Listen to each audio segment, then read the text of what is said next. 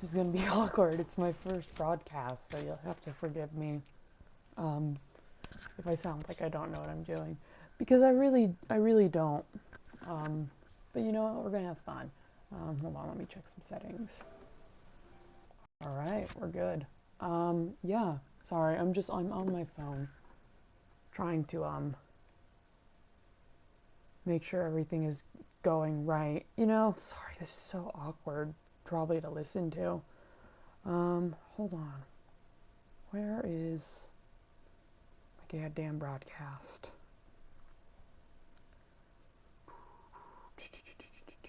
Oh, here we go.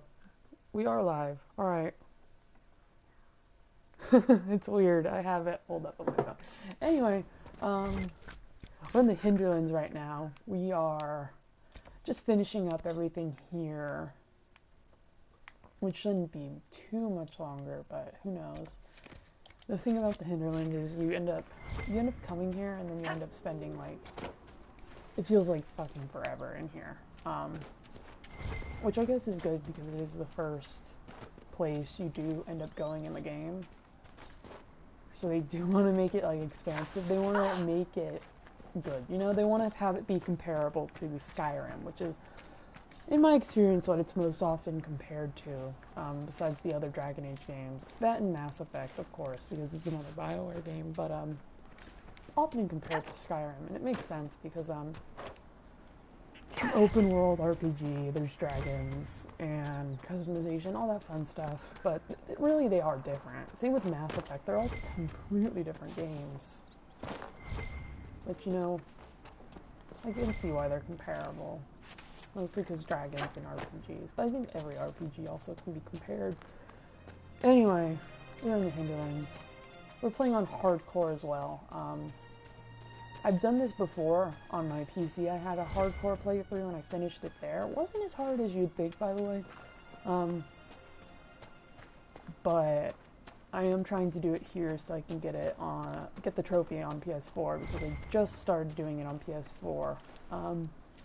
Which I would have probably stuck to playing on PC, but not as good quality. My PC couldn't really handle this game as much as the PS4. It looks more beautiful. If you look on my channel, I actually do have some gameplay videos from my PS4, or PS3. Not PS3, that would be terrible, that'd be the worst. No, I have some gameplay from my PC, and it's decent quality. It's better than last generation consoles, but it staggers. The frame rate is atrocious. Looks way better here. It's just prettier, and plus I can actually have scars if you look at my character. She has scars and everything. I could get scars on PC, but it would make the frame rate suffer even more than it already did. And, you know, it's just not worth it. I'd rather have fun gameplay. But actually, gameplay-wise, besides the frame rate, it's pretty much the same looking. Not much has changed in that. But you can tell in the cutscenes, and like I keep mentioning, the frame rate, it's way better. So yeah, I think I'm doing pretty good right now. Plan is on this playthrough, since it's my first for PS4, I'm gonna just get the hardcore trophy and pick up as many on the way as I can. I do intend on getting is it the Trials of the Hermit? Is that what you get for slaying 10 grizzlies that are promoted by Grizzly's End, I believe is the trial? I don't know, and I don't really feel like checking, or I don't really care that much. It's not that important to me to know. You know, it's not, I don't really give a shit. But yeah, I'm trying to get as many trophies in this playthrough, this run through, as possible. Speaking of bears, there's a fucking bear. Bears are impossible on hardcore, in case you guys have never played Dragon Age on hardcore. Bears are difficult. Especially the great bears, but obviously. So this fight's not going to be bears, and I guess it's not just archers. The outlaws, which are higher level than most other enemies, but they're all comparable to me. What level are they? Does it say? Yeah, we're 8. So yeah, they're comparable to us. It's not too terrible. But also, they have me forces. I also have Iron Bull with me. I love Iron Bull, and I love two-handed weapons. Like, whenever I play as a warrior, I always do two-handed weapons. I just think it's more fun. Sword and board, really? Oh, I'm shooting at nothing.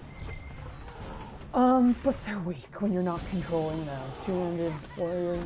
Iron Bull is a great tank if you know some of it. He's terrible in any other situation.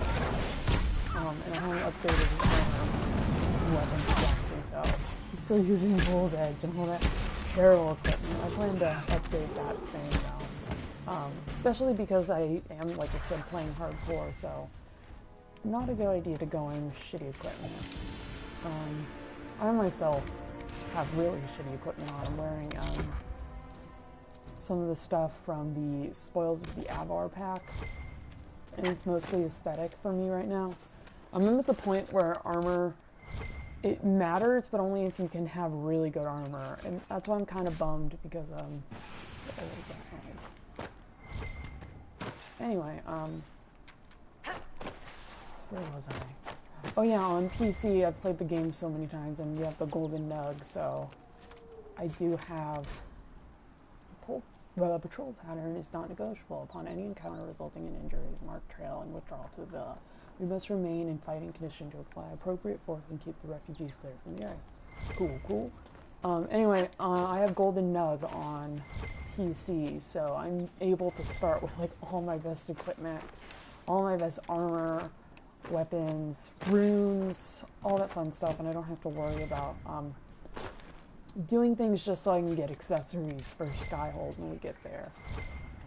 But we don't have that here. We're starting fresh and new. Luckily, I have these stuff packs. They've helped. The stuff you get at the beginning, it's not amazing. Obviously, they're not going to give you the best weapons and equipment. That'd be like giving you Daedric armor, the first level of Skyrim. It'd just be ridiculous. I mean, obviously you can do it.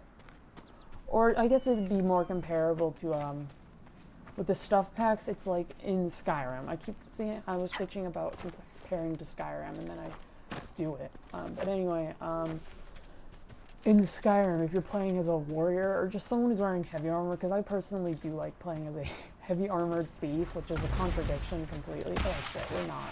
Yeah, we're not fighting those guys. They're way too overpowered for us right now. These guys are probably super overpowered as well. No, they're about the same. Anyway, in Skyrim, if you're playing a warrior, or you're playing a heavy armored thief because you're an idiot, you're an idiot, you're just good.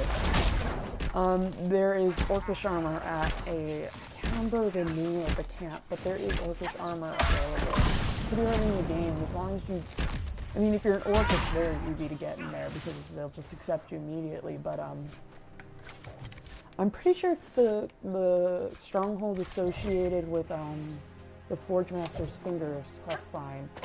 I think it's that. But they have just some armor sitting out and ready, and you can get that quest early enough. You have some nice Orcish armor super early in the game. So that's kind of what having stuff packs in. Shit. Challenge. Save me, Cassandra! Sorry, I'm distracted. Yeah, but that's what stuff packs could be compared to, I think, best. Oh, you done? Solus, of course. Immortal God, and you can't fucking stay alive for your inventory fight. Now Iron Bull's down. God damn. It's because of this Valyrian smuggler, I think. They are one of the most powerful things in the game. Don't fuck with them. Anyway. These are hard, and it's all on hardcore. If I was playing on any other level, even this hard, this would be a piece of cake. Is it hardcore or is it nightmare? I get Dragon and Mass Effect's difficulty settings confused, because I've done them both. I've done all three Mass Effect games on their hardest difficulties, which took fucking 3 months to do, but it was worth it because Mass Effect is my favorite game of all time, and I love it. What is behind me? I bet it's a Fnac. Yep, we're gonna kill it. I know a lot of people feel bad when they kill, innocent animals in this game, but it's like, whatever. It's a fucking video game. It's not real. There's people who like refuse to kill any of the 10 high dragons in this game. You say you've witnessed like, no. past events in the Faith. I have to do it. Or the This bear is going of to kill me if I But don't the kill Faith it. distorts reality. So of course I'm gonna fucking Surely kill it it. cannot offer a true reflection Unless of what it kills me occurred. first, which real possibility. For your own memory? Alright, we're gonna use a Any different? potion. The truth is never precise, regardless of where Okay, I you think are. we'll be able to get this. And luckily I do have Solus's resurrection. I guess it's just a mage.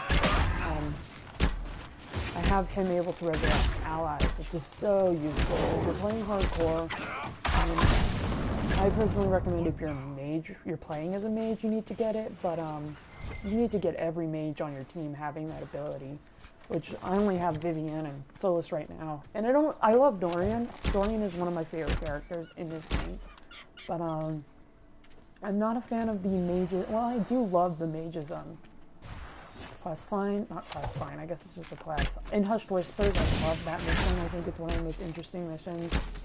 And not only just dragging it, but excuse me. But I don't like doing it. This is such a controversial opinion to have. I prefer the Templars to the mages, and it wasn't always that way. And I can definitely rationalize both in my mind, but I don't know, one day I was playing Dragon Age 2. It was probably like my 7th playthrough. I played that shitty game too many times. I love Dragon Age 2, just kidding. Good, I like this. But I just decided, like, you know what? Yeah, mages do need to be controlled. I don't think as strictly as the Templars in Dragon Age do, but it's like, yeah, mages are dangerous. For my character that I'm playing right now, she's not lethal, well, she can be, unless she has weapons, or, you know, the ability. A mage could just... I think they bring this up in Dragon Age 2, can get backed into a corner and just result in blood. They have no other choice. No one else could do that. So I think, yeah. Mages are dangerous. I don't think what they necessarily do in all the Dragon Age games as a way of controlling them is the best idea. Especially if you've read the books. Sunder in particular, if you've read that, it's like, wow, they really don't treat the mages well. But, I think it's all theory, and that's kind of what I go into a game. What's the best choice, and if there is no good choice, what can be improved on the most? Which I think also conveniently applies to the US election. Currently, like, who do you think is going... I'm not going to talk politics because it's just boring. I'll just talk about it real quick, so... who's going to best improve what's already here? Even if they're not exactly the best option in the first place. Shit. God damn. They're not the best option in the first place, but are they? Who's going to be able to fuck things up the least and be able to improve? And that's really a personal decision. I can rationalize working with the mages or Templars. I just do prefer working with the Templars lately. Plus, it's not like it really matters in the end. Eventually I'll need to no matter what, because there is a trophy associated trials that you need to do in the first place to get. So what I usually do end up doing is I'll end up saving before, and then someday or saving right before you have to decide, you know? And then when I get bored I'll go back and do it with trials on. Which is how I usually get most of my trophies. That I don't feel like doing, or trophies that are optional. Which all these games don't really do anymore. They don't really give you trophies for making one decision over the other. It's just too many playthroughs. Shit. Okay, I'm gonna raise Cassandra because, one, she's my favorite character in this entire game, but two, she's gonna be the most worth resurrecting in the end. With Solus, yeah, he can raise everyone else, but I don't know if his ability is ready. Earlier when we tried it, wasn't. And I don't know, does stamina, mana, whatever, does everything recharge while you're out? I don't know. Okay, we need to get to a camp. I think we're near one, yeah. Just need to get forward. We're Oh, a tip if you're playing on hardcore. Elf fruit. Get it every chance you get. I know when you're playing on normal difficulties, you're probably just picking it up every once in a while. Or you start early in the game picking up all the time. And then you slowly just stop. It's basically essential to grab every elf fruit you see. Are we still heading in the right direction? No, not at all. I thought so. You gotta pick up every elf fruit you see. Because it's gonna be critical to just surviving. You're gonna use so much of it. You're gonna use a lot of health potions, especially early in the game. Later, not so much. I wish I had the footage, but my first playthrough I did with hardcore, which was, I think, the third time I beat this game. Let me check our requisitions. Nope. Oh yeah, I was playing as a dwarf inquisitor. That doesn't have anything to do with the story. I just wanted to mention it. But like the whole game is so difficult at the beginning, but it gets easier. But by the end, the Corypheus fight, I was so over-prepared that it took 5 minutes. It took literally 5 minutes to defeat Corypheus, who's supposed to be the big bad guy. I think the 2 DLC bosses are much harder. I can't remember what the Descent one is called. But the dragon at the end of Jaws of Hakon is really difficult. And what's-his-face himself, the actual Jaws of Hakon cult that you fight in that DLC is just really difficult. The one where you have a Meridan there, and you're basically, like, constantly at risk of killing yourself because you freeze to death. Where? Oh, it's a Liam Smith. There we go. Come on. I need to... no one's watching still. Which is good. Because, it kind of lets me be more comfortable and prepare. Still enjoying that'd be cool. And if we fuck up bad enough, at this point we can still delete this broadcast and come out frosty and good. But who knows, you know. This is all just practice, really. That's all I care about getting. Just practice. And I'm having fun talking. I usually I do think a lot while I'm playing games. I'm just happy to be voicing it now. This is gonna not be a fun fight, I can already predict it. This bear's gonna bear. Oh, I didn't even see that bear. That bear, I was worried about it. The bear way behind me. I just pointed like you guys could see it. There's a bear over there. Oh, it's right there. I hope you saw that. I would not be turning that again. Oh,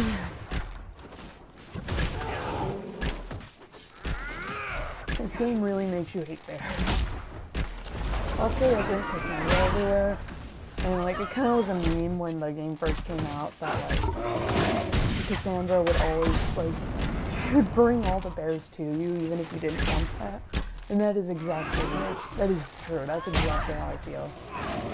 But she also can defend herself and everyone else, so it's worth it if you can kill the bears.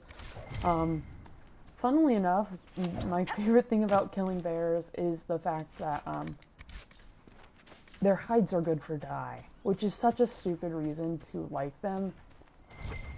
Because, like, right now, their hides are pretty worth it, you know?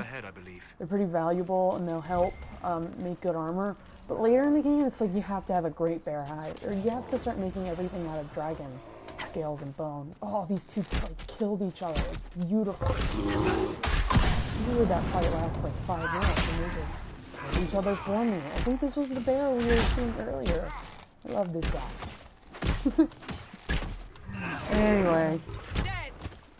Back to bear hides. They're great here, but later they just become really good for dyes. And I think I don't exactly remember because this is such a stupid small thing to remember, but with my luck I probably am exactly right. There's when you meet the Dalish later in the game, I think they either need canine hides or dog hide. Not dog. Canine dog hides or dog hides. Oh, that's what I just said. We need bear hides or canine hides. I don't exactly You know, remember the because it's such a Minhasrith are a stupid, lot like your meticulous little Seekers, detail. Cassandra. I highly doubt Ugh. that. Maintaining yeah. justice in the They're rings. worth having. I operating think under everything is surveillance, worth. That's why you see me kill everything that investigating has corruption and cross. threats to the order. I kill and we everything deal I with it basically all can because it's worth it, even if it doesn't give you anything. Oh, last weekend. Interesting.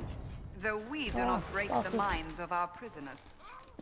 We'll keep at it. I like how Iron You Bull guys and do your Cassandra are just talking, just casually, as we're fighting. I know we started before, but I always thought that was silly. I think in past games, I don't exactly remember, they would just shut up, which is funny because I've played those both dragons. I've played every Dragon Age game, way many fucking times.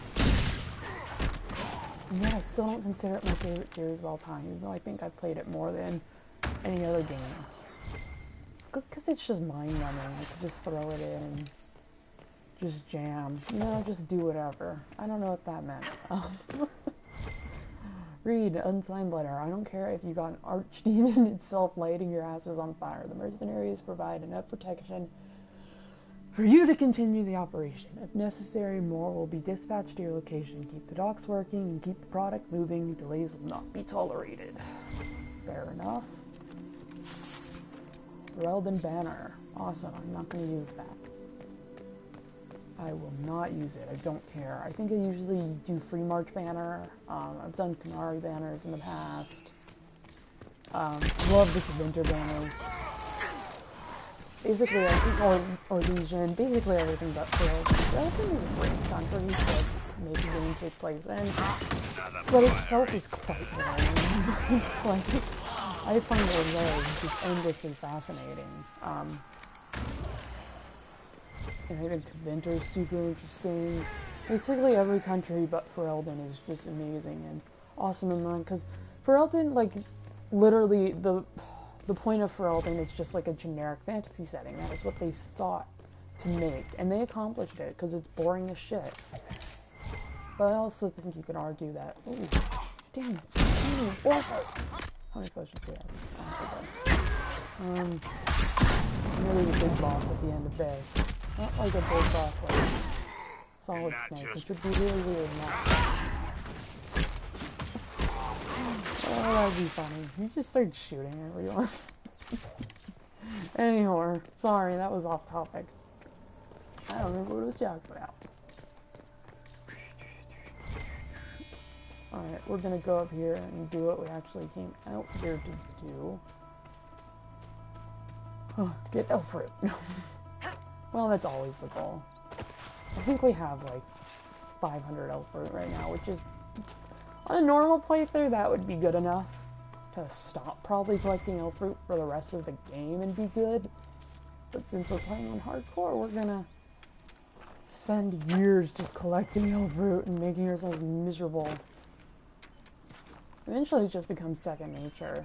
And it feels weird when you play other games and you're not stopping to collect every single fucking thing you see.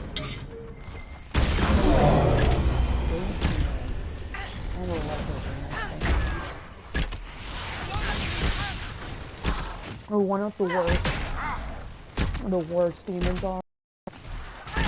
I can't remember the name of the place. Hold on. Emerald Grapes. I knew it was something green. This place is hella green. Emerald Graves. It's weird that I didn't remember that, because I am just a total Dragon Age nerd. Anyway, Emerald Graves. That's where I found a lot of them. Or maybe, I don't know. Maybe that's just because that's usually... Ooh, someone's watching. Hello! Anyway, Emerald Graves. Shit, what was I talking about? Fuck if I remember. Oh yeah, Emerald Graves is usually like the last place I go to. I don't know why. It's usually Emerald Graves, or I will save in Priest de Leon, because that's my favorite place in the entire series, I think. Also on like amazing place. Yeah, I usually save that for last. I think there's one time I played there way too much. Like, it took me way too long to get everything done, and I was just irritated. Oh yeah, it was because, I was trying to get somewhere, and I just couldn't fucking find the path. It was really frustrating. And eventually I just got totally burnt out. And that's why I've saved it in the past.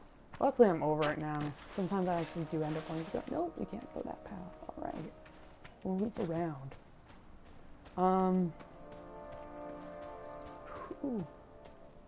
Sorry, I just got an email. Exciting, I know. Oh, boy. Alright, let's go up here. I think there is something exciting. Don't exactly remember, because I don't commit every single fucking thing to detail anymore. If you asked me a few months ago, I'd probably be able to tell you exactly what you'll be able to find up here. Just because I spent so much fucking time in the hinterlands. I cannot wait to get out of here. Honestly, I like the hinterlands. I think it's a good setting, for the first level and all. But I fucking hate being here. I remember when the game first came out, all the people who made the game were like, you know, there's other places other than the hinterlands, you don't have to stay there the entire game. Because it's so big. Like, I don't know, maybe it's just comparatively because it is the first area. Oh, this is not gonna be fun. Oh shit, right behind me. That was smart. Yeah, I wish I had more regen potions. That would make everything easier. God damn it. Thank you, sir. So you're useful for something, you old man. Alright. Everyone still has those potions. Except Iron Bull. I haven't equipped him with that yet. Alright, I'm gonna try to pick out the archers. Or not. Save me, Solus. Nope, nope. Nope. Why did I think... Oh, I picked the worst fucking place to die, didn't I? I keep picking it out. Iron Bull, really? Alright, I think I'm going to have to use an exploit. Andros. Actually, we're gonna use Bull, because he's right now Mother. Alright, Solus help us. God damn it! Alright, here's what we're gonna do. Ah, god damn it. I think that's like the first time I've died in this game, ever. Alright, we'll try that again. Alright, oh no. That is not what I wanted to do. The first time I played this, area, I was high out of my mind because I just got my wisdom teeth removed. This is like 2 years ago. When the game first came out. What I did was I had Varric with me, and I was super low level. Like, these archers and this outlaw, all these guys are level 8, right? And I just stood there with Varric and just picked people off slowly because I don't know why they don't come over here. And I just keep having Solus and guys. Save me, Cassandra. I mean, it's okay to have a mage, like what Solus is trying to do. He's good backup, but I guess Cassandra's not gonna listen to me. That's wonderful. Luckily, there's archers out of the way. I don't think the mercenary leader is gonna be too difficult. Famous last words. God damn. I hope they don't appear behind me. Don't you hate that when you fall off an area? And it's like, you don't want your companions to follow you automatically, but they do? I fucking hate that. And it's like, no, just stay where you are and keep fighting. And Cassandra's down. So basically, we're fucked. No, we're not. We still got Solus, and look at how good their health is. I just will want to resurrect Cassandra. Once he starts heading towards me, going to stealth, like that will really help. Don't get distracted. Alright, then we raise Cassandra. We tank Leah's tank. We're not going to make the same mistakes here. Lip around here. That's a flip off. Wish they hadn't do that. Flip off that one. I have higher hopes this time. I don't think he's going to kill us. If he does, whatever. I'll laugh because he's not a loser. To reiterate what I did say earlier, we are playing on hardcore, but I'm not just really bad at this game. I'm really good at this game. I have played hardcore before, but I just totally lost my train of thought. I was more focused on this mercenary leader almost being dead. I do remember what this guy drops for loot, and I'm happy because it'll be really good armor. And then Cassandra will stand a second chance. If she can wear it. Hopefully she can. I've had situations before where, many times where you get really good armor and it's exciting and you're like, hell yeah. But then it's like they can't even wear it. And luckily we just replaced Bull's weapon. Bull's Edge is his default weapon and it's terrible. We don't have anyone who can use that. All shitty. To be expected this early in the game when you also don't have the ability to use the golden nug. Hell yeah. And then we can give Iron Bullet. Nope, we cannot give Iron Bullet. And also it is worse. If this is pretty, we'll wear it. I like the Stone Bear armor better. A lot better. I really like it actually. But the Hunter Mail is better, so we'll take it. And plus we'll get really good schematics later in the game. Ideally. For some better ones. And this armor's not as good. And yellow. Amazing. Alright. Iron Bow. Hell yeah. When I played on PC, my PC sucked ass. So I could never see Bull's face paint or anything fun like that.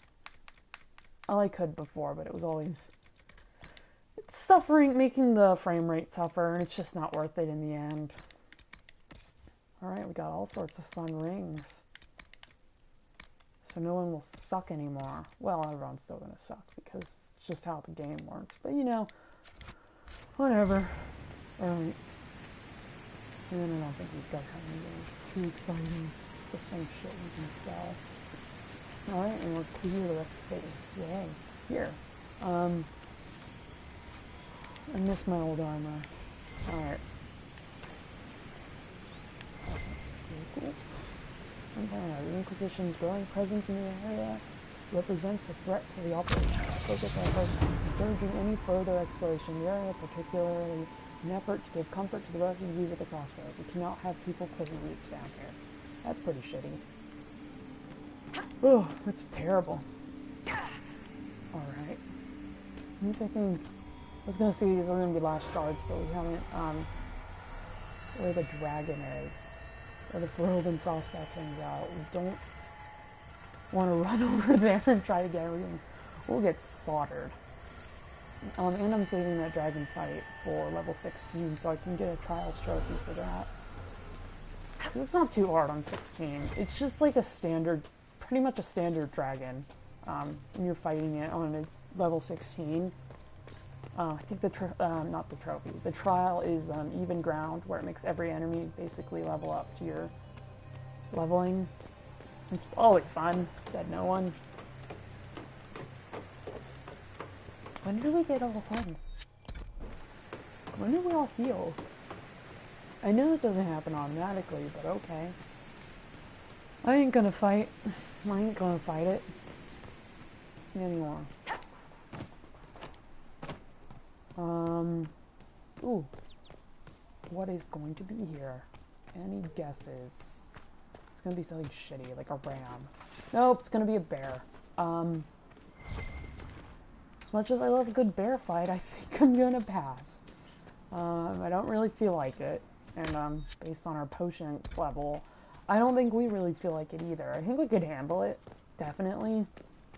But I don't want to. If it was a great bear, I would run. I wouldn't even consider fighting it at where I am right now. With how little, I guess, potions we have, it would be a terrible idea. So just avoid that. Hopefully it just disappeared now. Just collect all the shards, and then... Alright. What now? Alright, we're not even gonna bother getting these, Fade Rifts, because they are way too high level for us at this point. It's kind of bad that, like, I do memorize shit like that. Like, I know exactly, I think in every area, and knowing the level, like, if it would be appropriate to go fight it. And here, the Netherlands is nice, like I said earlier, because it is a good, introduction level to Dragon Age.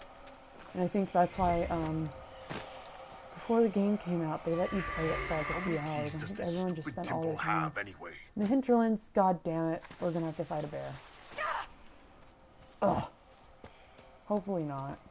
Hopefully we can somehow wiggle our way out of this. I mean, we definitely could. I could bring myself to a camp just by fast travel, but yeah, where's the fun in that? There's a little bit of fun in, like, risking dying. Alright, looks like we're gonna have to fight the bear. Which, like, look at our health. I think we're gonna be able to. I don't have to, though. God damn it. Like, the Iron Bolt died there, too? Instead of just being resurrected it? I missed that. It's more focused on me dying. Which is generally a good rule.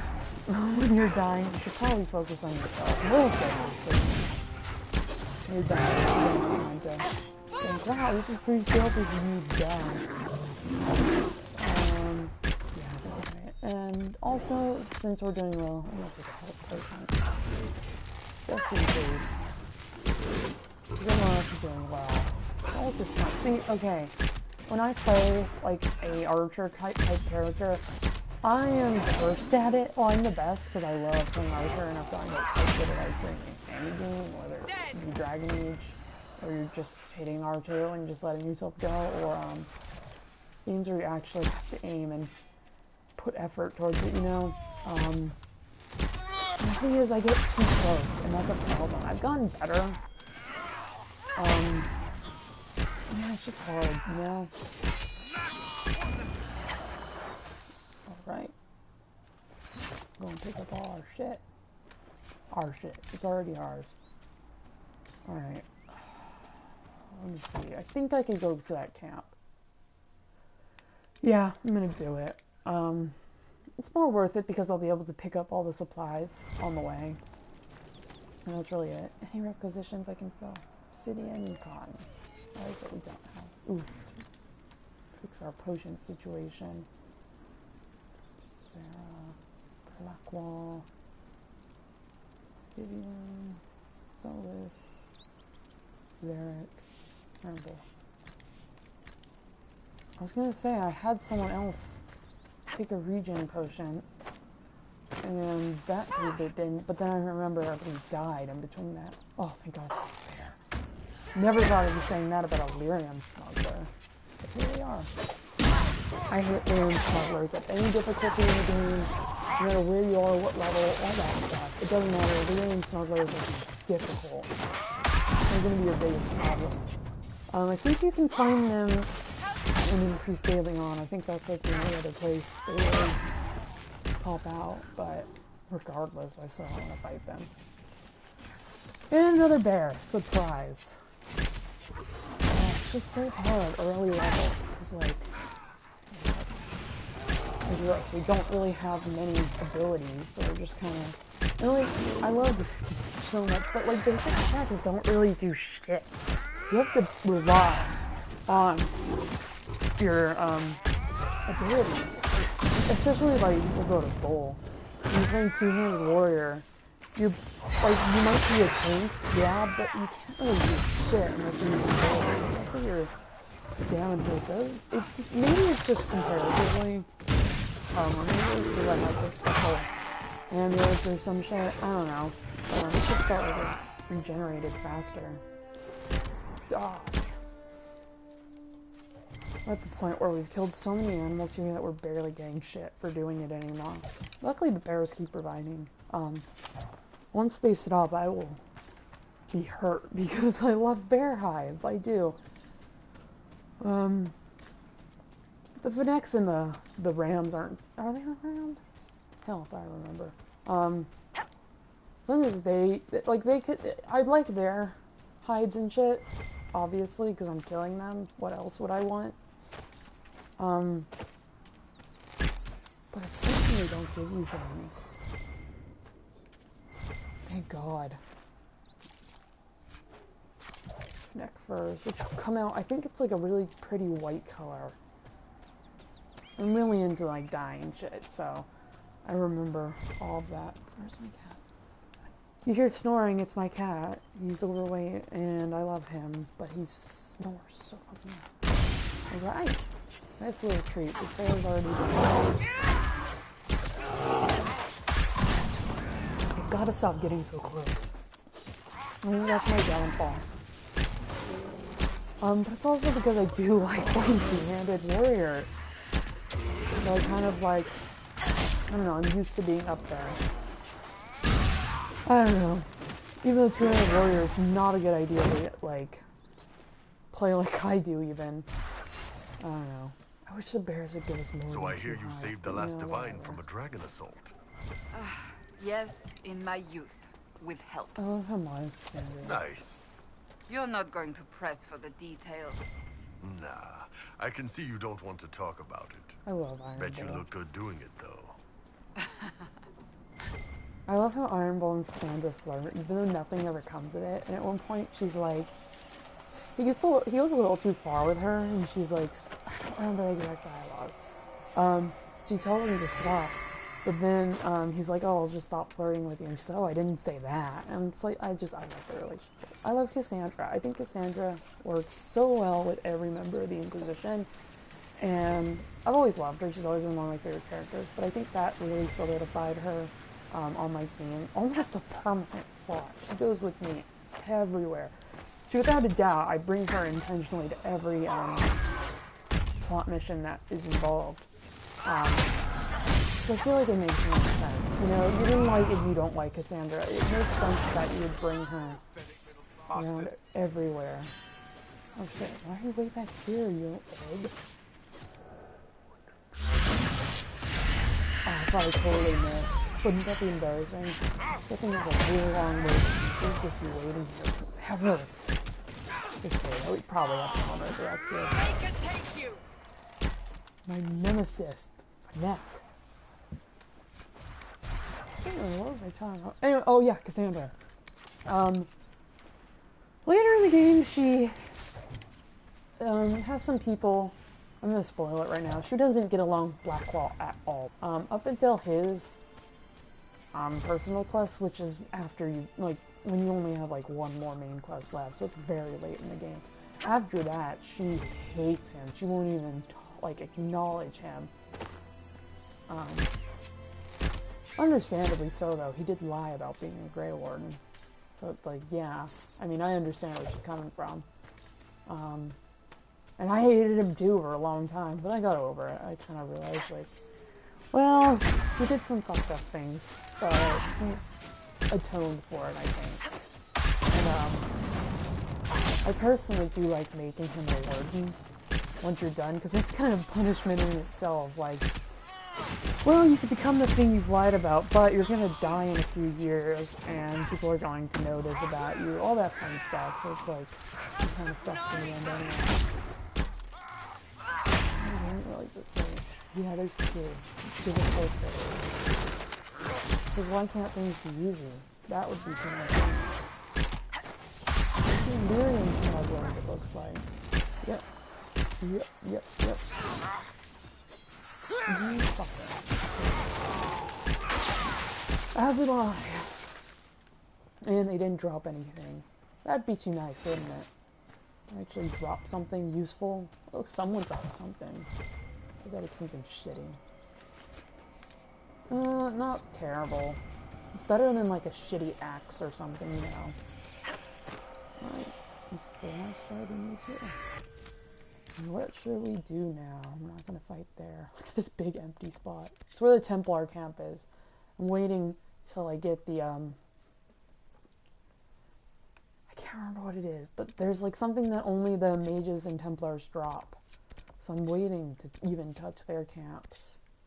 Oh, I want to explore the cave, but that also involves killing the mages. What's here? Charles Hinderland Solus. Yeah, okay, we'll do that. And we'll go to this camp. No, because at this camp, you gotta go loop around and then up. And, like, it looks like a short distance, but it's like, I'd prefer to just be able to cut across. With here, it's like downhill. Loop. It's a lot, but here it's just like... Also, we'll find more supplies, which is always a perk. So we'll take that way. And go by the lake camp. Why the hell not? We might run into some more bears that will hopefully drop something. Or maybe some more lyrium smugglers that won't drop anything. Alright. We cut across down here. It's gonna be a hell of a ton of Templars and mages fighting down here. Because, like I said, I haven't dealt with the camps. Once you deal with the camps, they disappear. Or if you choose to do either Champions of the Just or in Hushed Whispers, then whichever person you... Don't make me eat, Oliver. I hate cats, but I love them. Anyway, whichever one you... I hate spellbinding. Whichever one you decide to team with stops starving them. So that will just make all the Templars disappear. And I like having them, like, both. Because, like, both at this point. Because that means they'll still be out and about fighting each other. Later in the game, if you, picked one, they don't even bother going out anymore. So what's the point? Why am I taking such a big trip around? What? I don't know what I'm saying. We don't want to fight, really. God damn it. I mean, obviously we're gonna have to fight eventually, but I want to delay it. I'm gonna pick my fights. Like, these cell swords are nothing, but they're still, at the level where you will get XP for fighting them. But they're not gonna be super hard. You are level 9. Understand it. Obviously, you can do that. They're still doing a good amount of damage, they're still a struggle.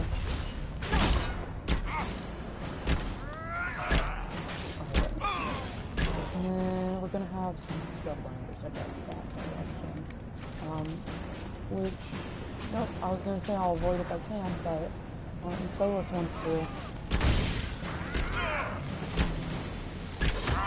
Chicken melee, that's what I miss about Origins.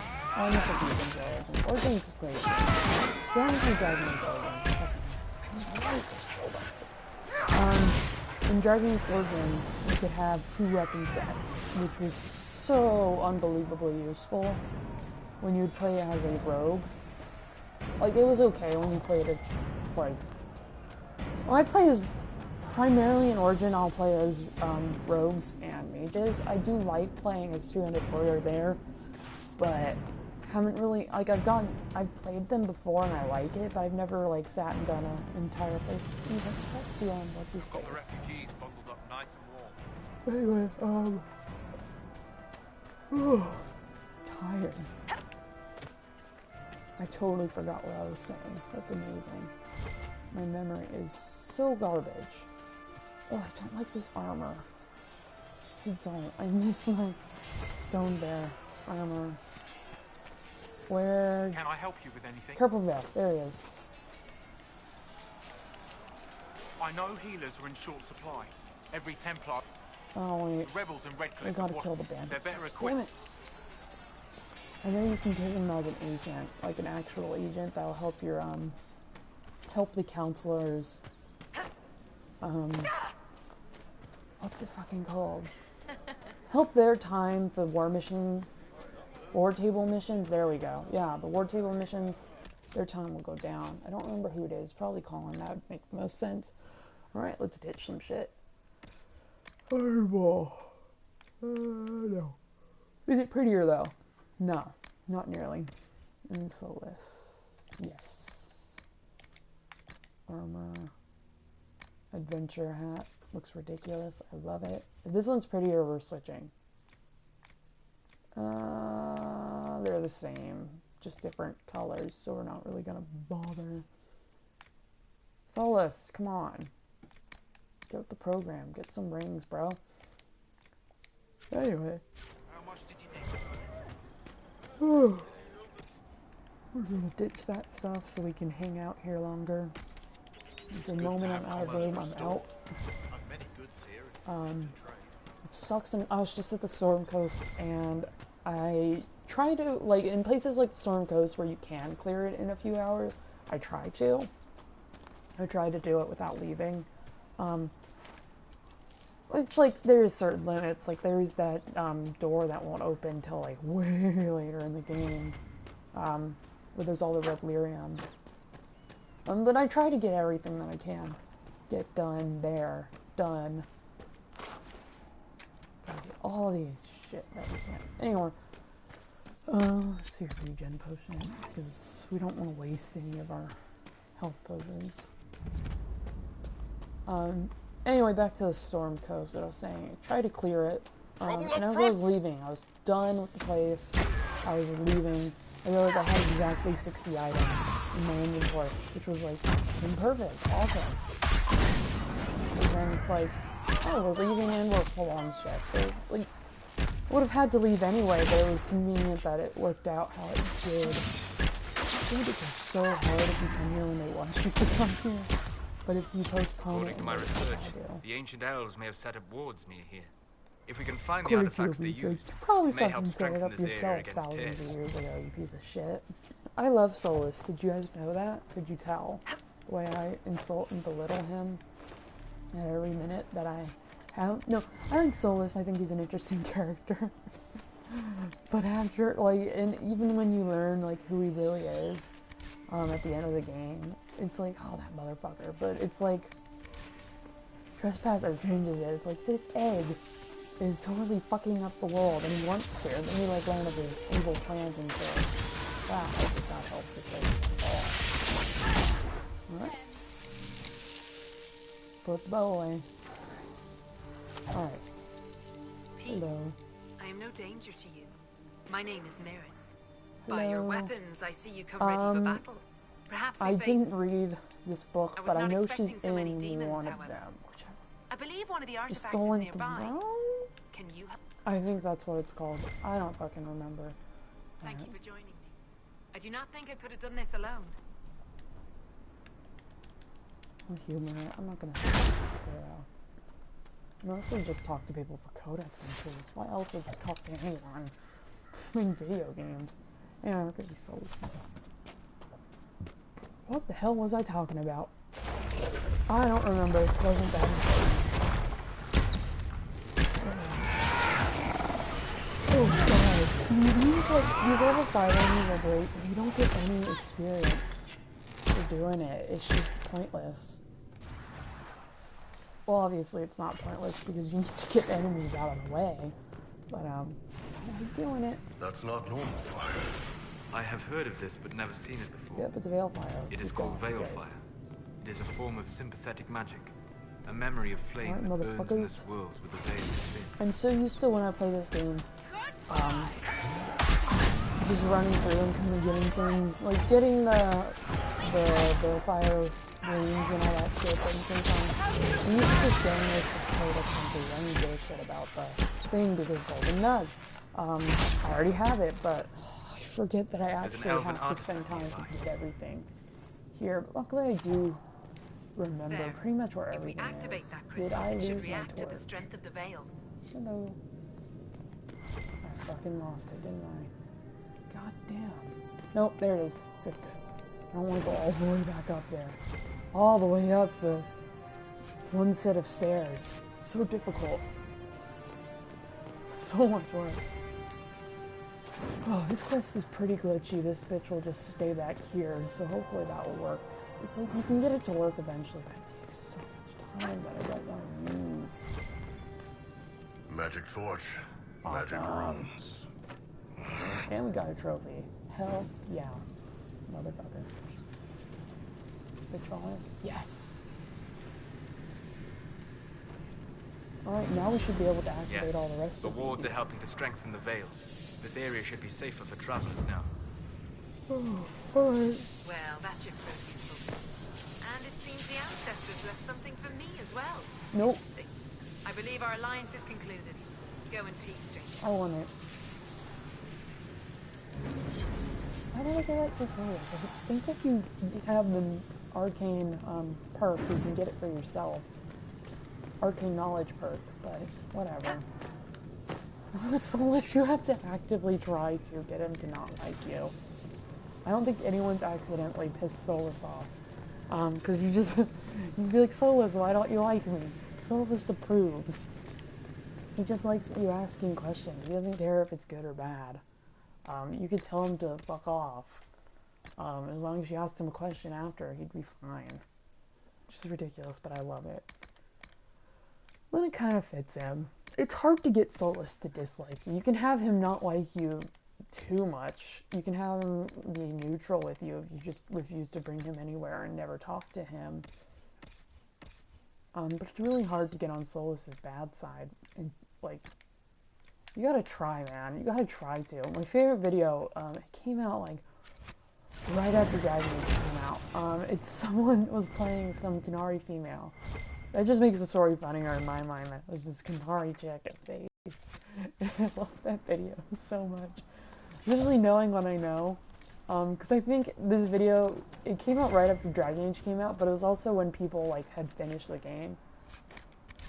And knew what Solus was and why this little egg motherfucker deserves to get punched. But also, he's really mean to everyone he's mean to everyone, but I think he's nicest to human and elf characters, which is funny because he's an elf in Baelish, but as long as you're nice to him, he'll be cool with you. But he's okay with dwarves. He thinks dwarves are, he kind of has a stereotypical view on dwarves, which is like, well, fuck you. And then he gets mad if you bring up elf stereotypes. It's like, well, don't think you can't serve it, egg boy. I wish there was an option to call him egg boy. I hate Solus. We don't need any heroes in this operation. We're being paid to keep things quiet and keep trade away from the East Road. When reasonable, allow targets to flee and spread word of danger in the area. When such is unreasonable, kill all targets regardless of colors flown. You know, I read these letters the first time because it was so exciting. I'm like, oh, I'm playing Dragon Age. I don't give them the light of day now. It's just like I skip them. But I'm reading them since I'm live. And they're actually quite interesting. I forgot how much insight they actually provide to the game. Which is quite a bit. Alright, these are all set. That means it won't be impossibly difficult. Oh, and the Enforcer hasn't noticed us yet. Fuck yeah. Now it has. So, okay, when I set up my, I don't know what you'd call it. When I set up my perks and where they are, I usually have them set up the same way every time. This one, I have this one. If you look at the thing, I have that instead of, there's like an assassin perk. I usually pick assassin. Which people think is stupid because you're an archer, you should be something else, but no, I don't think any of the other specializations for rogues are that good. I've tried them both, I've tried them all, and I like assassin the best. It works for my playing style, even though I only end up using like one of the perks. I confess, Solus, I am surprised you decided to remain. See, look how nice Cassandra is. The breach remains a threat to us all. Just the same. I wondered if you might leave now that we have a plan to hug Cassandra option because I am an and apostate. a Mary Josephine. I might flee before the Inquisition throws me in shade. That was bullshit. We were robbed. I take my commitment seriously, Seeker. At that. Like everyone else got married. Just kidding. Not everyone else. As you wish. I think it's Though just. I cannot guarantee what will happen in the days to come. It's Cohen and Sarah. I think are. Oh, Blackwall. You can marry Blackwall too. I'm pretty sure. But we don't have a Mary Josephine option. Just fucking bullshit. Same with Cassandra. There needs to be a marry Cassandra option. I need to wife Cassandra up because Josephine and Cassandra are romance. I did that on accident. The only people I even want to romance, so you can't marry them. That's bullshit. And maybe not for Cassandra. It wouldn't make sense. Like maybe she really wouldn't want that. Maybe she just wants to be with someone, which seems likely because she's like in her 40s and she was in a very long-term relationship.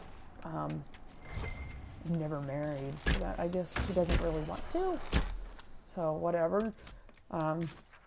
She's more of a romantic. I love Cassandra. But Josephine like makes sense because like one, her romance is just a goddamn Disney movie. It literally is, and that's why I think it's my favorite. It's my favorite romance in any BioWare game. I love it so much. It just like makes your heart melt. It's just so happy. It's so positive. One down. Like literally, if you haven't played it, the biggest problem that you have in that relationship is one, you're mildly inappropriate to her all the time. You say like stupid shit just for fun, which is just cute, honestly. But also, you have to get in a fucking duel because she got engaged to someone else because her parents made her because they didn't know she was with someone else, and that is the biggest problem. And you have to duel him, but she doesn't want you. Oh my god, sorry, I'm like fangirling over it. I just love that romance. Damn, are you fucking kidding me? I hate when you don't kill a round in one hit, because then you have to chase it down. Especially here, like, it's nice and empty. You know, disengage. We don't need to bother. I want it, but it would probably have nothing on it. You know, I'd kill it and then don't get anything from it. It's still fucking there. Stop trying to fight it, guys. It's not worth it. Even if it gives me something, it's not worth it. Alright, oh, I guess I should say what I'm doing. I'm going to Redcliffe right now, even though I don't intend on helping the mages. Which is kind of cruel. Even in the game, they make it clear that Dorian thinks you're kind of a dick for going to Redcliffe, seeing that it's having a lot of problems and leaving. He doesn't hold it against you, he kind of understands, but he also makes it clear he wishes you didn't do that. Which I always found funny. In the few times I've done that, but why we are going is because we can pick up some agents while there if we progress the plot line just a little bit. If we, like, here's what I'm gonna go up to meeting Dorian, and then we're gonna abandon Redcliffe. We're not gonna go through. We will save before, so we can come back later and get that trophy for the trials, but yeah, we're going to Redcliffe because there is 2 agents we can pick up. There is a tranquil. I want a constant watch on that damn thing. No, I'm Sound not the going alarm there at yet. the I don't want first to go there sign yet. of demons. Sorry, go here. Move. Motherfucker. Oh yeah, there's a tranquil person in the bar. A tranquil mage, I guess. Are they still mages? Do we call them tranquil mages or just tranquil? I don't know. I don't think it really matters. I think it's either or. There's one we can pick up there, and he's a apothecary. He's useful. I think he shortens Cassandra. Not Cassandra. Why did I say Cassandra? I think he shortens.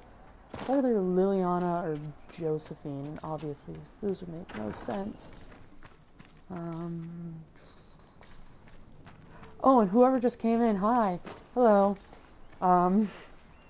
Anyway, I think it's Josephine, because he's not plotting to murder anyone like a certain spy master we all know and love. It makes sense for Josephine, though. Because Josephine tends to pick up the, I guess not murderous people. Well, she has her moment. She was a bard, for God's sake. Anyway, I'm gonna pick this shit up. Getting actual shit from the next, which is awesome, because it never seems to happen. It's also... I wish I hit the Spellbinder instead. I should aim for him. Spellbinders are easy to kill. And that's not the problem. It's that they tend to be jumpy. They jump around the area, which just makes it hella difficult to fight them. Ooh, a letter. A letter found on a dead Templar, Templar Corin. In light of the current that fucking word. I believe our arrangement is no longer satisfactory. You are unable to reach me with payment, and I have no means of delivering the merchandise to you. I hope that when this unfortunate situation is resolved, we may once again do business. Tanner. Alright, so that's going to enable us to get the other agent available in Redcliffe Village, which is Tanner. She's pretending to be... Or she, I never actually looked. Pretending... Yeah, it's a girl, definitely, because she's pretending to be a sister. That would make no sense for anyone else. A dude, I guess. Anyway, we're getting all sorts of fun shit. Blood liquor that is so much served as it is brandish. Coarse and indifferent, it is your taste. or it is not. The failing is yours if you cannot raise or lower to the challenge of the distiller told you not to. I feel like I fucked that up. I don't care. Alright, loot the body. Why didn't I do that first? That's weird.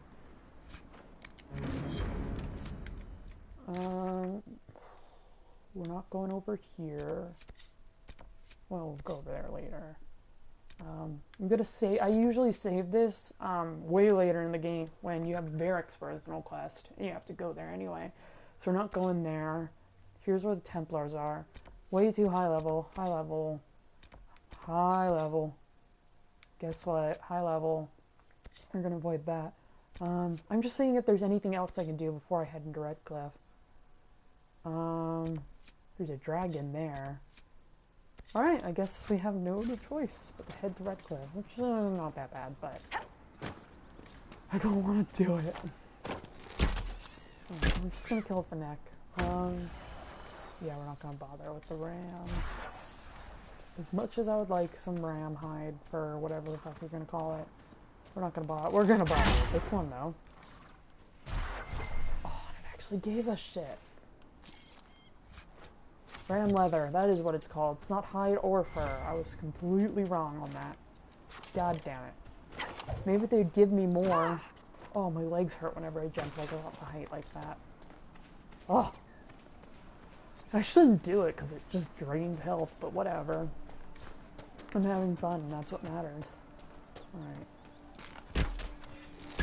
Don't kill Fennec because of Clefia. See, these Fennecs are proving pretty worth it right now. Which is awesome because I feel like they never give me anything. They don't give me things to work with, but it is right now.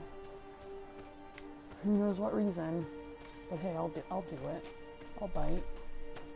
Anyway. Right, Fennec! I need it! They are actually making themselves worth it. I love it. It seems like Fennecs never give me anything.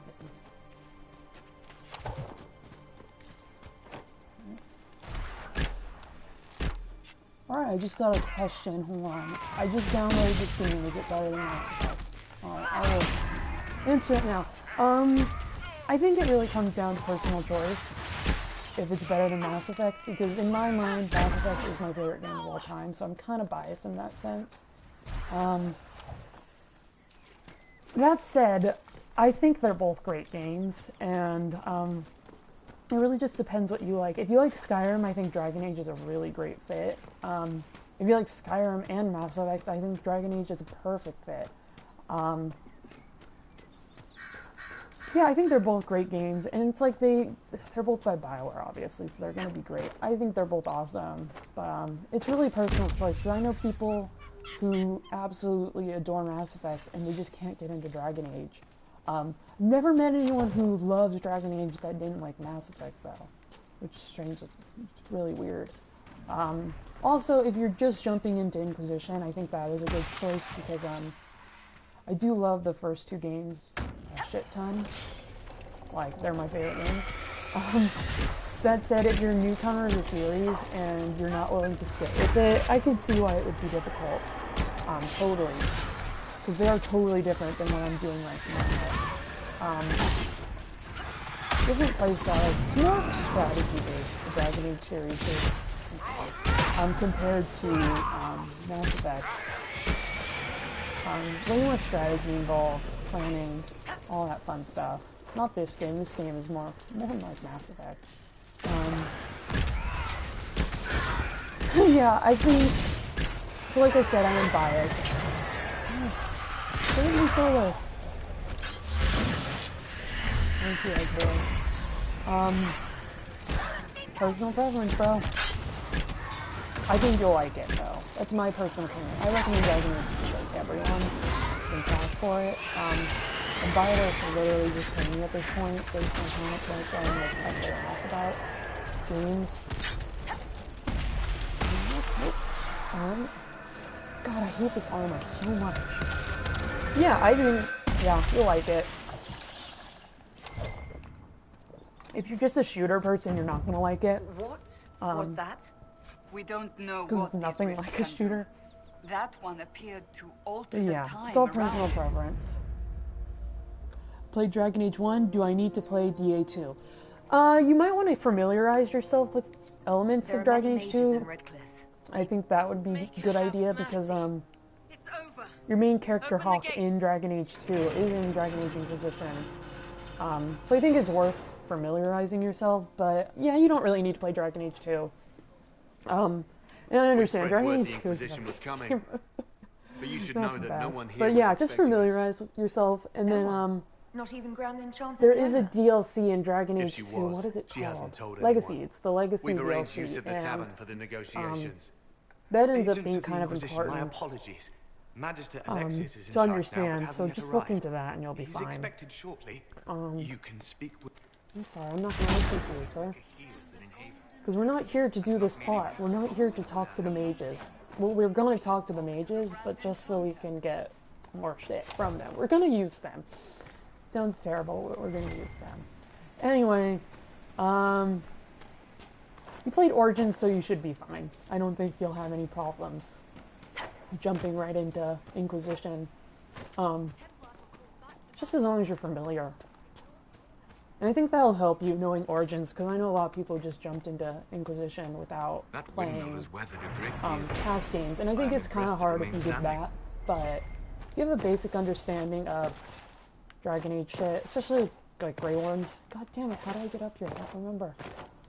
Alright. I hate all the awkward jumping in this game. Yeah, I think you should be fine. Like I said, just familiarize yourself with the plot. And you should be fine. Anyway. Oh my god, I got a text. I don't want to answer it. I don't care. It's not important. Unless someone's saying they're gonna die in 2 minutes, I don't care. We did not flee Redcliffe Alright. when the dead walked into our village. We will You know, not flee now. the dead walked into a village, we will not flee now. That's also a cool thing. If you played Origins, you'll recognize this because it's Redcliffe. It's obviously very different. Because they did rebuild. Over there is actually the old Redcliffe village. There's the windmill. That's in the first game. I know I can't get in here, but that isn't gonna stop me from trying. I don't have death count to find tools yet. Getting there. I'm getting there. I'll have to come back later. I wish I would have waited, but you know, whatever. I remember the first time the dead walked these lands, when a blood mage poisoned our leman. The ashes of Andraste herself brought the Jarl back from his enchanted slumber. Just came from finishing Witcher 3 and DLC. I haven't played The Witcher yet, but I really want to. I really do. They say the spirit dwells in a small lake. I bought it on my PC, but I think I've probably got my PC on here. Like, my PC is like shitty. So I bought The Witcher last Christmas during their Christmas sale. Ben Hasra. I was so excited because the opening cutscene ran beautifully and it was awesome and I loved it, but Is that so different from and when I Orlais got in the or game it was Ferelden? like 2 frames They per have all second kinds of people and policing nothing was loading What they properly. It say was and terrible, do, yes. but Not what they think. I think my brother What you still owns it. think I'm gonna is borrow it from what you him. I want to say, play and- that. I've heard a lot of people comparing, and most of what I've seen are just hardcore Witcher fans being like, "Oh, Witcher's so much better than Dragon Age," which, like, fine if that's your opinion, whatever. But it's like they're 2 different games, bro. I'll never get over that. That said, I do really want to play The Witcher. I played the first Witcher game. I haven't played the second, so I'm familiar with all that fun stuff. Hello, you just came in. Hi, I love you. I don't know who you are, but I love you. Alright. Oh, and I think... Oh, I don't remember. But I think in this playthrough, I set it up to where Connor would be here. Fuck yes! Awesome! Just stop. We're gonna be quiet talking you to Connor? Connor. You've heard the story, I guess. I can't believe King Alistair thought Redcliffe was the right place to send the mages. I mean, he Right? grew up here. Did he think they would just forget Hello, what I did Alistair, to but them? he fucked up there, man. He fucked up. Tell me what you did. You were behind the siege of Redcliffe 10 years ago. Hell yeah, That's he me. was. The boy with Redcliffe's blood on his hands. Weren't you possessed? Alright, that's all I need. Sometimes when every family... Obviously you can't import your I couldn't be his profile heir. This immediately. is my Like, home. immediately, have that to- is not the right word. you can't directly, there we go, you can't directly import your profile from all your past Dragon Age games to here, but I did play through the other 2 games before I came here. Played through them again. I'm going to set up the ideal profile. And I think you'll all be either pissed off or happy to hear that I did save Connor and I saw him. Because we had the mages. We did stick with the mages there. Not in Dragon Age 2, we did not stick with the mages there. We were played as a mage, but we ended up siding with Templars, which I always thought would be funny. Because you're playing as an apostate. Then, oops. You're playing as an apostate, but then you're, siding with all the Templars. I always thought that was funny. I didn't play any Witchers, just Witcher 3 was good, different from DA. Yeah, that's what I've seen. But I just love RPGs, you gotta understand that. I'll play any RPG. Even like really shitty ones. Like I'm gonna throw one of my favorite games under the bus, but Dragon's Dogma is not a great game, but I fucking love it. I'll play that. Please let me in. Yes! Love it. Usually I like coming in this room with Cole because he has some interesting dialogue, but we'll just skip that. Anyway, I did play through Dragon Age Origins and 2 before I came here, like just so I could like, you could set up your ideal profile, but I really wanted to have it set up. I actually do have that on my YouTube channel. All those videos. I did a Let's Play for both games. I recorded everything. And I have playlists for those, I think. Do we have anything good here? There's not only the rogue armor we can get. Any Templar helmet, because I love it. Right? You know what? We have money. We'll buy everything. Alright, and we didn't really even spend that much. Awesome. Alright, is there anything we can ditch? How are the romance options in Dragon Age? I love them. I think the Dragon Age Inquisition romance options are the best. You have, okay, so right here we have Cassandra. She's a male romance option, so you can only romance her as a dude. Iron Bull is a bisexual option. First Kunari option, too. Solus is a elf exclusive. You gotta be a female elf, and people were really pissed when that was announced. But it makes sense in-game. And then, what else? There's Dorian Pavis. He is a male-only option. He's one of my favorite characters. There's Josephine Montelier. She is a bisexual option. She's my favorite option in the game. You have Commander Cohen, who's in the first game and the second game. He is a female-only option. Then you have Warden Blackwall, and he is a female option. May I help you? I think they're good options. It is very busy work. I like them. I think you get more options than in past games. So it slightly disproves. That doesn't fucking matter to me. Big boy. Yeah, Tanner's definitely a girl. Well, Sister Tanner. I guess that kind of gives it away. Yeah, I think the romance options are good. I think they're a little bit better than in past Dragon Age games. Well, not better, like... I think all the love interests, you know, are great in all the games, but I think Inquisition's great because they can...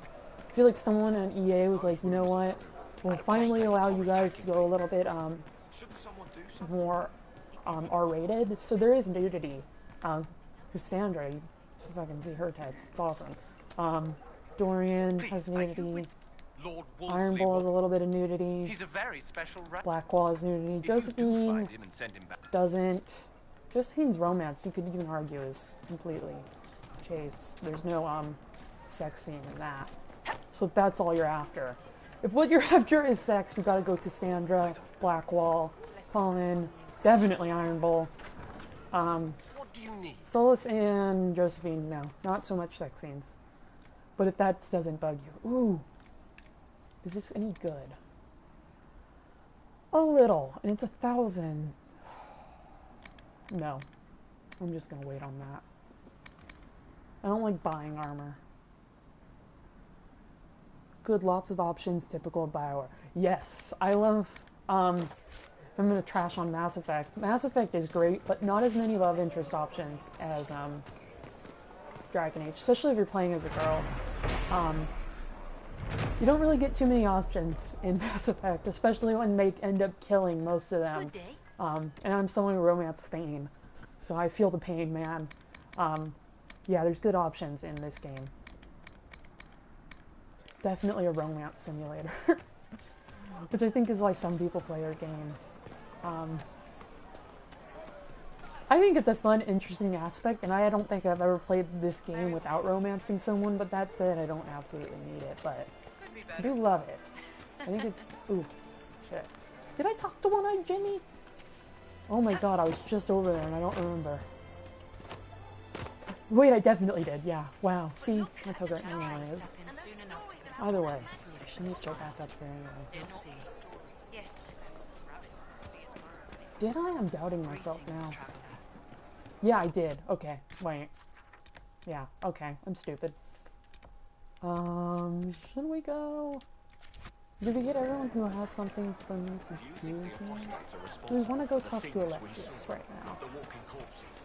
No, I think I'm gonna wait. As much as I'd like to, and as cool as Alexius is, we're gonna wait on that. Especially because we don't plan on going through with him. No, not world map. Just quest map. And way the fuck over here. Awesome. It's not the sex, it's the story and your journey with the romance option. Definitely, I agree.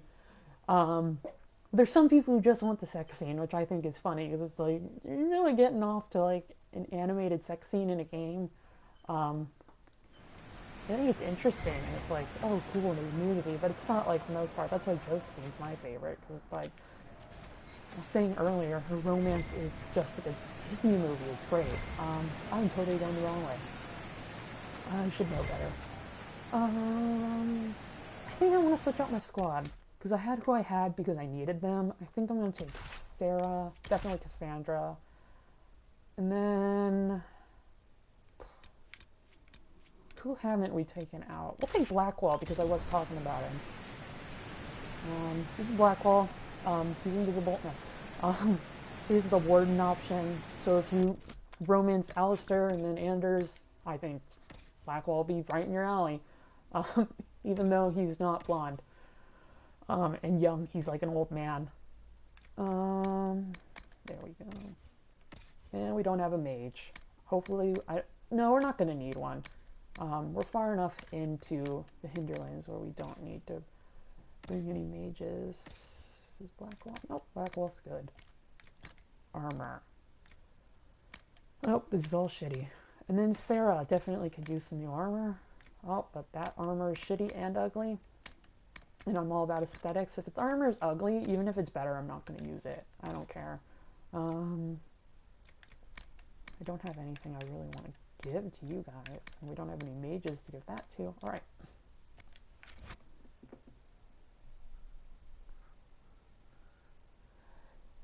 In Mass Effect series, romance option was Garrus. Oh, I love Garrus. I never romanced him. Though. I have a cousin who's like completely in love with Garrus, and I always thought that was funny because he's like, oh, why am I playing as Blackwall? Well, I know why, but I don't want to. Yeah, I like Garrus. I love Garrus, but I've never romanced him. I think it's mostly because I'm Thane trash. I usually romance Caden, Thane, and then both of them in the third game, even though it's like technically cheating, I guess, but it's like whatever. We want to break Caden. What the hell was that? Was that the next round? I guess. I don't know. One down! Wow. One whole experience point. Amazing. What would we have done without that?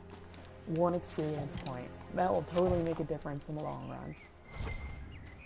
Not... I need to level everyone up. Especially myself. When you play hardcore, you need to like level up as soon as you can. Alright. None of these are healing. Well, what do we use? We use this. So we'll shrapnel from explosive shot fills the air and sets off deadly reactions. Blah blah blah. Shot. This is more worth it. We want to do damage, and then. Ooh, got a trophy. Exciting. Sarah, we're just gonna auto-level her up. And Blackwall will do that too. Once you get the specializations, you have to kind of manually do everything. But right now I'm pretty comfortable with not even bothering to... Yeah, we got what's in there. Alright. I'm in Blood Lotus. Right now Blood Lotus is everywhere, so we're gonna get it every time we get a chance. But later in the game, I feel like it becomes less available, you know? Whatever. Hold up. Thane is... It's always Thane. There's even a romance... I love Thane. They kill him, and that's totally bullshit. I guess they... Makes sense, and they tell you at the beginning of the game. Yeah, and there's that mod that fixes it, but it's like... I don't know. There's two reasons I don't mod Mass Effect. One is because even though I do have it on PC, I do primarily play it on my PS3 because I do want to get all the trophies there. But also it's just like I feel like I don't know. I don't like modding content to change it, like the story. Because then it's like I don't like changing canon, if that makes sense. This is a person who has a shield with Nicki Minaj on it in Skyrim. That's not very lore friendly, but whatever, you know. Yeah, I feel like I usually pick the most heartbreaking romances in BioWare games, like the ones that are gonna hurt the most. God damn it. I pick the ones that seem to hurt the most. Cause I romance, I mean, depending on the profile, I've romanced Morgan and Alistair in Origins, which, both of those can end pretty heartbreaking if you fuck it up. Morgan's kind of gets a happy ending if you play all the DLC, but Origins, still it's sad because she leaves you. And then Alistair, there's a whole bunch of things there. Basically, you don't play a human noble. You can't become queen with him. Or you can, but or you can't consort. It's weird. And in Dragon Age 2, I romanced two characters. I'm gonna say this the worst one first because I'm embarrassed of it. I romanced Anders one time out of like the 10 times I've Dragon Age 2. I romanced Anders, which I don't like him anymore. I think he's like one of the worst characters in the game, in the series in general, which is funny because a lot of people love him. But and then I also romanced Isabella, which is my favorite option. But both of those are really sad. Obviously Isabella's has a happy ending, but Anders doesn't really. Then Mass Effect, it's Thane, or Caden and Thane. I did romance Liara once, and I ended up laughing my ass off during the sex scene so hard that I couldn't take it seriously. Even though I have people who swear by her, they're like, yeah, Liara's the best. And I understand, because I do like her later in the series. She becomes one of my favorite characters. I definitely love Liara, but like I can't take her seriously in the first Mass Effect game. It's just kind of annoying. They kind of push her on you. She is better. I think by Shadow of the Broker DLC, she's like amazing. That DLC is amazing though. You can't top that. I'm killing Mabari because that doesn't make me upset. I don't want to kill Mabari. Anyway, so I romanced Liara. You joined the Seekers when you were young, did you not? I wanted to join the Temple. Whenever I play Mass Effect, I kind of play the same, which is hilarious because I played it so many times. Wanted, even if you didn't get it. Yeah, like lower series, Morgan was my favorite. I love Morgan. Morgan is my favorite character in all the Dragon Age games. Like, Morgan is my favorite character. And some never find it. And I love her. We are both lucky. I think she's the best romance option. Yeah, I don't have enough good words to say about Morgan. Especially because Claudia Black voices her, and I love Claudia Black. She's awesome. She's also Chloe in Uncharted. Which I hated that character, but now she's one of my favorites. Yeah, Morgan's the best romance option. And then I already talked about my romance in Dragon Age. And then Knights of the Old Republic, also a BioWare game. It's a Star Wars game. I've romanced Karth and Bastila, and I hate Karth. I think Karth is the worst, even though he is just Hayden Malenko in Star Wars form. He's still just the fucking worst, but, I think Bastila has an awesome romance in Knights of the Old Republic, and I love that. Yeah, favorite BioWare romance of all time, Morrigan, no doubt. Just lore-wise, plot-wise, just everything about her. The way she doesn't really like you at the beginning, she likes you, but she's kind of like against the whole mushy romance thing. And then by the end, she just loves you. I love that. I played a mage to resurrect myself. Yeah, that's what I love about Morrigan's romance, though, how it evolves, how she goes from, like, not wanting to feel things like love, she just wants to, like, sex and stuff, and how she ends up, like, falling in love with you and all that fun stuff, wanting to save you. I love that, having the god baby, which, like, I know it's bad, but I've done that every time, no matter what. Whether it was my kid in the game, or Alistair, I always have to have the god baby. It's not even an option for me anymore. She was dark and mysterious and strong, and she took no prisoner. Yes, exactly. She's a badass. She doesn't care, and that's why I love her. She reminds me of Cassandra in that way. Just no fucks given. Which I like. And also, like, with some characters, most characters in games like this, you can kind of change everyone's opinions. But with Morgan, she is firm on what she believes. And I love that, how you can't change her no matter what. She is who she is, and I love that. I keep saying I love that, but I can't help it. I love Morgan so much. Yeah. I love Morgan. She's my favorite love interest. And that's why I used to be able to play Dragon Age Origins as, girls and shit. Because usually I like to play from both perspectives. I think it's interesting. But with Origins, I can't play as a girl anymore. Like, well, nothing beats Morrigan's romance. And I can't play unless I'm playing as my character, Jean. Because it's like, it feels like they're meant to be. It sounds so cheesy, but it's true. Where am I going? Oh yeah, I totally passed where I was supposed to go. I guess we'll head over to it anyway. I'm not paying attention to the mini-map, but I think that's the fun part about the Hinterlands. And that's why people spend so much time here, because they forget. So we'll just bring flowers to the shrine. I'm gonna take a health potion, because we are near a camp, so I don't feel bad. I do feel bad about that wasted elf fruit, but whatever. Anyway, as I was saying, with all the romance options, it feels like it, especially in like Mass Effect, it feels like you can kind of twist people's arm into thinking the same way your character does, which is cool and all because I don't like them fighting. I don't like that. But with Dragon Age is better with that because it's like they're not going to change their opinions just because you want them to, and I love that. I think all the characters are kind of like that. Like, not really a spoiler, but sort of. I'm going to talk about Dorian's romance.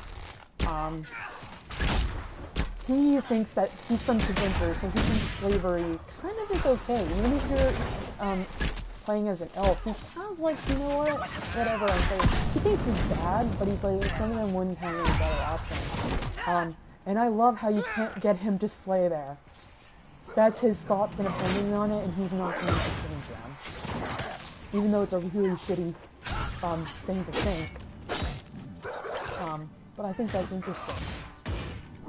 I like that. It makes the characters feel more real. And same with Sarah's romance. She doesn't like elves either, and she is an elf, but you can't get her to change her thoughts on that. She's not going to change for you. Then, like, I love Josephine's romance, as I've said probably 1,000 times during this stream, but, like, she doesn't really ever take a firm stance on a lot of issues. She's kind of there to provide, a neutral standpoint, because Liliana wants to support the mages, and Colin doesn't, but... Oh, I'm shooting at nothing. Josephine, yeah. She has some things she's not going to change on, like being nice to nobles. She's not going to let you be a dick. She'll call you out for it, but she'll still kiss you on romance and shit. The combat looks fast. Yeah, I'm also playing on hardcore. So that helps. And it is way different from Origins. Origins is more strategy based. You're gonna take time, plan everything out. Here you can go into this camera and plan everything out. I personally don't really care to. I kind of just like spur of the moment. Definitely more of an action RPG feel. I need to bring... Oh, I think the camp is on the other side of this hill, which I need because we're about to die. Yeah, I'm playing on hardcore, so that kind of brings everything up way more than it should. I'm also playing as an archer. If I was playing as, like, a mage, it'd be pretty slow combat. Or a warrior, they're pretty slow. Getting more ram leather, I love it. Oh. Codex entry. Hell yeah. And 75 XP, awesome. Yeah. The combat in this game, even different from Dragon Age 2. Dragon Age 2 did divert just a bit from Origins, but they're all, like, that's weird about BioWare games. It feels like every title, they totally changed the combat. BioWare's writing, romance options, usually quite diverse. And that's why I love them. It's like, they don't just have, like, it's not boring, if that makes sense. You know? You understand, you played the games. There's something for everyone, I think, and that's why I think romance is such a huge part of the game. It is an extension of the plot. As much as people, there's some people who totally disagree and they think, oh, the romance options are stupid. There's people who won't even touch BioWare games because they think it's just like bone and lions and fantasy creatures and shit, but it's like, no. It's an extension of the plot, and it can make your characters more human. It can bring that out. And I think that's interesting. Just how different the characters are. Like, every character that I have in the squad right now is a romance option. And they're all just so different. Especially Sarah, who's the first lesbian option, which is pretty cool. That said, I would never romance her, because we kind of start to treat her as a... She's more like, I don't know, I feel like she's like a little sister or something. It'd feel weird romancing her. Mostly because she's immature, but I see why some people like her. It's that, alright, let's go do what we actually set out to do. I think I even saw Lord Wolseley, we're gonna put that there, earlier, and I just walked past him, not thinking. We'll kill the neck, not the bear.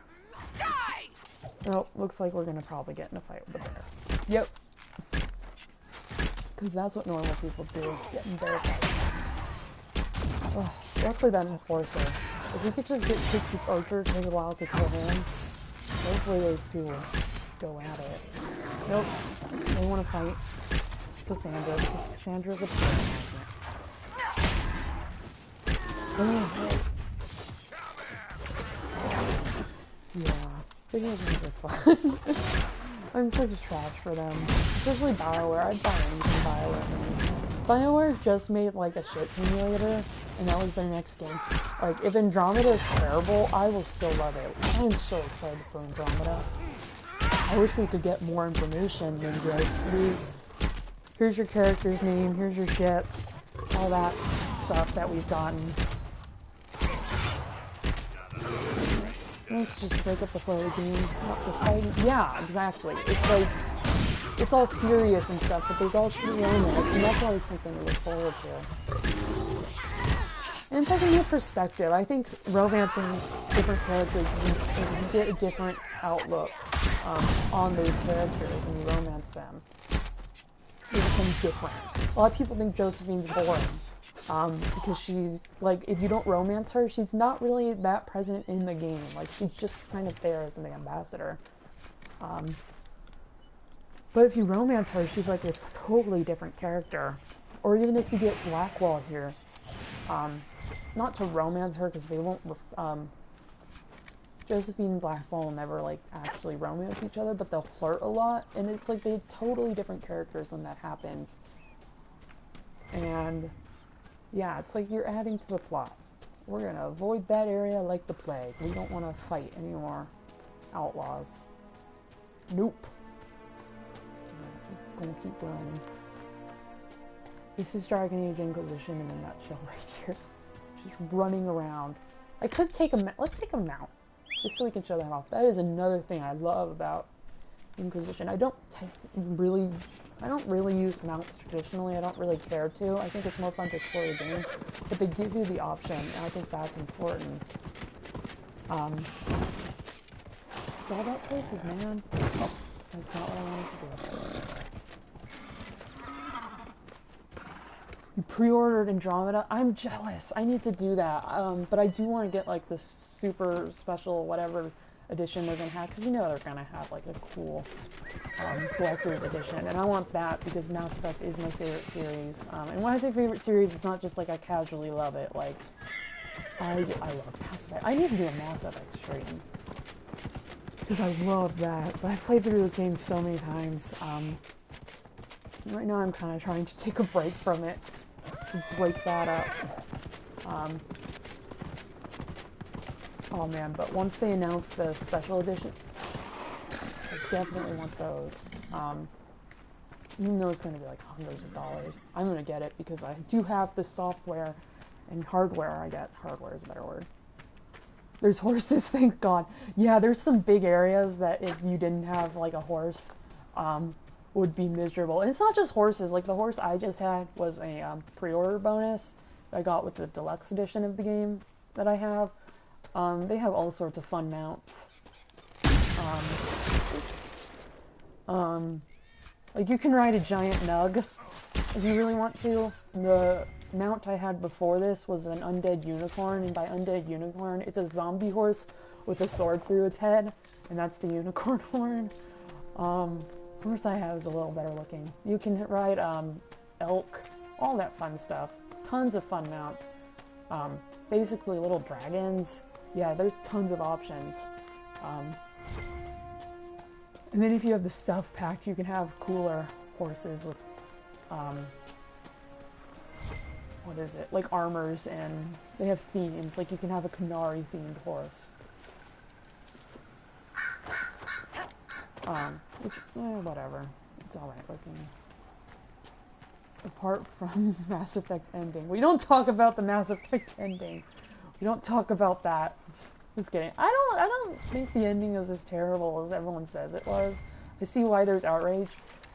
Especially if you didn't have extended cut, then it's just a terribly shitty ending. It's like, wow, no hope. I don't know if anyone lived or died. That's wonderful. I think the end, not the end. I think they kind of improved on that. Ooh. This is not gonna be good. I bet a demon is gonna come. Nope. Okay. Good. Alright. I think the extended cut of Mass Effect's ending fixed a lot of the problems people are having, including myself. But I think also, in my mind, I've kind of strayed from canon, which is funny because I was talking about earlier how I don't like straying from canon, but the Citadel DLC, if you want to say that's the ending, you can, which a lot of people do. And I think that's happier. It's a happier way to end. Like, we all had a huge party and everything was great. Okay, that's a personal preference. Speaking of endings, I picked the destroy ending as well, though, so I usually end up living, so that's why I don't really have too many issues. One less to worry about. Even though it's bad, because it's like, you killed Edie and all those people. There's nothing wrong with them. I've got my own headcanon. Same! You had a It's brother. like, as long you can get past it, I still miss as long as you, like, make up your own I had a ending. sister. Where is A Lord younger Wolseley? sister. Probably She shot him, died didn't when I? I was very little. I'm sorry. I often Anyway, think yeah, you about can what she'd be headcanon like the now, ending and make it had she better, lived. which is like, you Much have to like do with her Mass brother, Effect. I would You know it expect. strays from canon. Make her, It's I just like, wouldn't you wish don't that want to on be her. too depressed. All this Let me hair. say I beat that game. I lost count somewhere around 5, so I think I'm around 10 playthroughs for that game. I've cried every time, so yeah, you gotta make up endings. To make it happier, or you're just gonna be depressed. Yeah, Citadel Party and Grunt. Oh, Grunt is my favorite character. I love Krogan.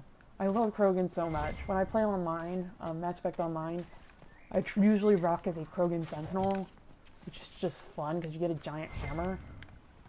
Oh, it's so great. And then in the new game, there's going to be a Krogan. And I'm just waiting for them to announce if that's going to be a love interest. Because I don't care if they have, like, the most amazing first character. If there's a Krogan, I'm going to romance them no matter what. I found Lord Wolseley. Yeah, if there's a Krogan, I'm going to romance them no matter what the situation, just because they'll be funny. I'm talking to a ram right now. Yo, go back. Oh. Come on, I want to get the dialogue with him. There we go. I presume. A young man named Jimmy would very much like you to return. Exciting stuff. Yeah, we're almost out of things to do here, and then we'll get to go back to Haven, have fun there. Krogan love interest. Yes, I need a Krogan love interest so bad. It's almost inappropriate how much I need a Krogan romance option. Not Grunt or Rex though. If like they made them love interest ever, obviously they're not going to be in the new game. But if they were love interest, that'd be weird because Grunt is like a child. He's like your child, and then Rex is like your weird uncle. That's drunk all the time but likes to party, and he's kind of cool. And kind of let you get away with shit that you shouldn't. No, Krogan love interest. Holy shit. That's all I need. Then again, I did say if there was a Canary love interest, I would romance them, and then I never did. I've been tempted to romance the Bull before, but I don't know. I love Freddie Prinze Jr., but as much as the next gal, but I don't think I'll be romancing him, ever. Mostly because I do ship him with Dorian, who they actually end up together if you don't romance either of them. I ship it. Oh. Wait, who just approved? It was Blackwall, wasn't it? Blackwall just approves anything you do. Lord Wolseley came back. He says you convinced him. Here, One-eyed for all your Jimmy. trouble. Oh, he does have one eye. Nothing tops Grunt drunk in this. Oh my god. Okay, but Grunt could do anything, and I'd be like, oh, this precious child. Let's get out of here. I love Grunt. Anything he does, I love. God, Grunt is the best. But all Krogan are just amazing. I don't think I've met a Krogan that I didn't like. And every time you went to Tuchanka in Mass Effect, I was just excited, because like, yes, I'm going to be around more Krogan. Which is funny because the first time I played Mass Effect, I fucked up tremendously. I just want to preface everything by saying that I was terrible the first time I played Mass Effect. I actually ended up having Rex killed on accident, which, like, you think that would affect my viewpoint on Krogan in general, but no, I still love Krogan. It was because I went in totally unprepared. I went into Vermeer just terrible. I wasn't ready at all. So Ashley ended up killing Rex, and I was so mad that she did that, even though it would have happened anyway. It would have been either me or Ashley killing him. I left Ashley to die on Vermeer because of that, because I was so pissed off. I'm like, why would you do that? Ooh. No, we don't need that, actually. I left her to die. I was probably going to do it anyway, if I'm being completely honest. I was probably going to leave her on Vermeer anyway, because it's like, I'm going to save my love interest, man, because I'm trash like that. But, ooh, let's look at the mounts that we have. So here's my current mount. It's part of the Flames of the Inquisition pack. Pretty cool. So you get horses. I don't have them all bought. Here's the Avar horse. I guess we'll click on it. That'll do fine. Pretty cool. Oh no, you let Ashley kill Rex. Yeah, I didn't want her to, but she did anyway. I'm still mad. I've never saved... Here's my bog unicorn, by the way. Never saved Ashley. Inquisition? See, there's his unicorn horn. It's literally just a sword. Which is just hilarious. Whoever wrote that deserves a raise. Please send for this or I'll fact. Let's see if Blackwall has anything to talk about. Something on your mind? Nope. I'm gonna kill Nugs. Because we're the Nug Slayer. I think I named a bow that once. It's just hilarious. Wait. Alright, yeah, we ditched everything.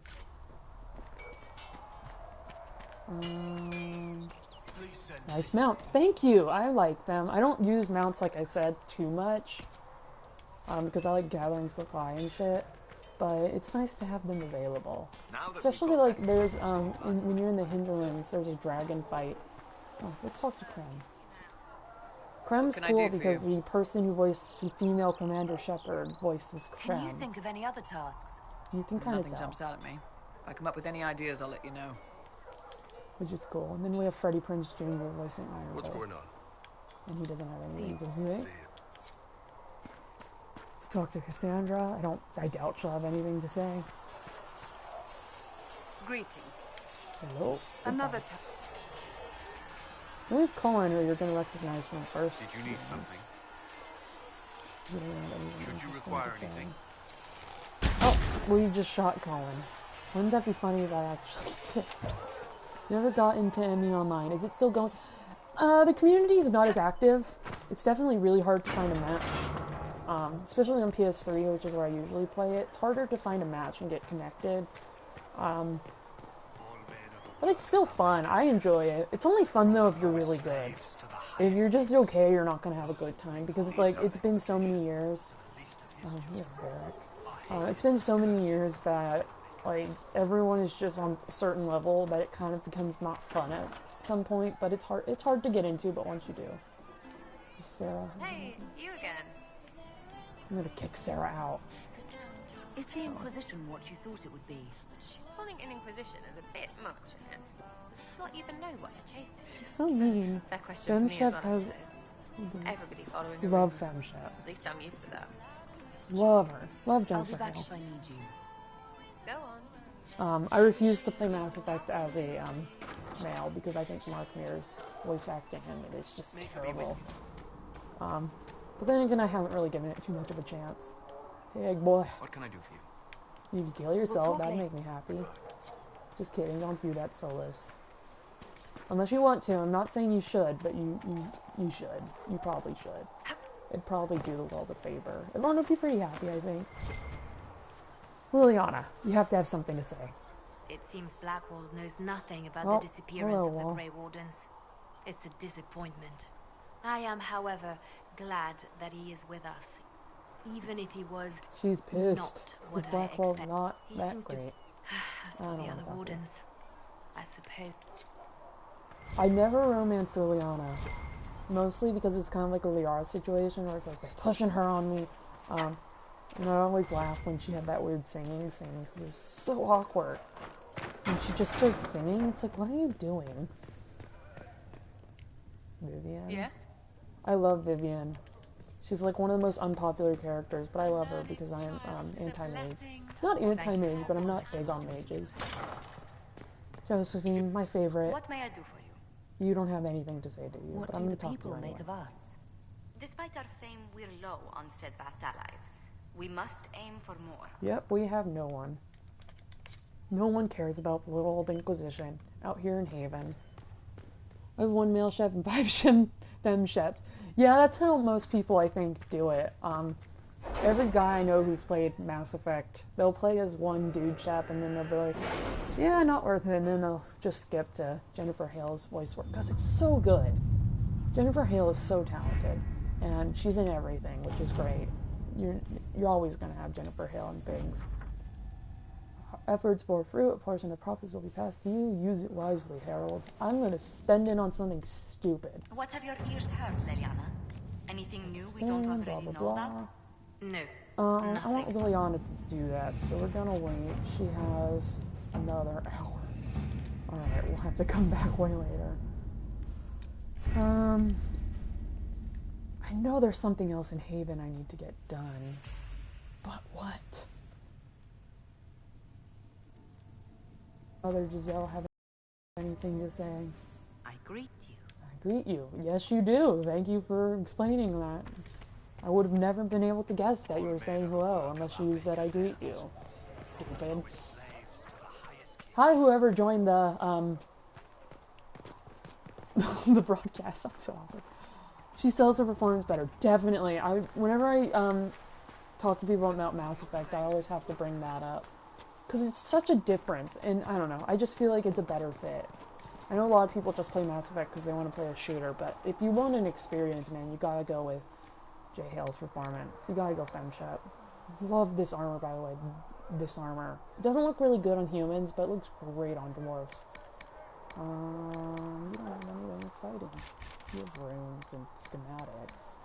And Mother Giselle will treat all demons. We don't have to come here till later, but we're gonna come here anyway and clear everything out, so we don't have to worry about it. Because we do have there's a big battle scene over here, and it's like, yeah, you could just wait to get everything, but we're gonna get it now, so we don't have to stress. Especially because this level, okay, some like, I can vouch for this because I've done hardcore playthrough, but if you're going to do a hardcore playthrough, this area right here later, it becomes the hardest battleground in the entire game. After you get through Haven, after you beat that, everything else is a piece of cake. There we go. Siege equipment, exciting. God damn, I guess I should walk around completely before I just give up the search.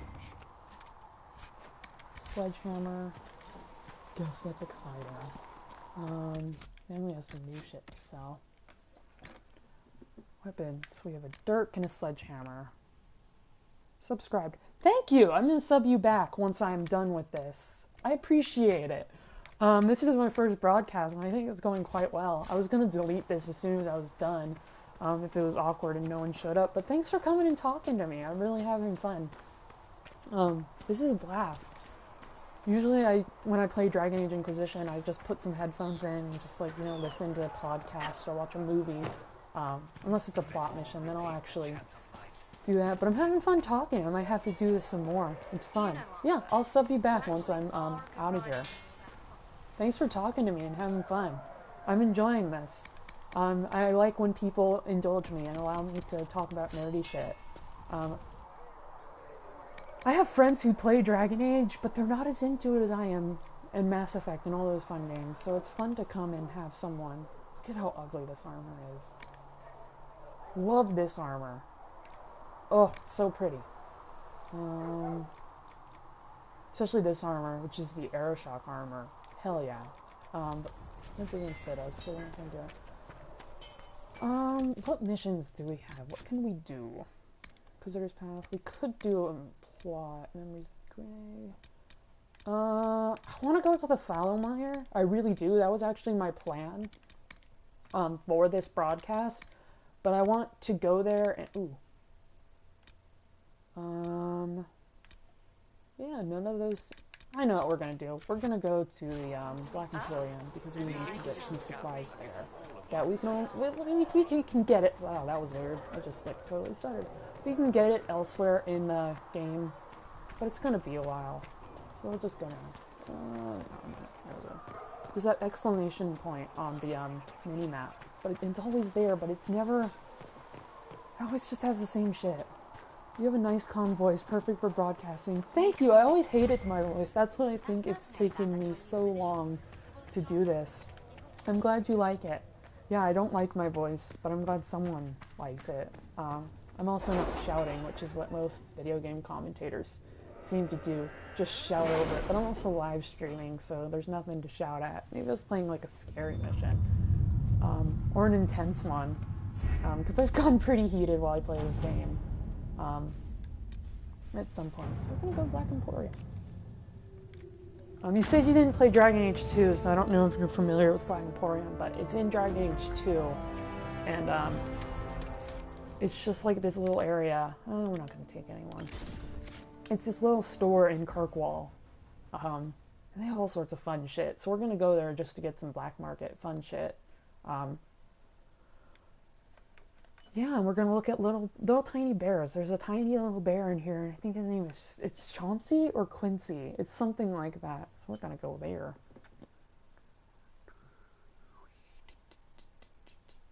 I'm Scottish. You would need a universal translator. I love Scottish accents, though. In this game, you can actually pick the accent you want to talk with. Do not antagonize Chauncey the tiny bear. I love Scottish accents. He may be small, I think that would be cool. I think they need that or a French accent option. Chauncey's the bear's name. Chauncey.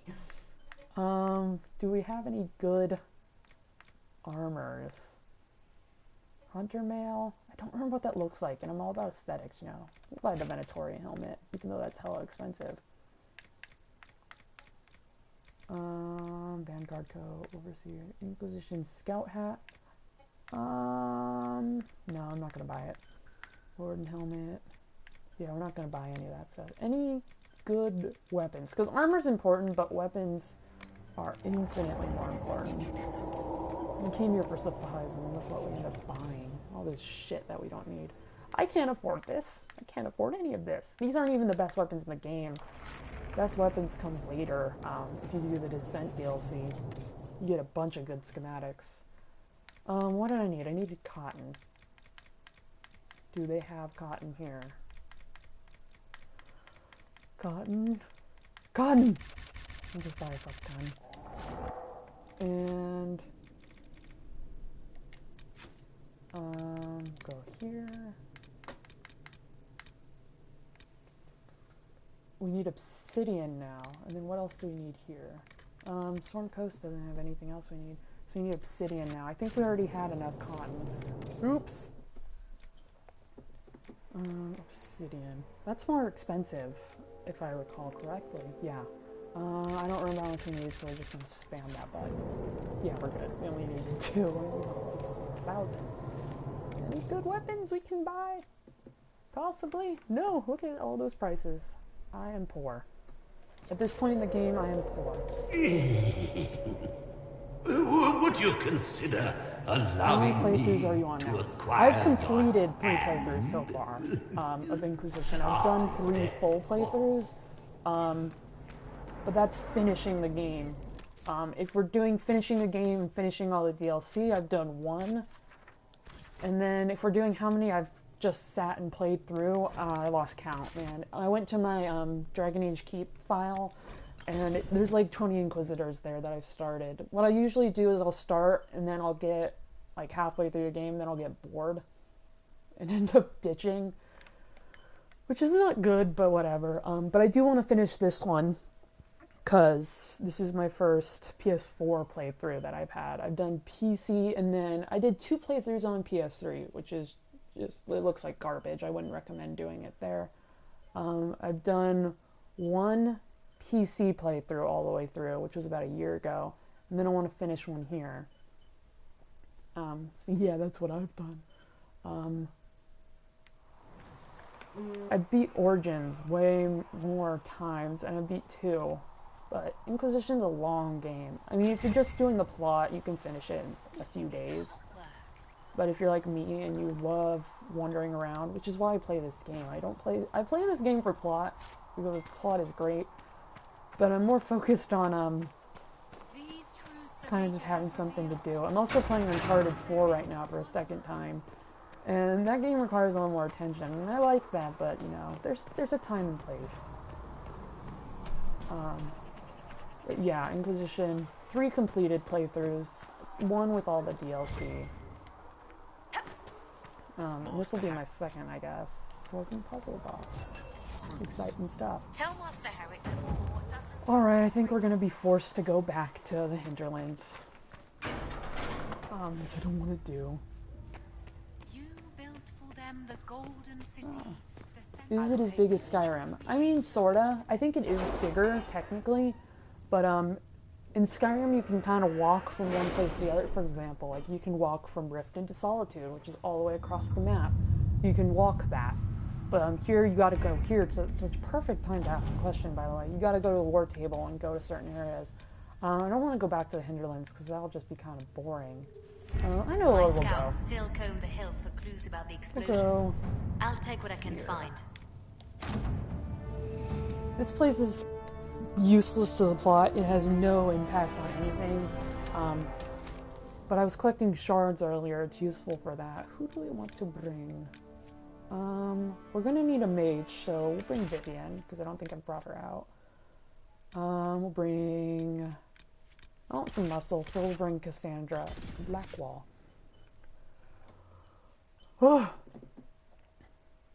But yeah, every area is separate. So it is, I think, if you put every place together, it is much bigger than Skyrim. But overall, everything is separated, so it does make it a little bit different. Which I think is, I like that about Skyrim, how everything is in real time. and there's like you're living through every day. Frostbite engine looks nice. I know. I'm so glad they upgraded for Inquisition.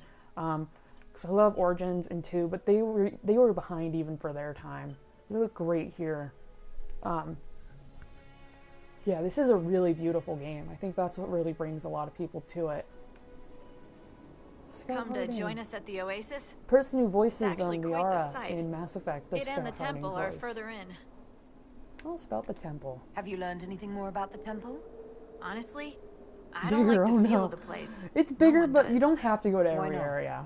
Couldn't say. If that's a problem. You don't have to go to every single area. There's only a few places you absolutely have to go. Anything else I should know? Not much to tell. A mining company out of Valframain. Alright, I'm bored. Love you hiding, but I'm bored. Alright. Oh, I guess I should do a requisition. Of news, sir. Because we're trying to get that up. We're trying to get our reputation up. So we need to do more requisitions. Even though I don't like the requisitions out here.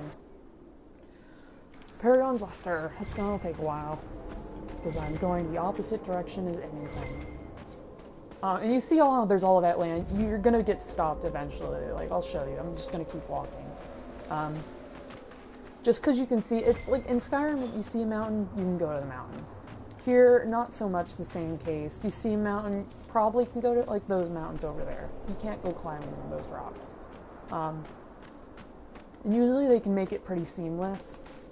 They make it to where, like, you physically cannot pass through because there's, like, a giant mountain that's way too steep or something. But here, I'm just gonna keep walking. This was fun to learn the first time because I was so confused and I thought I could just keep going.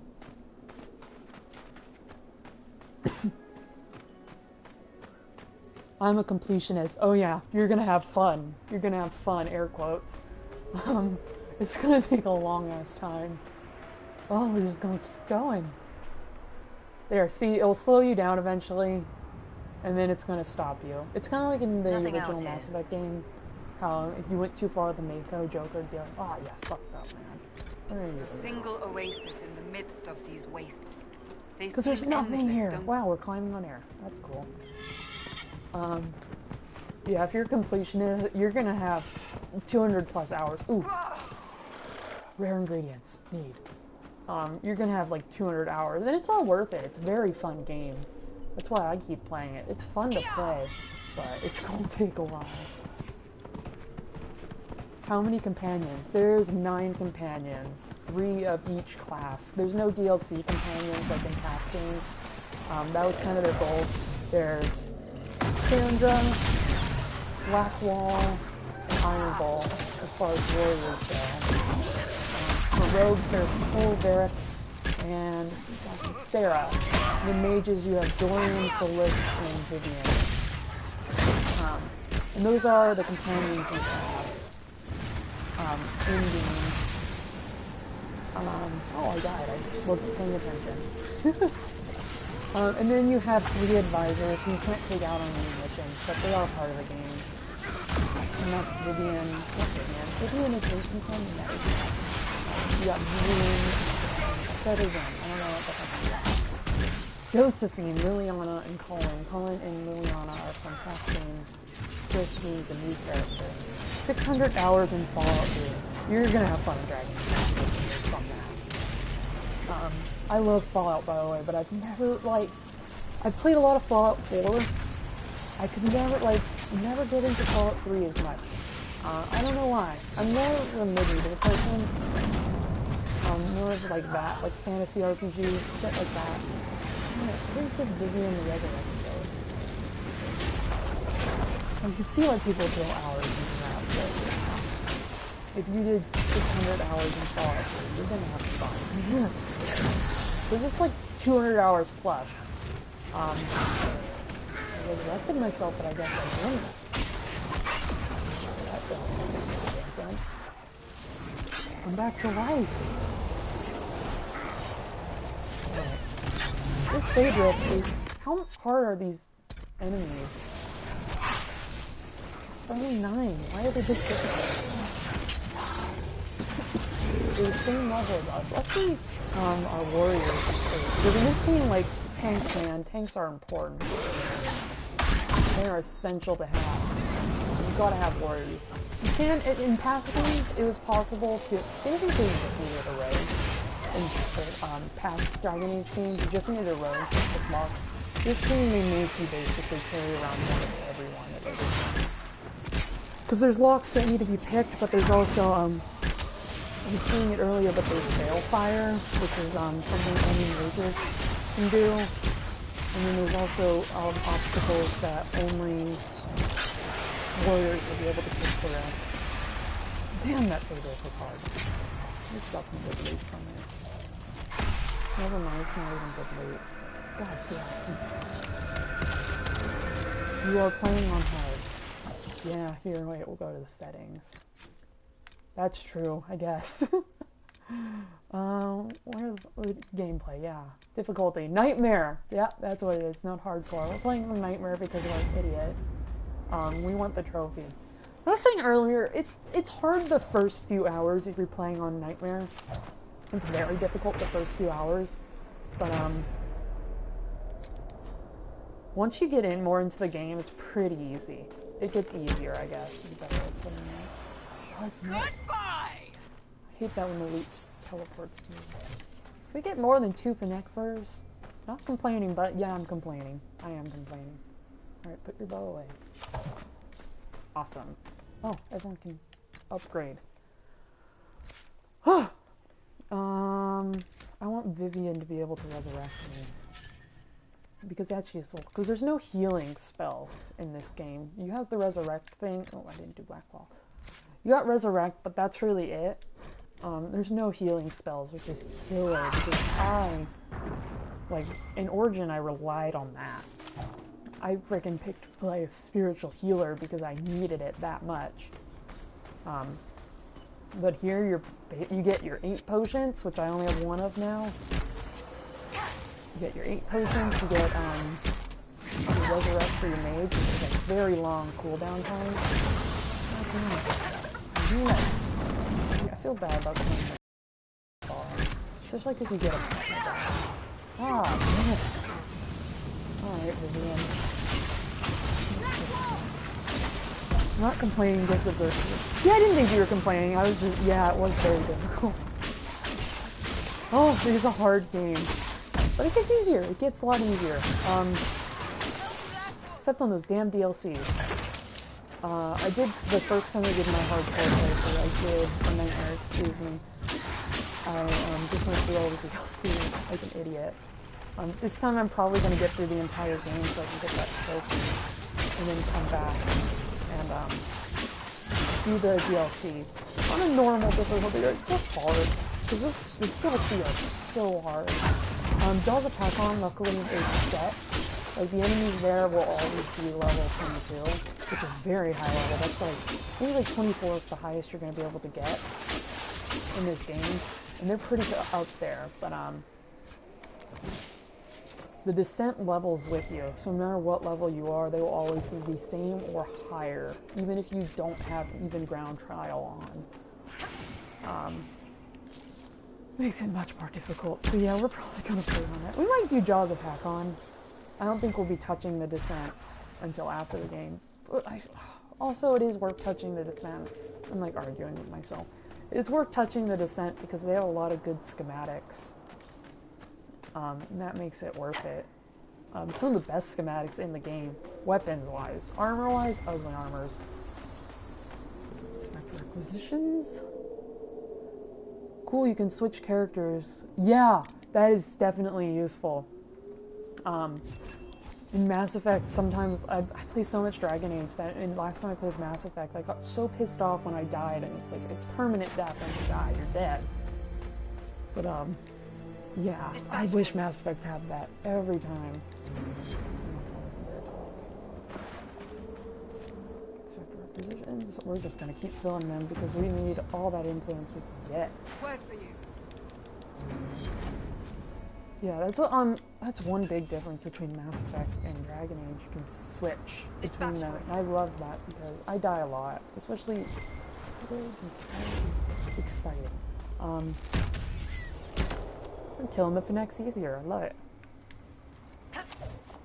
I have the Game of the Year version of Dragon Age. The Game of the Year version of Inquisition. I don't know if Origin has a Game of the Year version. That would be sick. Yeah, I have the Game of the Year for Inquisition. Yeah, worth it. I have basically every version of the game. I have the PS3 version, which doesn't have any of the fun DLC. Then I have the PC version. I have all the, even just to play as Morden. Oh, I love Morden. I'm triggered right now talking about Morden. That was the hardest death. Oh, I love Morden. That was definitely the hardest death in Mass Effect, I think. I could handle Thane and everyone else. Especially Ashley, I didn't really care. Where's this last shard? This place is so fucking big. But yeah, PC, I have all the DLC, and then... Where is this last one?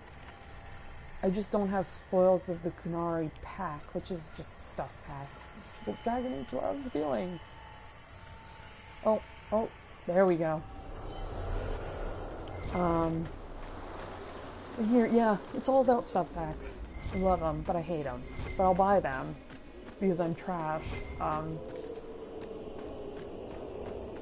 Yeah, it's ridiculous. They charge like $5 for everything, but yeah, the Game of the Year is more worth it because it's $40 and you get all the DLC the game. And let's total up.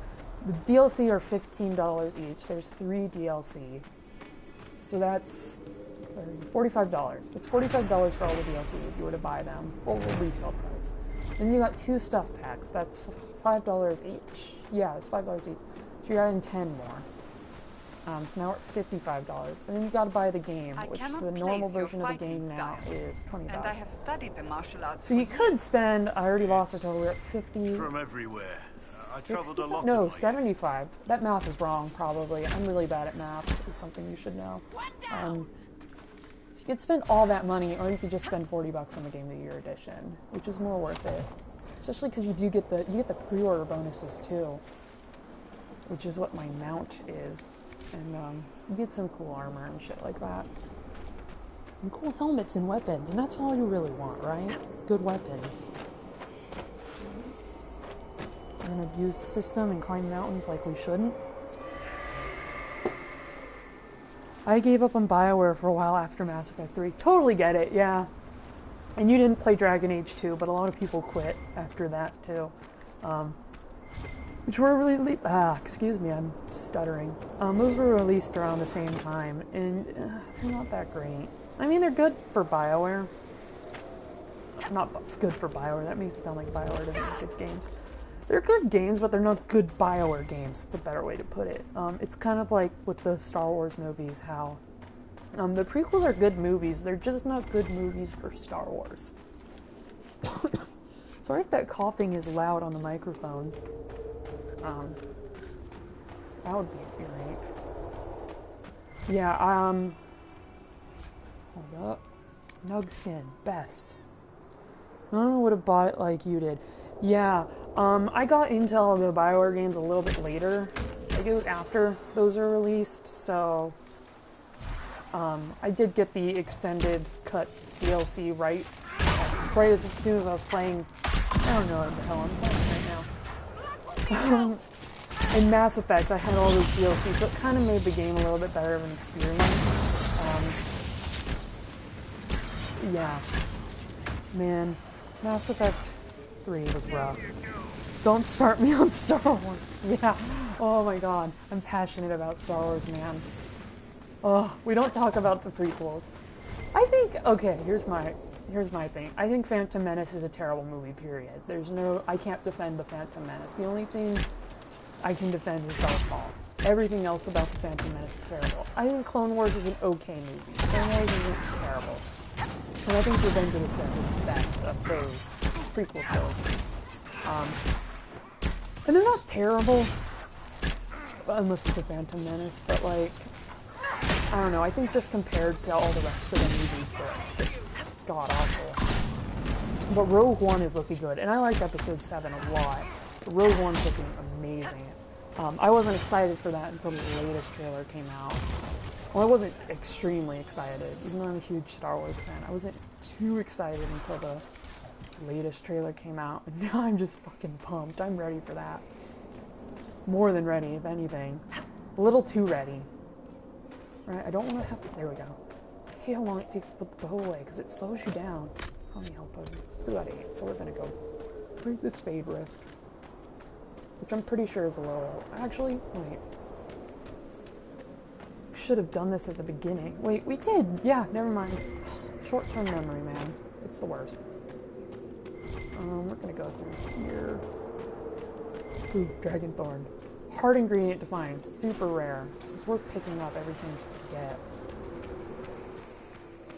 Alright, we're gonna go to this favorite. And anyway, yeah, Star Wars. Rogue One is looking awesome. And I'm hella excited for that. I love Star Wars, but I'm biased. Or I love them all, but I'm biased. Yeah, it's true. It's same for me in Dragon Age and any BioWare game. It could be terrible. I love it. BioWare and Naughty Dog. They could release anything and be all on board. But I've always been trash for Naughty Dog. I bought every Naughty Dog game within, like, a few months of its release. Because I love Naughty Dog. I have the bias thing. There's nothing wrong with that. But yeah. Video games and Star Wars. Some radio, yeah. God, I hate Wraiths because they're just there. They're just there to be a little ankle biter. That's the best way to describe it. They're just there to nip at your health. And piss you off. It's the lesser I said NB games earlier. This is not an NB game. Holy game. I hate the terrors. I think they're the worst. And now we're slowed down because of that.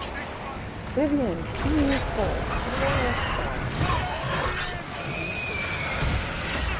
Fuck Blackhawk style, so he's looking at his head. When he's on the ground. I can't Blackhawk, not me too. You're my tank, bro. I need you. And I'm not gonna let that.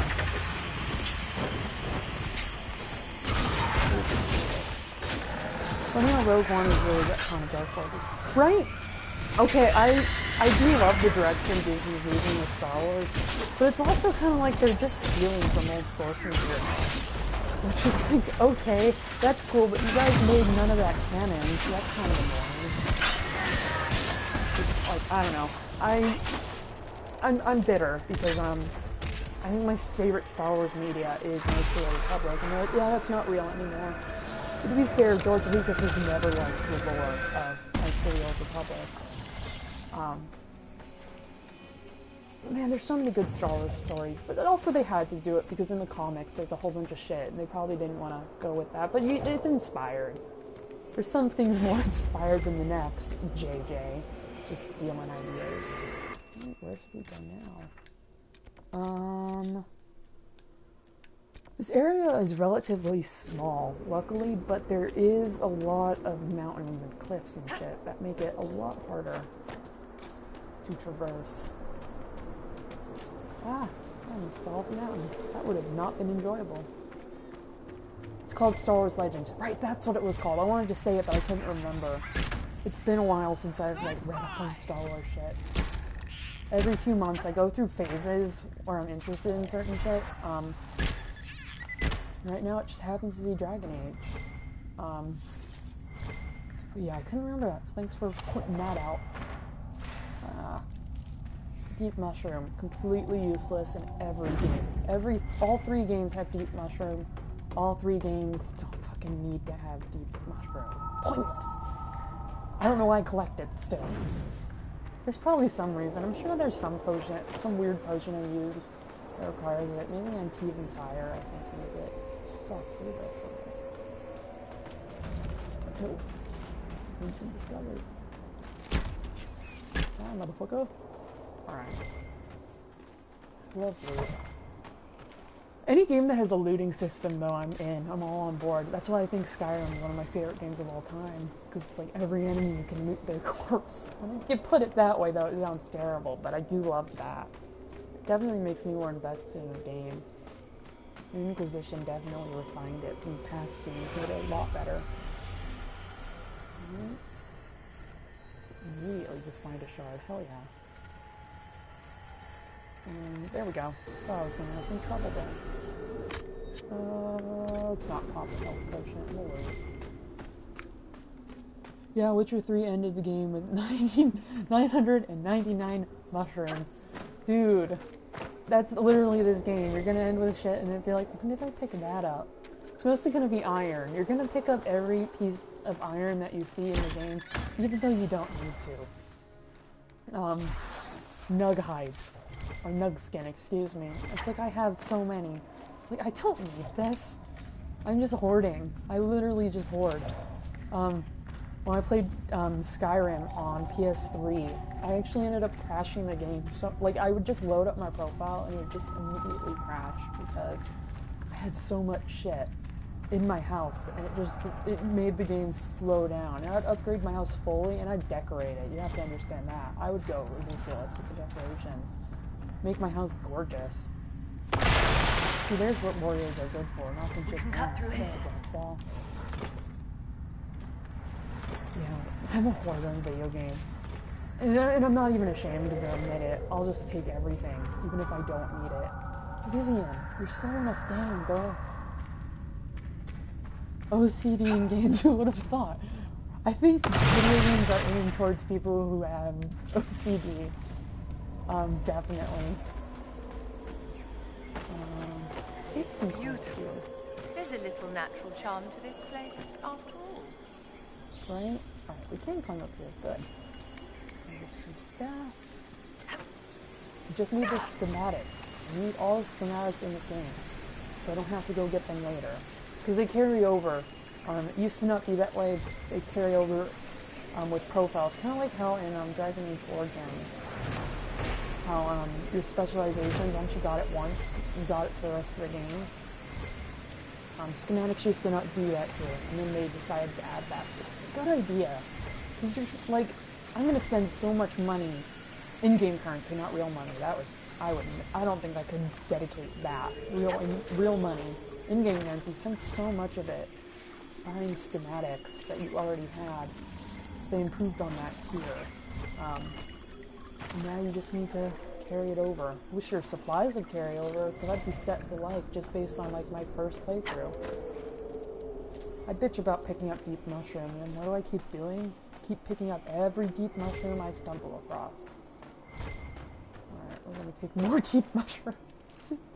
This is ridiculous. I need an intervention for my deep mushroom obsession. Ladders. Bane of my existence. I hate ladders. Oh. Alright. More deep mushroom that we're not gonna use ever. Vivian, please come up. I know I need you. Of course she's gonna be the last person up. Alright, we need you. Here's what mages are good for. Oh, no. Well, I do. I want to be Cassandra, but I can't. Specialist crest. I know that is a requisition thing I'll need later. I think it's the following year, but I don't exactly remember. So I'll just take it anyway. It's just that's why OCD, having OCD. No, damn it. All right, we're not gonna climb that damn ladder again. Oh, shoot. Wait. I want to talk to this There's a woman over there. Yes, Blackwad. No, mother God, this is embarrassing to her. All right. Please talk to me. What do you want? I'm just looking for stuff to salvage. Love her hair. I want to shape my head like that. Let me introduce myself. I'm with the Inquisition. Been out here a while, but I'll assume that's important. Yeah, that's been a while. Doesn't explain why you. Things are getting fucking blown up, and you don't know about it. All right, I'm just gonna skip her dialogue. She wants you to go get a ring, in a cave that she left behind because all these mines are abandoned. My Skyrim house was ridiculous. Dude, same. I need to do a tour of that on my Skyrim house. Because my Skyrim house on PC, it's like customized with mods and shit. And it's ridiculous. And it slows the game down. It makes the graphics go. But it's good. It's so good. I wouldn't change. And it's just when you're walking in the house. But it's like I need it to look pretty. I did that in Oblivion, which Oblivion made it a lot harder. I don't know if you played Oblivion, but it made it a lot harder to organize things but I spent more time, if anything, making my Oblivion house gorgeous. That takes forever. It was worth it because it's all about aesthetics. I keep saying it, but it's all about aesthetics. If it's not pretty, I don't want to do it. There's like a meme where it's like there's certain type of gamers. There's people who are wanting speed. There's people who want damage, and there's people who just want the pretty one. And I'm speed and pretty. I want something fast, but I want it to be pretty too. Dragon You would scales. prefer to have Templars return to guarding the circles, Vivienne? Of course, my dear. They need better oversight, clearly. But one I does love not Vivian's throw away views a on tool because mages. it It's kind of was how I used. Few mages would feel, ask so that's for why I love Templars in Vivian. the A lot of people don't like her Speak to because of that, Ferelden's but first enchanter. You might be no, she surprised. thinks like When yeah, mages abominations ravage your should be tower, free. She doesn't suddenly say the it. You have to world really holds get far to know too her. She few wants mages to Templars. be free to do what they need and want and be okay and accepted in society. But she also understands that these people can burn a fucking house down if need be. So I definitely like that view. I spent all weekend playing Skyrim and all I did was my house. I feel I would spend days. Oh, I need to pick up Skyrim for PS4 because it's gonna look gorgeous. I'm just worried about the mods because I know on Xbox they have way better mods. And that's one thing Xbox really does better. They get good mods for console. Like Fallout got great mods, and then in PS4 it's like you can't make new things, which is whatever. I just want to have a cape and a cool house, you know? An alternate start. I don't like doing Skyrim's vanilla beginning anymore. It's just not fun. It loses its charm, you know? I've already been over here. God damn it. Yeah, but I've been playing. See, the thing, like, there's a bunch of guides coming out right now, like, oh, how to get back into Skyrim for since the special edition was released. And it's like I never left though. I think the longest break I've taken from Skyrim is like 6 months, and it was because my brother had to physically. This was when we had shared a PS3, and we had one copy of Skyrim, and he fucking hid it from me because I just played it so much. It's like it's his fault. He's the one who introduced me to it. He introduced me to Skyrim and Mass Effect, which, jokes on him, those became my two of my favorite games. And now he's like, you need to stop playing them. It's like, I will never, and that's a problem, I guess. It's very rare for me to pick up new games anymore. Even starting Dragon Age is weird, because it was like, I want to play it because the people who made Mass Effect made it, but will I really like it? And I will admit, it took me a long time to get into it. But once I was into it, I was stuck, and I have so many hours logged. Silver. Hunter's Coat, schematics. I need to make some armor when we get back to Haven. I can't play Skyrim again or risk splitting up with my girl. Yeah, that makes sense. Skyrim ruins lives. It was kind of like, oh my god, I remember when it was released, and it was just like, well, goodbye social life. Never see you again. Same with like Fallout 4 when that was released. It's like no one is gonna get anything accomplished anymore. People are just gonna... Society will crumble if Bethesda keeps releasing new games. If Elder Scrolls 6 came out tomorrow, the world would just collapse because everyone would be spending all their time playing that. Oh, I can't wait for Elder Scrolls 6, by the way, side note. I know they said recently, like, oh, it's not in development, and I'm like, bullshit, you said Fallout 4 wasn't in development, and then you released it like a month after you said that. Todd Howard, you liar. Todd Howard's also went kind of back and forth and said, yeah, we're developing it. Oh, no, we're not. So who knows what to think, but I'm excited for Elder Scrolls 6, and I need it right now. Correction, I needed it yesterday. I need it as soon as possible. I love Skyrim, but it's like I can't play it like I used to because I'll just sit there and I'll get bored after a while. I'll just sit there and be like, you know, there's nothing left to do. I've done every quest. I've been to every location. I've done everything, and it's like, it's fun still, especially taking breaks. I guess it's my fault for playing it so often. Sometimes you just gotta play it. It's one of the best role-playing games. So that's why I need Elder Scrolls 6. Fallout 4 story was okay before New Vegas. I played New Vegas, and I liked that one's plot better. I think Fallout 4 was interesting. I think they improved on a lot of things that people had issues with in past both Fallout and Elder Scrolls games. But I just couldn't sit through the story. It's like, you gotta go save your son. But it's like, do I really though? I don't really care. Fun in Fallout games is, I saw a complaint, and it was like, in Fallout, in all the other Fallout games, even 3, it's like you can just go out and change your name to Lord Fuckface and just destroy shit and become like this raider god. But in Fallout 4, it's like, you gotta go save your son. It's like, can I shave my head and get face tattoos? Doesn't really make sense. In game, it's like you're just traumatic war hero or doctor, depending on what gender you play as. Interesting. Yeah, Fallout 4 was interesting. I have that on my PC, and it runs decently, but it looks like shit. I think I need to pick that up eventually here, because I need just something. Oh, what the fuck? That scared the shit out of me. This lady just keeps appearing. Oh, I hate her. Did we miss any runes? I don't think we did. And if we did, what else? Yeah, I think we might have met. No, I know where a rune is. From a technical viewpoint, it was great, but a step... Yeah, definitely. It's kind of like you're looking at everything when it comes out and being like, this is the best thing ever. Just because it's new and exciting, but once you kind of like, you play it for a while, and you look, and you're like, yeah, this was just okay. It wasn't bad. It was a fun game. And I think there were some things that were really great. Like you said, from a technical standpoint, it was just alright. Just when it came out, remember all like those reviews, like everyone was freaking the fuck out, like this is the greatest game of all time. And then sometimes I was like, it was okay. Please drop some loot. Yes. I don't even care what it is. I'm not gonna pick that torch up. There's no. Oh, crap. I'm missing out, dude. Deep mushroom. Completely useless. I'm gonna take it all. I think there's a giant down here, and I really want to find it. I know there's a giant down in this direction.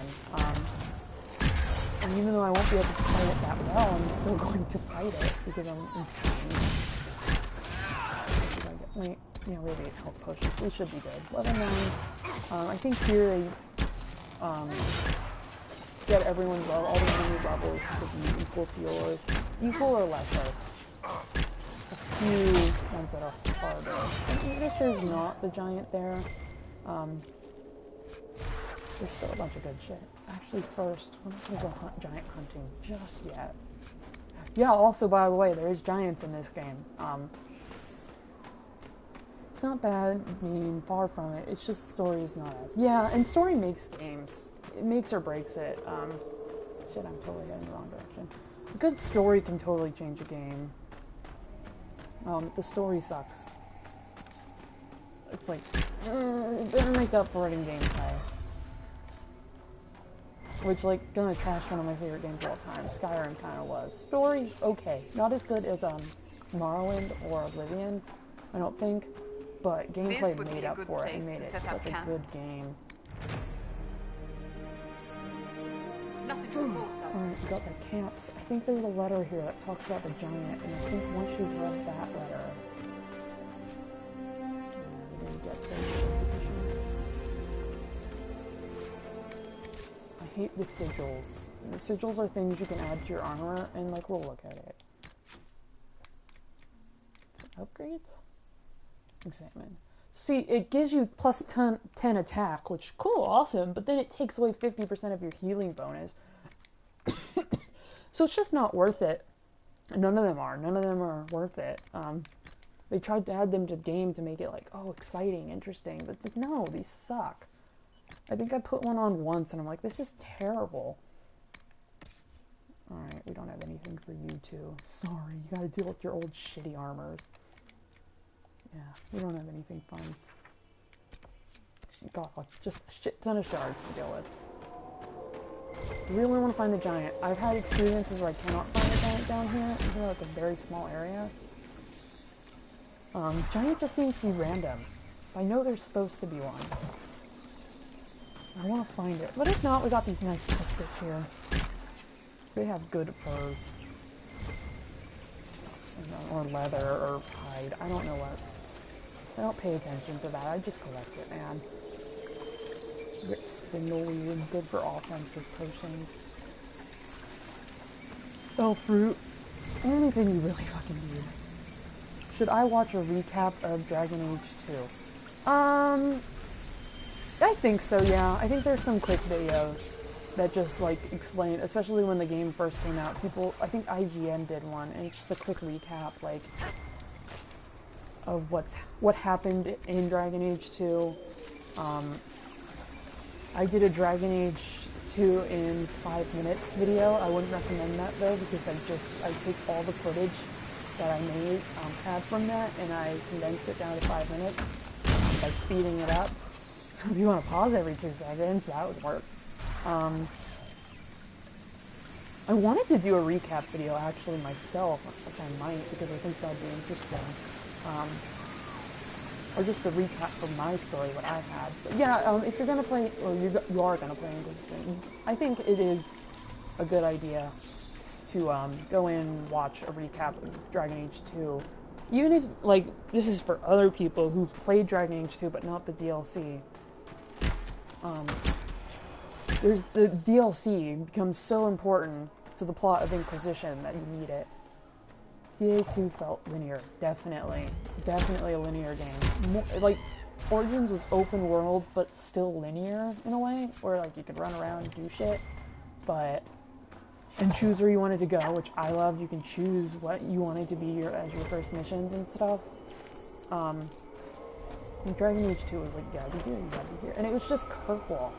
It was just sitting in Kirkwall, and it got so boring after a while. It was not any fun, but also, I don't feel like we can trash talk BioWare, which we're not really doing. We're praising BioWare, but EA kind of rushed them, because EA2 was originally meant to just be, I don't want to say DLC, but it was kind of meant to be an in-between game, trying to explain some shit, and then they're going to spend years making a new game, they're going to make a new game that was going to be better, kind of more like Inquisition, which we're playing now.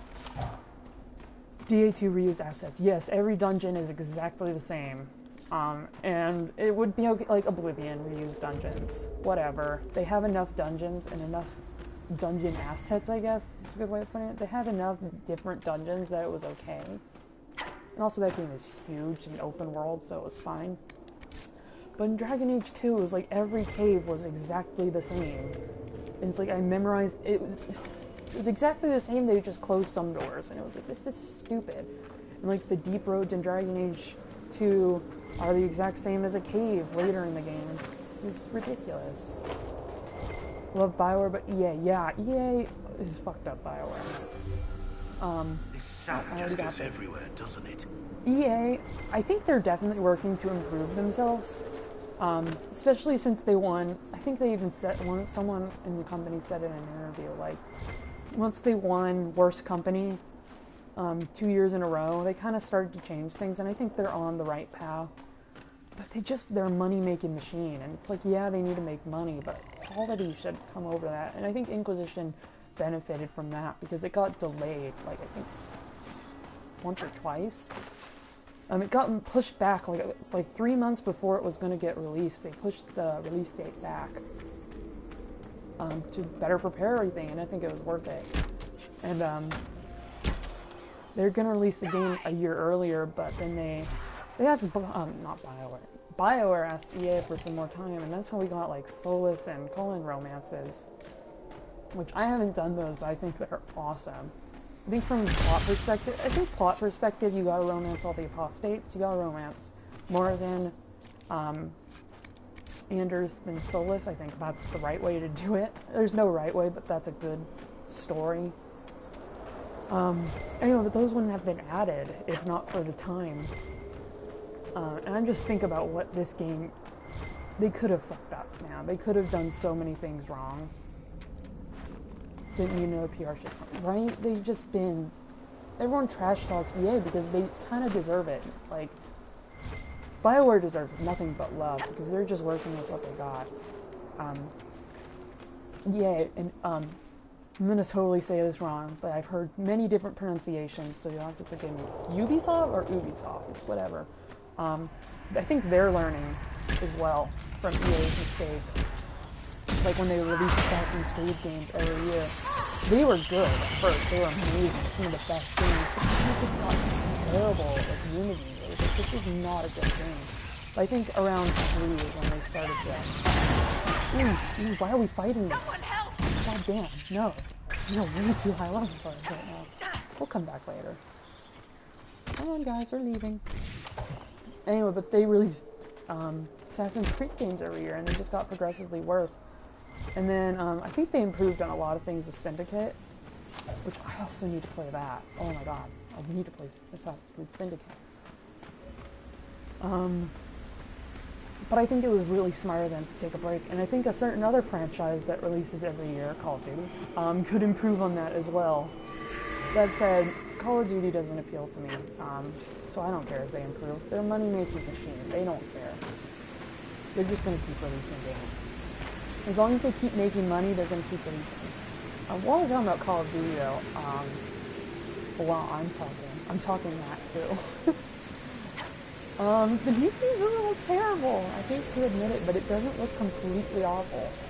But maybe that's because I think Kit Harington's awesome. And I also love space shit. Space Marines, man. Best. How long have we been talking? Your release lack polish. Exactly. They don't look good. How many hours have I've probably been streaming for like 2 hours now. I can't check because my phone is terrible. Yeah, it's like, I love delays. I don't love delays because I like having my product immediately, but if you're gonna delay a game and it's gonna come out better, I'm all for it. I love it. So I love Kojima. Oh my god. Speaking of Kojima, I really want to play Metal Gear Solid 5. Have you played it? Because it looks good. I've never played a Metal Gear game. It looks so good. And I do want to play it eventually, but, and I've seen a lot of people loving it, but I don't know. I do want to play it eventually, but I'm going to wait till that goes down in price, because games are expensive, man. So I'm going to wait until that gets much cheaper. So I don't have to pay $60. I think the normal version's $40. Mostly I just want to, I love stealth games as of recently, and that's why I kind of want to play it, but I have so many games that I need to get. Metal Gear Solid 5 is polarizing. Oh my god, I love video games though. Like, I even love shitty games. What's a good example of a shitty game? Like Dragon Age 2, perfect. Dragon Age 2 is a terrible game, but I love it. I love it because of its shittiness and for it, everything. Invokes debate. Oh my god, then I'll love it. I'll love it. Yeah, definitely. I love controversial opinions in games. I love debating. If a game has a plot that you can, like, discuss like that, you know, games that promote discussion. Okay, that's my character. There we go. I think those are the best games. Ones that keep you thinking years after. I think that's why Mass Effect was so successful. It keeps you thinking years after you're done with it. And you're going to discuss, was that the right decision? Like Mages and Templars, which one's right? I don't think there is a right answer. And I think that's the beauty of the game. I don't know, I like debating in games. Oh, shit. Oh, that could have been bad. Falling off a goddamn mountain. Well, it's not a mountain. It's a very tall hill. I don't like handheld games. Yeah, I agree. I think there's some good ones. I think it's hit or miss. I don't think they're as good. I think you gotta have a console or a PC release for it to be like a really good game. But I've played some good handheld games in my life. None of them are good plot-wise. Unless, like, okay. I was thinking, okay, I guess that's wrong because, I don't mean Nintendo DS. Oh, okay, I see what you mean. Games that hold your hand and, like, I think I know where you're going with that. Games that, they walk you through it. They help you at every step. Yeah, I get it. Okay. Yeah, those, nah, I don't want that. Yeah, it's like, give me a little bit of a challenge. Or at least give me the option, you know? I don't know. Let me think about it. Let me think about those games. Give me some time, you know? Nothing to report, sir. Alright. Requisitions? Nope, we still didn't get what we needed. We're not going to for a long time. Oh, I guess I should set up some map markers to help. We could go get more shards, or get some shards perhaps, or maybe, I don't know, maybe get some more shards, because that's all there is here. Back to actual handheld games like iPhone stuff, since I was ranting about that for a second. I think there is some good iPhone games. And I was gonna say that, but then I'm like, yeah, but they're all ports. They're all ports of normal games. I think the only exception is this game called Radiation Island. It's like an open world game for iOS, and that's good, but other than that, there's some shitty ones. Telltale does good with that. Telltale does good with porting. Telltale's also a game company. I'm not exactly loyal to them because I think they've fucked up. Let me create my own canon in your story. Exactly! That's why Skyrim's great, because it's like, yeah, I can do whatever the fuck I want. I don't have to do this. I don't have to go be Dragonborn. I can just go kill a bunch of people.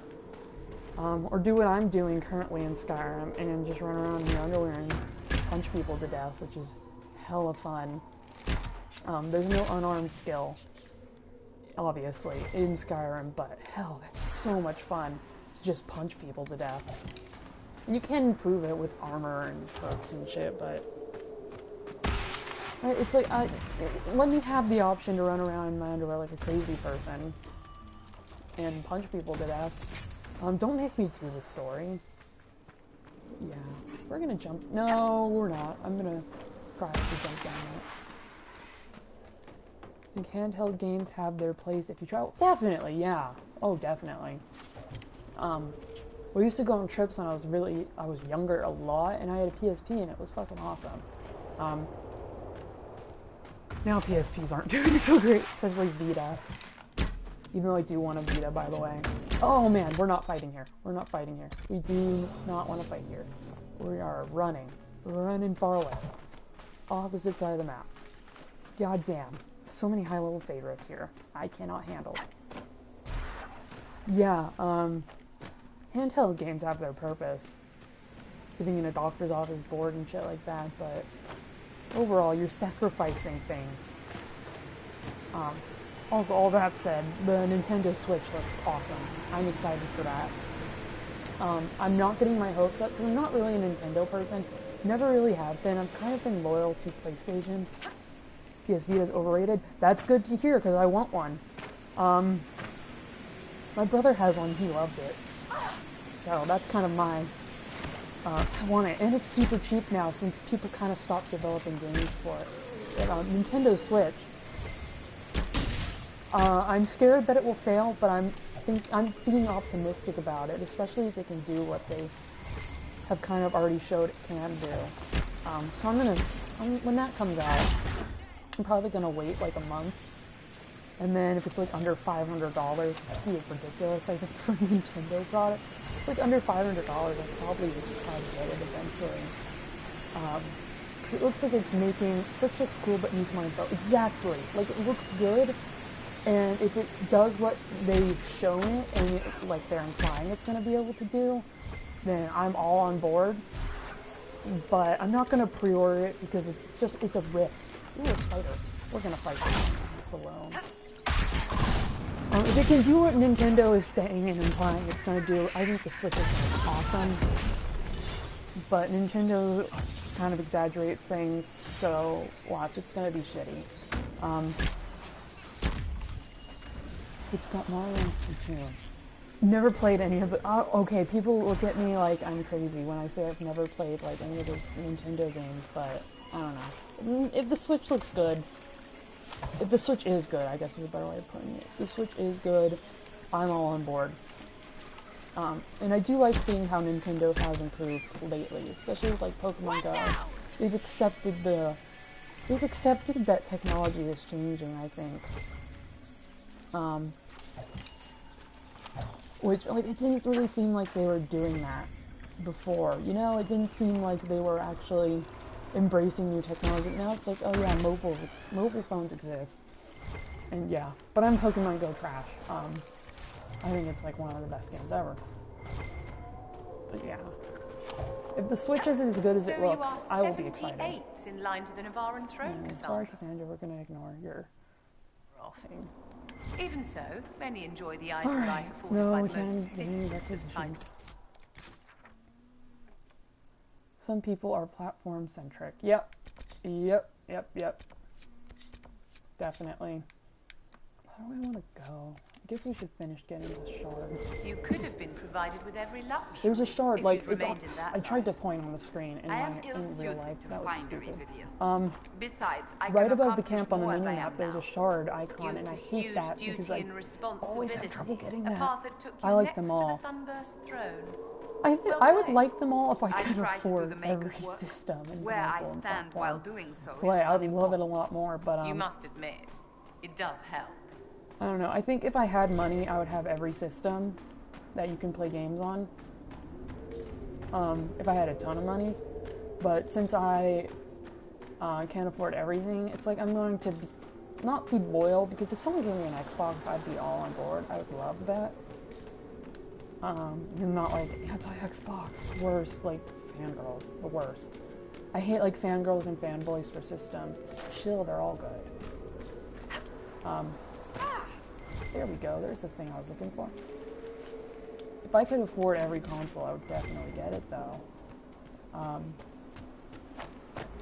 Because it's like you're missing out with console exclusives, which I like how there's console exclusives, but I also hate it because they're like, I've always wanted to play Halo, which is totally out of character for my type of games and like what I play, but man, if I had an Xbox, I totally would. Gears of War looks good, and that's the only Xbox exclusives I can think of at this point. And then Nintendo has some exclusives. I always wanted to play Legend of Zelda. I grew up playing PS1, so I never like played any of the Zelda, Mario, any of those games. I always wanted to. So I think a Switch would be awesome. Fanboys are just sponsored idiots, right? It's like, what is in it for them to be that loyal? Like, I love Sony and I love my PlayStation, and PlayStation's going to be my first choice, but it's not like I'm going to fight someone for having an Xbox or argue with someone.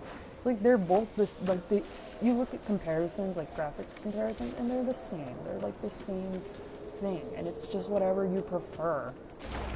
Or whatever has games you want. For me, I like Sony because, I like the Uncharted series, and I like Naughty Dog, and they only make, games for PlayStation.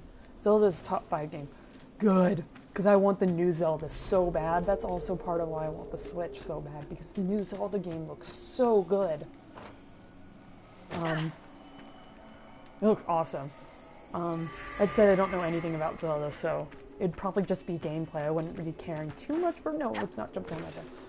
Wouldn't be caring too much for plot. I'm sure I'd get invested, but, no, the new Zelda game looks awesome from what they've shown. And I'm also... Okay, I'm considering myself a pessimist. But with consoles, I do like giving... Oh, shit. I do like giving them the benefit of the doubt. No, I'm not a pessimist. I wouldn't say I'm a pessimist. I'm more of a realist. But, it's like, I'm not going to get my hopes up for the Switch being any good when there's a real possibility it's going to suck. And you gotta go in thinking that, or else you're just going to get let down every time. Even when something's amazing, you're going to get let down because like, it wasn't as amazing as it could have been. So that's just how I see things. That's always kind of how it's been. Oh, why are you two just standing up here, dumbasses? Cassandra's the only one who's helping me. Zelda games are charming, never mentioned in reviews. I always got that feel from, like, people I know who play Zelda and, just seeing gameplays. It has a lot of charm and appeal to it, and that, I think is important. I think if a game isn't, it's like entertaining, because if it's not like that, well, what's the point? And that could make and break games as well. Yeah, I think that's important, you know? The game could suck. No, I'm kidding. It wouldn't suck. But also, game reviews tend to be, just in general, not too great, because it's like, it's just one person's perspective. I'm telling you that I love Dragon Age Inquisition, and I think it's a great game. But I know people who think it's a terrible game. And it's all about opinions. Reviews are subjective. Yes, they are. It's all personal preference, though, you know? Like I was saying earlier, I have some really shitty games that I love, and it's like, I don't care about reviews. Some of my favorite movies are terrible. Like, I love the Batman and Robin movie, from, like, the 90s, I think, with George Clooney. It's terrible. It's terrible. But it's also, like, a great movie. I don't know. That was kind of a bad example. Did you get this deep mushroom? We're gonna get it again, because I guess we're just a slut for deep mushroom now. Climbing up the ladder. This is the ladder we fell down multiple times and wanted to cry about. Ugh. What deep mushroom. I almost cleared this place out, thankfully, because that means we'll be able to leave it sooner. I don't like this area. I think it's interesting. I don't care about walking around in it, though. It's kind of just because, we'll get to it in a little bit, but, shit, what is, with this bow? Does it have, like, a rune on it or something that makes that explode like that? I want to know. There's no reviews for personal taste. Exactly, unless you're, like, talking to someone who has, like, the same taste as you. Like, my brother, I would trust his opinion on a game, because we've kind of, ooh, damn it. The armor's way better, but we can't wear it. When my brother says that he likes a game, I trust him because we grew up together playing the same games, and if he likes a game, it's probably good. But that's just taste. That's just taste. There's games that he likes that I don't care for. Like, this is controversial opinion. I don't really care for Grand Theft Auto. I'm sure I'd love it if I played it, but I don't really care to play it, and that's like his favorite game. He plays that like other people play Skyrim, just constantly. We're going backtracking. I hate that. I hate backtracking, but sometimes necessary. Anyway, if my brother says he likes a game, I tend to trust his opinion.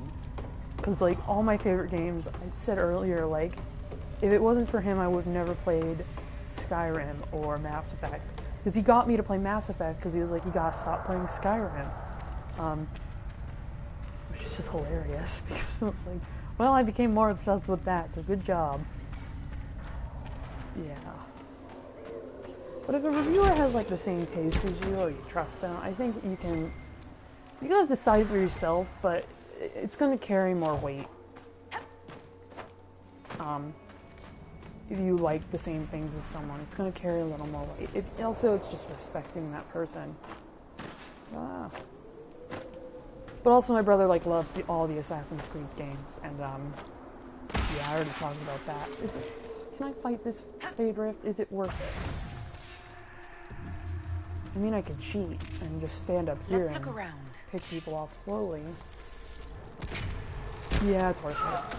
God damn it! Vivian, save me. Just the game, I like it. But it's made for you. Yeah! But also, like, I think when people are like, oh, you can't like this game because it's for kids. I think that's stupid. You're not saying that, obviously, I know, but, like, GTA, that is. Oh, okay, yeah, GTA. I don't know, I think I would like it. But basically, I don't know, there's not a lot of games I don't like. I haven't really ever played a game that was a terrible experience. Thinking it's a bad game, it's like, that was entertaining. And see, that's the thing. If it's entertaining, it's a good game in my mind. I think all the games in my childhood are terrible now looking back. But I had fun, and still do if I play it. Ratchet and Clank, great example. Haven't really stood the test of time. I think the reboot did well. Haven't really stood the test of time. But, but they're still fun to play and they're entertaining. God damn, these games. Yeah, the game's entertaining. Who cares, man? It could have the worst mechanics, but yeah, you know. Have I played any bad games? And I'm not talking like, holy shit, Blackwall, save us. Save us, Blackwall. Save us, please. Oh god, oh god. Did I run? Oh god, this is terrible. Yeah, we're good. We're getting out of here. It's not only steps since but once. Yeah. Alright, we died. Of course we did. God damn it, and those were like our level. We were the same level as those guys and we couldn't kill them. Yep, that I should have listened to you. But I think there's a slight delay between the stream and the comment. So if I saw that comment, I probably would have listened. And why are we heading back in the same exact direction as that? Okay, we had 6 health potions, which is only 2 less, but that's 2 we could have used. We're gonna avoid that place. And we'll come back at a later time. Because we don't need it right now. I mean, there's some collectibles that, I obviously want to get eventually, but we don't need them now. And since we can avoid it, it's not like we have to walk through it. You know, we can't avoid it, so why don't we? It just means we're not going to be able to get the landmark up there, but we'll come back, and it'll be great. And then there's another favorite over there, and I know that's the one we don't want to go, so I think we're going to jump off this cliff. Like a jackass. Actually, it's not going to do that. I thought we can maybe slip through there. Alright, we're going to kill ourselves. Oh, I hate seeing that. Just watching it makes my legs hurt. Just jumping off a cliff. But it's the fastest way around. Of course I'm going to do it. Right, you talk, I'll watch with my cup of tea. Hell yeah. God, I don't know why I jump off every fucking rooftop and building and mountain I see, but you can and live. Kind of like Skyrim and just die. It was a huge problem when I first started playing the game. You're not even gonna give me any loot, mofo? That's wonderful. Screw you. Alright. Let's take a health potion. As long as we don't walk into that Fade Rift, we will be fine. And with my luck, we'll walk right into that Fade Rift. I think a second chance was a little more planning. Yeah, we're gonna walk right into it. Or not? No, we're not. Okay, good. I know if I went and traveled through these... I know, okay, yeah, you make a right turn, you keep walking, you'll eventually hit it. I don't want to hit it, though. We're gonna avoid. We're just gonna pick up some good old deep mushroom. Our best friend. Don't worry about that. Alright. Tester. Smash it. Alright.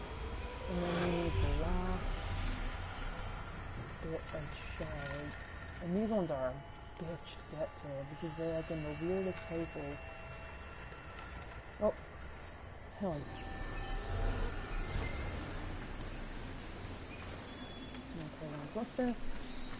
Change the landmarks, the walkways, blah blah. See this one? It's down there. And hopefully these guys won't teleport with me, so I'm gonna jump off and get it. Okay. Oh, thank God. That worked. Alright, and I'm gonna just abandon myself there. No, never mind. We're turning around. I was right. We're going this way. We are avoiding that Fade Rift. I think a second chance wouldn't hurt. I think if we did tried it again, we might be able to get maybe a little more preparation. Oh, shit. 5 health potions, not enough. But I don't want to go back and get it. Oh, I walked right past the shard, didn't I? Yep.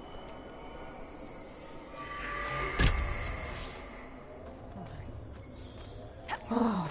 3 more shards, and then we can go open all the shard doors. And get some cool perks, like fire resistance, which isn't just... The only reason I'm here is because, like, usually I would wait until later in the game to come here and get some of those, perks like fire resistance, spirit resistance, I think it's ice resistance is the last one. But, like, when you're playing on hardcore difficulty, you need to get it now. Is this Fade Rithbirth? Actually, wait. We walk right by a camp and then we don't rest at it. Stupid. Get our health up. Alright, we're good. Is this Fade Rith? I could go up there if this doesn't work out. Yeah, there's 7. We're gonna get, so we're doing 2 levels. I totally lost my train of thought. Oh, we're still gonna get XP from them, but it's not gonna be that hard of a fight. But I didn't like say that last time. Oh, this won't be that hard of a fight, and then we ended up with just dying. Because both Blackwall and Cassandra died, and 2 tanks that I need just died on me. Because that's and my abilities. Oh, we can heal ourselves, but you know what, let's not. Let's just live on the line of sight. Just let ourselves die. No, we'll take it again.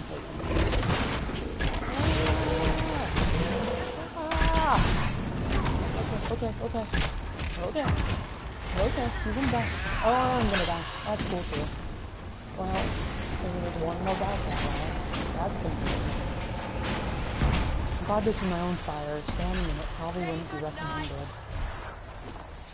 Wake up! There we go. Any good loot? Probably not.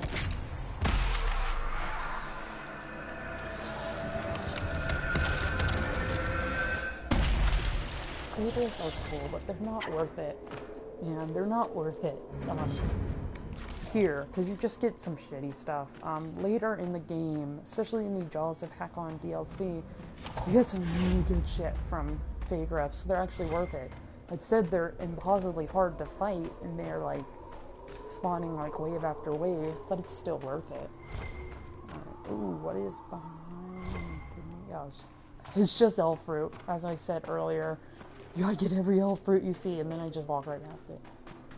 I know going up there will get me faster, but I don't think that's possible. So we're gonna walk all the way around, inconvenience ourselves. Because that's what I do best. Inconvenience myself in every way, shape, and form.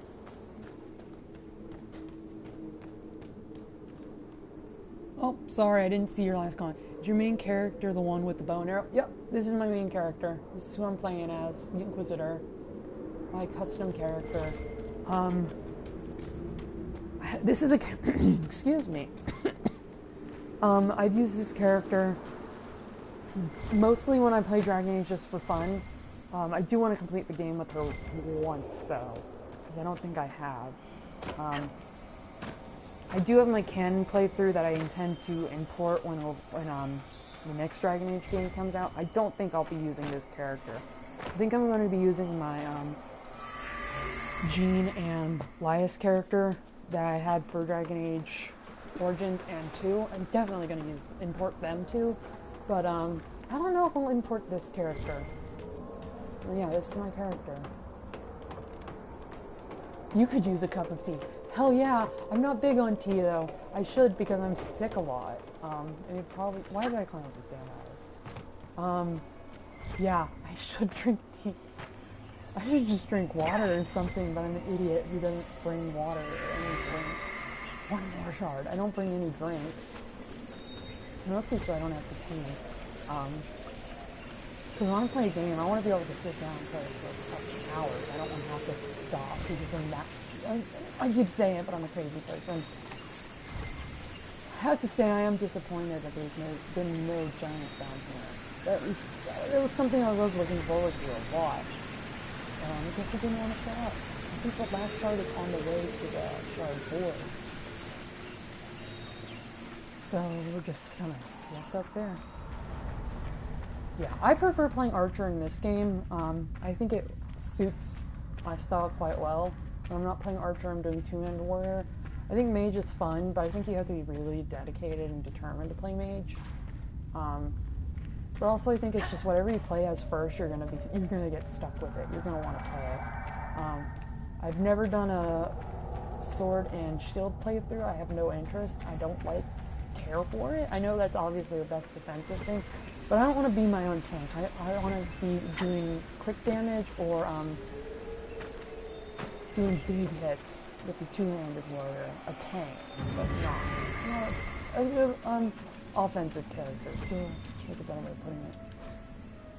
Description taken at the temple door, and the forbidden waste is followed by a translation. A writing is shaky and uneven, as though the writer labored to complete the task. Blah blah blah, some elfish arrogance became our end. Come not to prideful place, let humility grant favor. I should have tried to read the elvish shit. Something feels wrong here. It's worth by the door. I agree. Something's not right. Yeah, whatever, Blackwall. I hate Blackwall. It's my favorite and my least favorite. Both at the same time. Good tank though. If you need a good tank, you gotta bring Blackwall. Alright. That's a spirit door. Here's the ice door. Here's the fire door. We're gonna be fighting more enemies that have fire damage. What got me to stream? I'm thinking about it.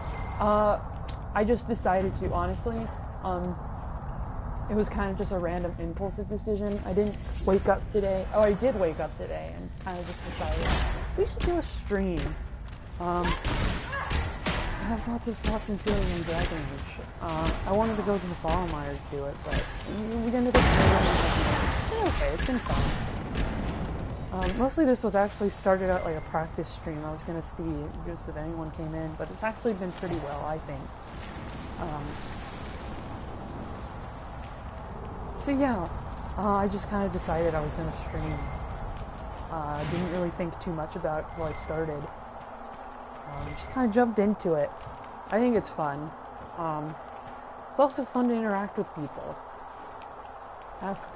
Answering questions and asking them, getting opinions and shit. It's fun.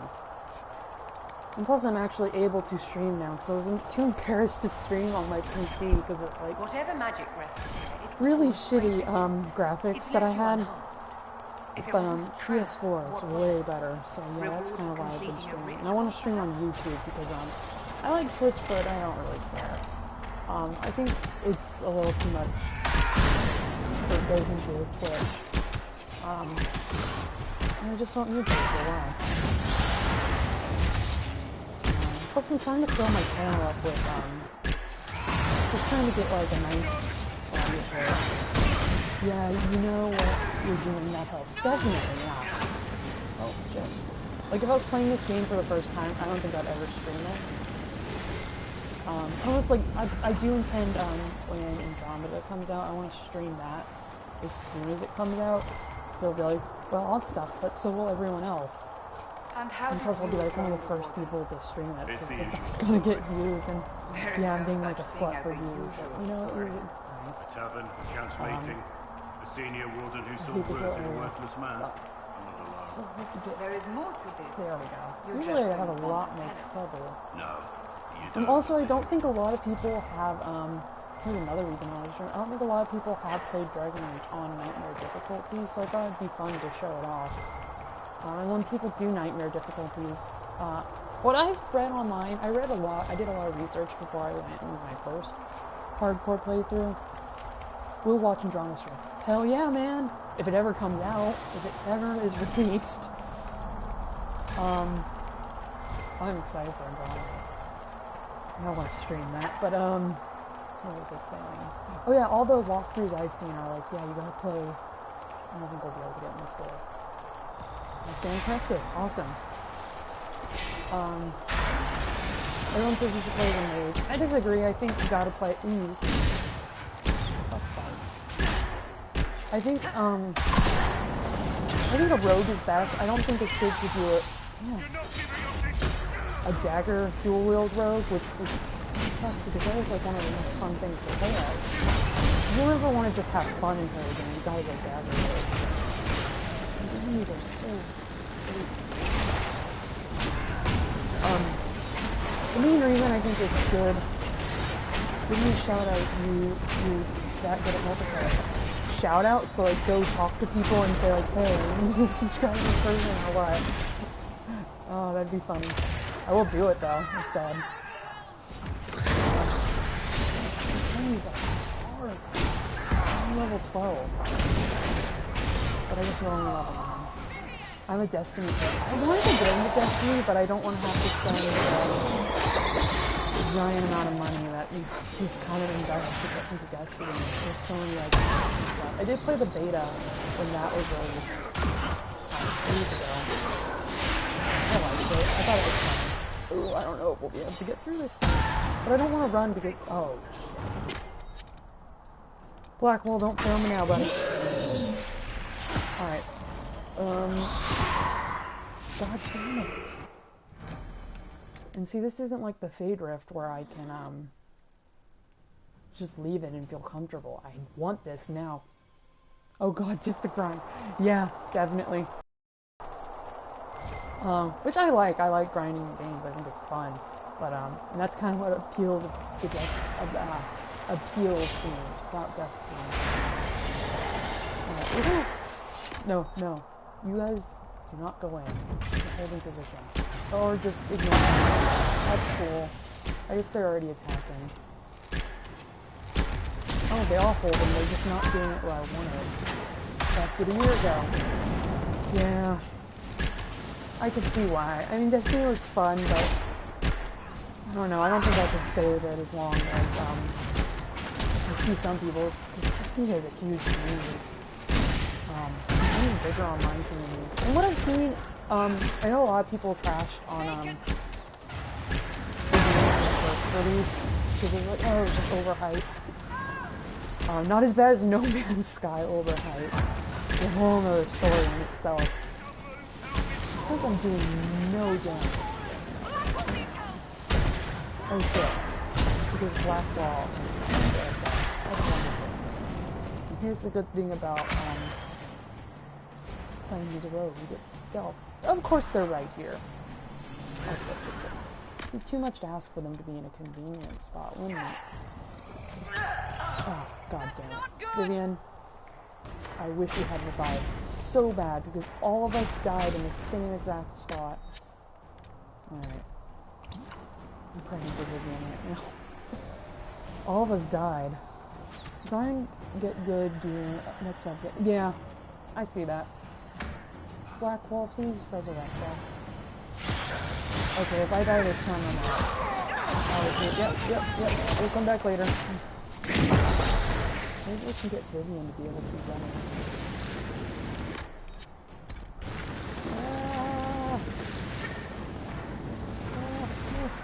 Yeah, we're ditching that. We'll come back later.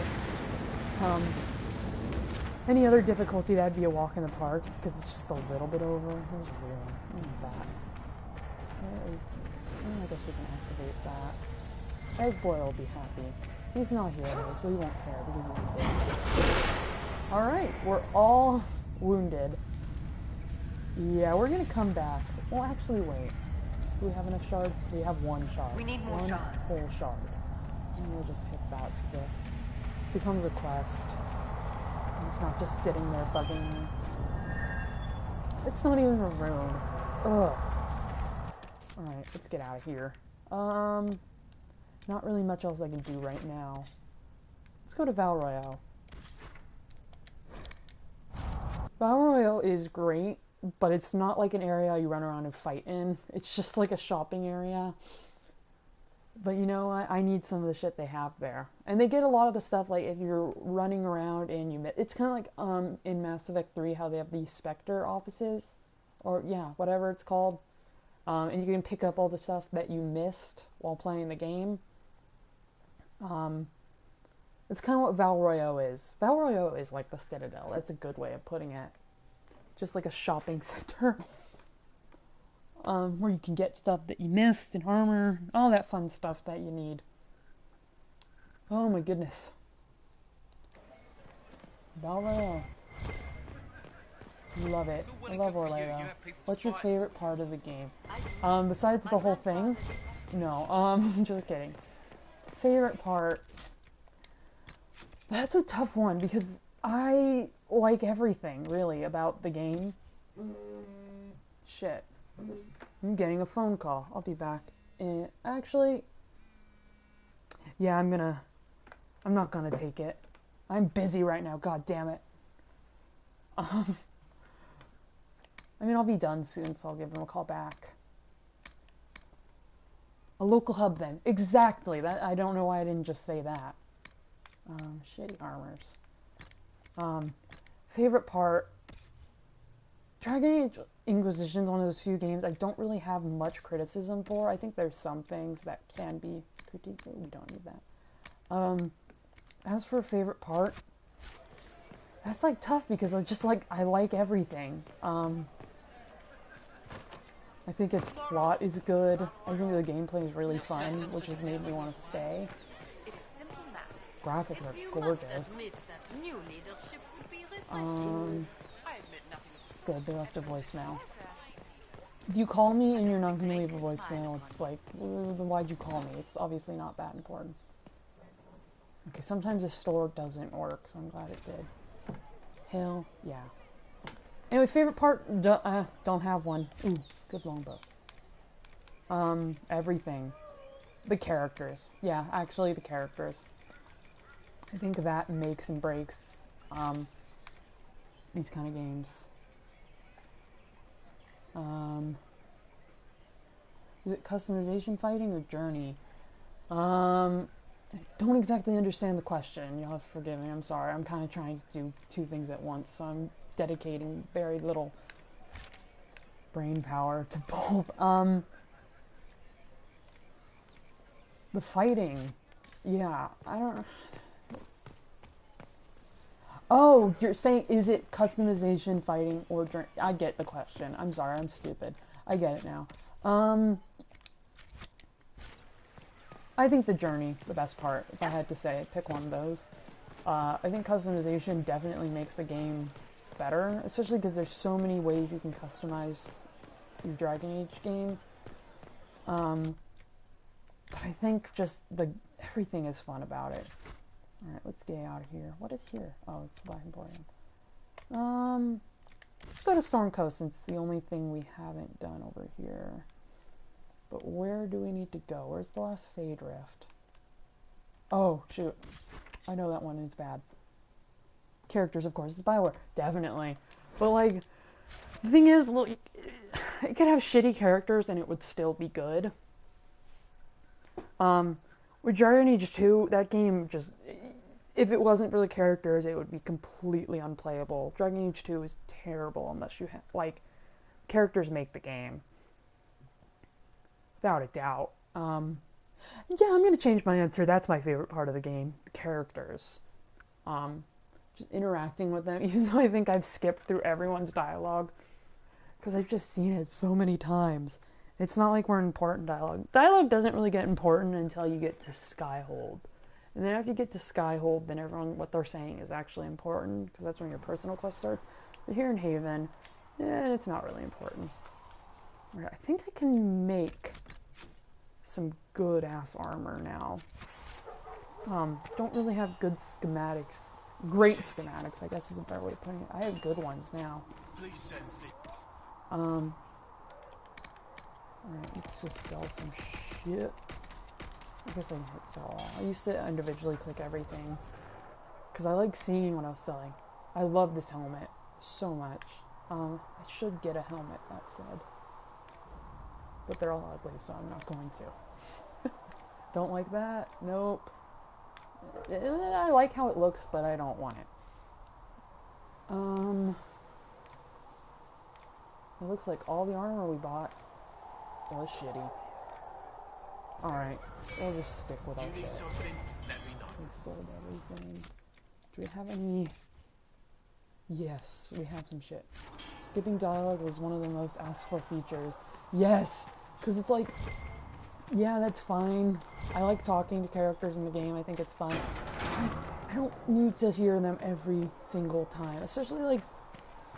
There's people where it's like, I've talked to you, or like store owners. I don't need to talk to you again. Just let me skip through your dialogue.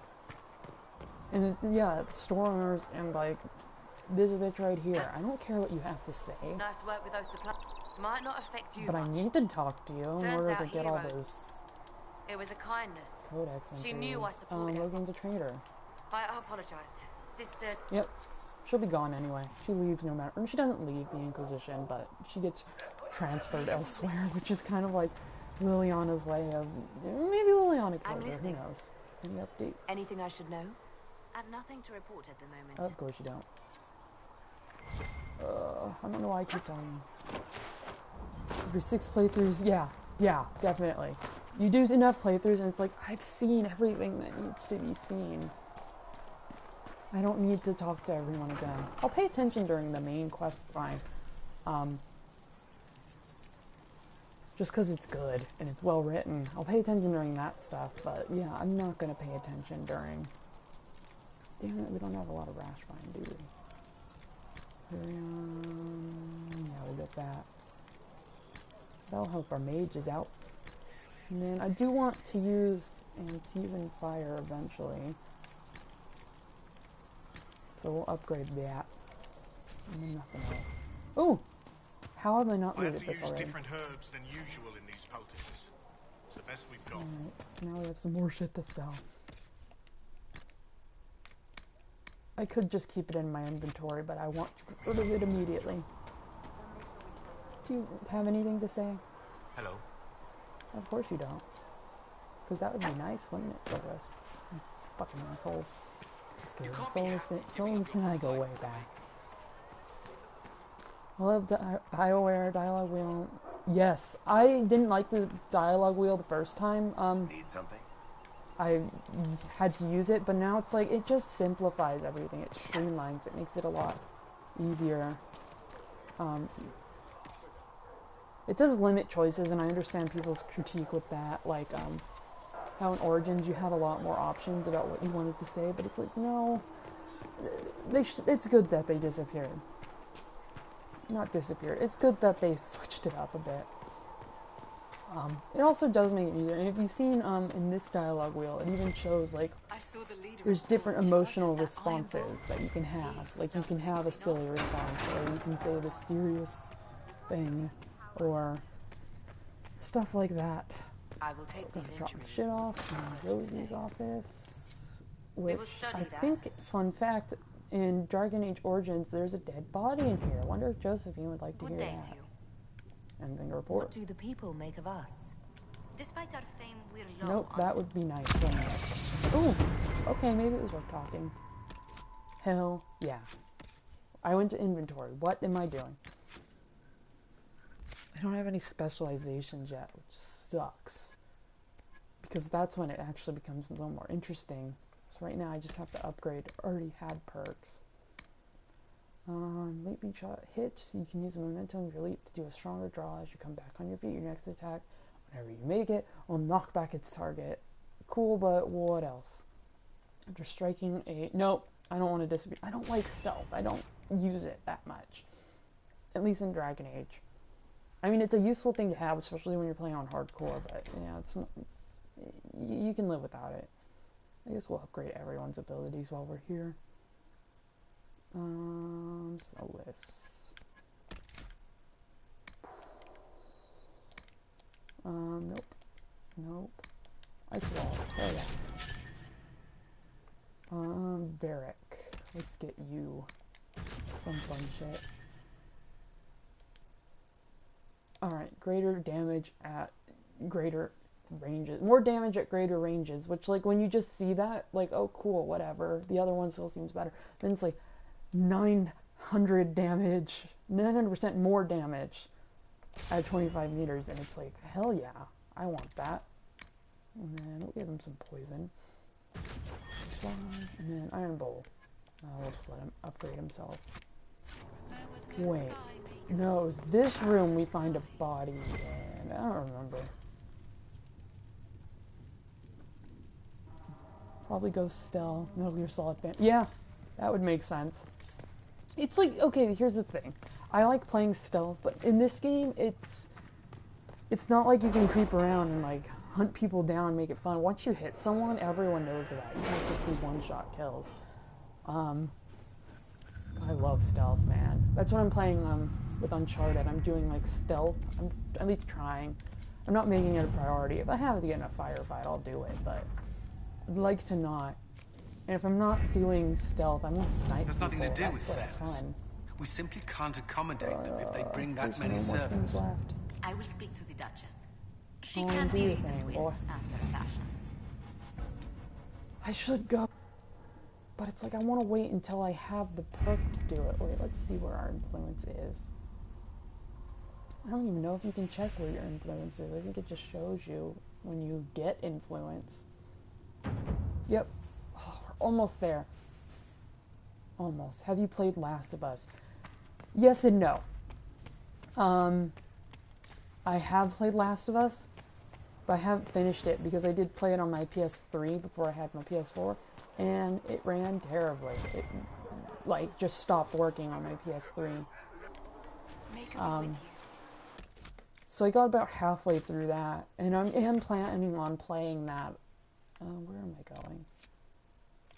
We still have so much to do here. I guess we'll go. I guess. So I didn't finish Last of Us, but I did play most of it, and I know what happens and everything. I watched my brother play the entire game. I love it, man. I'm gonna cry if I think about it too much, though. Who should I bring? I think we'll bring everyone. No, we're gonna bring a weirder group. This is Team Party. Everyone's fun. Great game, great story. Good to know. I'm excited. I do want to play it. And Troy Baker's in it. Troy Baker could do anything, and I love it because Troy Baker's awesome. Oh, back to the Hinterlands. We're almost done here, thankfully. I love the Hinterlands, but I don't. It's not my favorite area in the game. I think my favorite area is... Oh, I mean, besides them all. I really like the, what is it? The Frostback Basin, I believe it's called. It's from the Jaws of Hakon DLC. I think that is a fun place to run around in. Even though it's just, like, everyone's overpowered. Everyone's on steroids. But if we're talking base game, and Priest de Leon's great because it's like there's a bunch of Red Templars there. And where was I planning on going here? There we go. I was going to go to this cabin. And it's snowing, and it's hard. It's hard. You gotta be ready for it. Ooh. Yo. Dispatch Troy Baker, yep. I'm not even surprised Troy Baker's in Metal Gear Solid. He's in everything. You'll hear a bird chirp in a game, and I'll be like, oh, is that Troy Baker? He's in everything. But he's also good, so I think he's more than worth it having in your game. Report. What I need is for her to... I can't remember what it's called, but there's something only the Templars and the mages have on them. So I need her to give this to me. That requisition. Tapestry? Are you gonna give me one? God damn it. Yeah, Troy Baker's in everything. This might interest you, sir. When are you gonna run out of requisitions, bitch? Apparently never. Oh, that's potions. Oh my goodness. I'm gonna be out of supplies. Maybe all that deep mushroom will come in handy if you want deep. There we go. This is the one I want. Needed Ferelden Mox. You should check out the Last of Us live performance. I think I watched that if, oh sweet, we got our Inquisition perk. Hell yeah. I think I watched them do that. I think I watched the live stream when they did that live. Which, like, I got so emotional because it's just such a beautiful game. Ooh, ooh, ooh, they have a chest going, hopefully. Sometimes they have the chest and you can't open it. I need to watch that again, though. Thanks for reminding me that that existed, the Last of Us live performance. Oh, if they made a movie for Last of Us, which I think they are intending on, I'm all on board, because that is one of the few games that, like, yeah, it needs a movie. I think any Naughty Dog game needs a movie. Except Uncharted, with how the progress has been going with the Uncharted movie that's planned, where it's like, they just keep changing everything. It's like, just stop doing it then. If it's not working, it's not working. They give me these chests, and then they don't put anything in them, and then I can't open them, and it's just, it hurts. I hope this spider has some of that requisition shit. Yeah, the end of The Last of Us. Oh my god, talk about like a moral debate. Holy shit. I had a debate with my ethics teacher in high school about it. It wasn't a debate because we were both kind of on the same side, excuse me. Like, yeah, what Joel did was bad, but also, like, I feel like if he didn't do that, everyone would be super pissed. Because it's like, yeah, if we kill Ellie, we'll have a cure potentially, maybe, but, is it worth it? I think it might be, but also, yeah, that would be hard. That's a sad ending of a game. It's happy because, like, Joel and Ellie are alive and happy, but devastating because it's like, well, humanity's still gonna suffer for a little bit longer, at least, until they can find maybe someone else with a cure potential. I don't know. I'm glad we're finally able to come over here to the Witchwoods. Joel's decision is based on that. Yeah, true. He's already lost his daughter. Oh my god. Dude, that opening scene of Last of Us, it's not an opening scene, I guess, but like the prologue, there we go. Prologue of Last of Us, when, you're walking through, the city as it's like, everything's like falling to shit. Oh my god. And then your daughter gets fucking shot. That just, oh my god, that's heartbreaking. All these decisions based on hope. Oh my god, yeah, it's all philosophical and shit. God, it's such a, good game. Naughty Dog makes good games. God damn it. I need to get some better armor, man. I need to just get that ugly armor. They're both wrong. They're both wrong, but that doesn't mean I'm gonna be sad. I'm gonna be sad no matter what, though. I like cry at the end of every game. Especially Mass Effect. I think Dragon Age has made me, like, emotional once. And it was because I was more so stressed. The first time I played Dragon Age was, like, such a stressful experience. It's like, you got the lands meet, and you got all this, and if you do, and I was trying so hard to make all the right decisions, but it's like, you just gotta play the game, so I ended up just stressing out. Yeah, Last of Us, man. Oh, and that game has good stealth mechanics. Yeah, it's great because it's like, it's a debate. There's gonna be some people who are super pissed at Joel and they think what he did is unforgivable. But then there's gonna be people who, kinda like me, who like, yeah, it was the wrong decision, but I probably would have done the same. And that's the thing, it's like human decisions. It's a human character. It feels very 3D. He's not just a one-dimensional character. It's just, yeah. I think you mean emotionally. Yeah, true. That's true. I'm not just sitting there like, oh, heartless and stuff. Like, I think if you don't get emotional, especially modern games, it's like, what's wrong with you? Because games are just increasingly becoming more of an art form. I don't think people have really realized that yet. That games can be art. I hate Spellbinder so much. That's true, yeah. Games make me over-emotional. It'll be like, happy ending, and I'll just cry my eyes out because it's like, oh, everything ended up happy. But it's like, here's the thing. I think I'm a weenie because it's like, I've played Mass Effect so many times, and I still cry no matter what. I'll still cry like a baby. Yes, I've already been here. It's not just crying, it's like sobbing, if anything. Because no matter, okay, you can have the destroy ending where you live, and that's cool, but then I'm like, yeah, but Edie's dead. And, I love Edie. I love Edie so much. I think I said Eevee. Shit. Playing too much Pokemon. But it's like, yeah, but Edie's gonna die. And then you got the synthesize ending. And just that scene, I've done it once, even though I think it's the best decision. Kind of have my own Joel moment there, where it's the best decision, but I'm not gonna do it because it's sad. And there's just a scene where you're falling, into the, like that green beam. And it's just, oh my god, that scene. I just think about it and I get emotional. And then I don't think I've ever done Control, even though I think it's also a really good option. Whether you're doing, shit, this is later thing. Trying to socially yeah, true. That's true. It's also like, good thing I didn't stream myself playing Mass Effect, or I'd just be sobbing on stream. And it's like, yeah, it's a human emotion and everyone does it, but it's also like, this bitch is crying on stream. Oh my god, Mass Effect, man, that was a trip. But even be like, I'll just cry because something's over.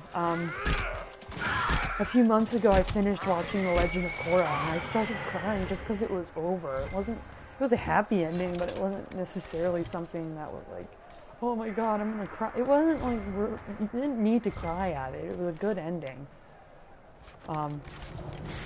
Avatar, I cried just because it was, oh my god. I need to hold a whole podcast, a whole episode of the stream about talking about Avatar. That shit's awesome. Yeah, I'll just cry because things are over, and that's just weird.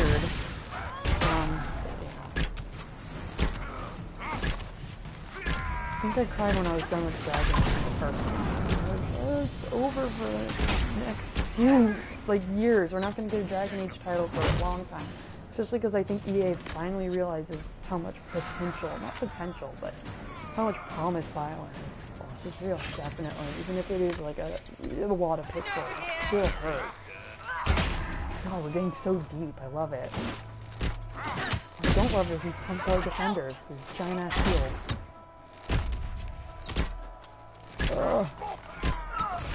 God damn. How is Sarah and Iron Bull, like the weakest people on our team, the only ones that are like, never mind. Oh, we're gonna die. We're gonna die. We're gonna die. I shouldn't have used the health against Sarah, but I didn't think I'd be alive. Okay, we're going into stealth. And we're running away. We're gonna get this loot because our loot is more important than our friends. And there was a Ferelden lock.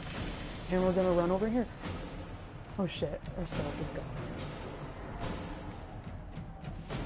We're gonna run over here. We're gonna go to a camp and get our bearings together. Which camp is more worth it? Actually, we'll go to the Templar camp. Because now I can get the Templars, and they'll drop a bunch of Ferelden locks, which would be awesome. Hopefully enough to go fill that requisition. Then we'll be done with the requisitions here. Well, it won't be done because it'll just be repeating again.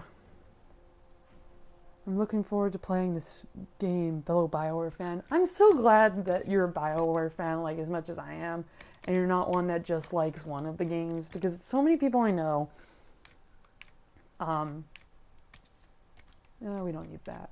So many people I know just play one or the other, and that's great if that's what you want to do, but I don't know. I like all BioWare games. We didn't do what we were fucking going to actually do. Oh, here we go. Got lost on the map. Man, just BioWare's the best. Holy shit, I love BioWare. They don't make bad games. Dragon Age 2 is still a good game, even though it's not. I'm glad you're looking forward to playing this game, though. I think you'll like it based on this conversation we've been having. It's just a good game. It really is. Alright, let's just jump away. Oh, wait. Yeah, the Templars are this. The mini map became purple because it's like it wants you to be able to find it yourself. It makes it so hard. It's just a big purple blob on the map, and it's like you're not find it, which is really hard. If you're trying to find like a small thing. Luckily, it's an entire Templar encampment, and I know where it is. Alright, it's getting a little bit easier. So we're level 10 now. Gonna avoid that area. Best of our abilities, of course. Well, Feather Charm. Just completely useless. I hate that about BioWare games. Not BioWare. Well, it's mostly just Dragon Age. I'll give you loot and it's like, it seems important, but it's like, no, it's not. It really isn't. It's just for selling. And even then, you're only getting like a few coins from it. Like, is this really worth it? Was this really worth shopping for? Ooh, shit. Those archers. Easy to kill, but if you leave them alone, they'll destroy you. Damn it! Help me, Sarah! Thank you. I'm saying thank you even though I basically resurrected myself because I had to do it. You end up king or queen in this game. No, you do not. Unfortunately. You just you get raised to the Inquisitor, and by the end of the game, that is very important. Right now, it's like you're kind of just like a rogue organization, with some loose chantry ties. But by the end of the game, when you're the Inquisitor, it's a huge deal, and you basically is like being a king or queen. And you do here's the thing that I love. You can judge prisoners in this game. You get to sit down on a throne. That you can customize your throne. You get to sit down on it and judge people, and you can execute people, send them to prison, make them work for you. So in that aspect, yeah, you kind of do become like a king or a queen like figure. You get all the power. I love that. Still picking up iron even though you don't need it. Yeah, you don't become king or queen, but it's comparable. Being Inquisitor is comparable to being a king or queen. It's better, because in Origins, when you become king or queen of Ferelden, it's like, okay, this is cool, but you don't get to live through that power. And even like in, I don't know if you play Dragon Age Awakening, and that's cool because you can also like judge people. You get a little taste of power there, but not as much as you'd like. It just lets you listen, just a bit. Right. Varric, I forgot I had Varric. Maybe that's why we're dying. Damn it, Varric.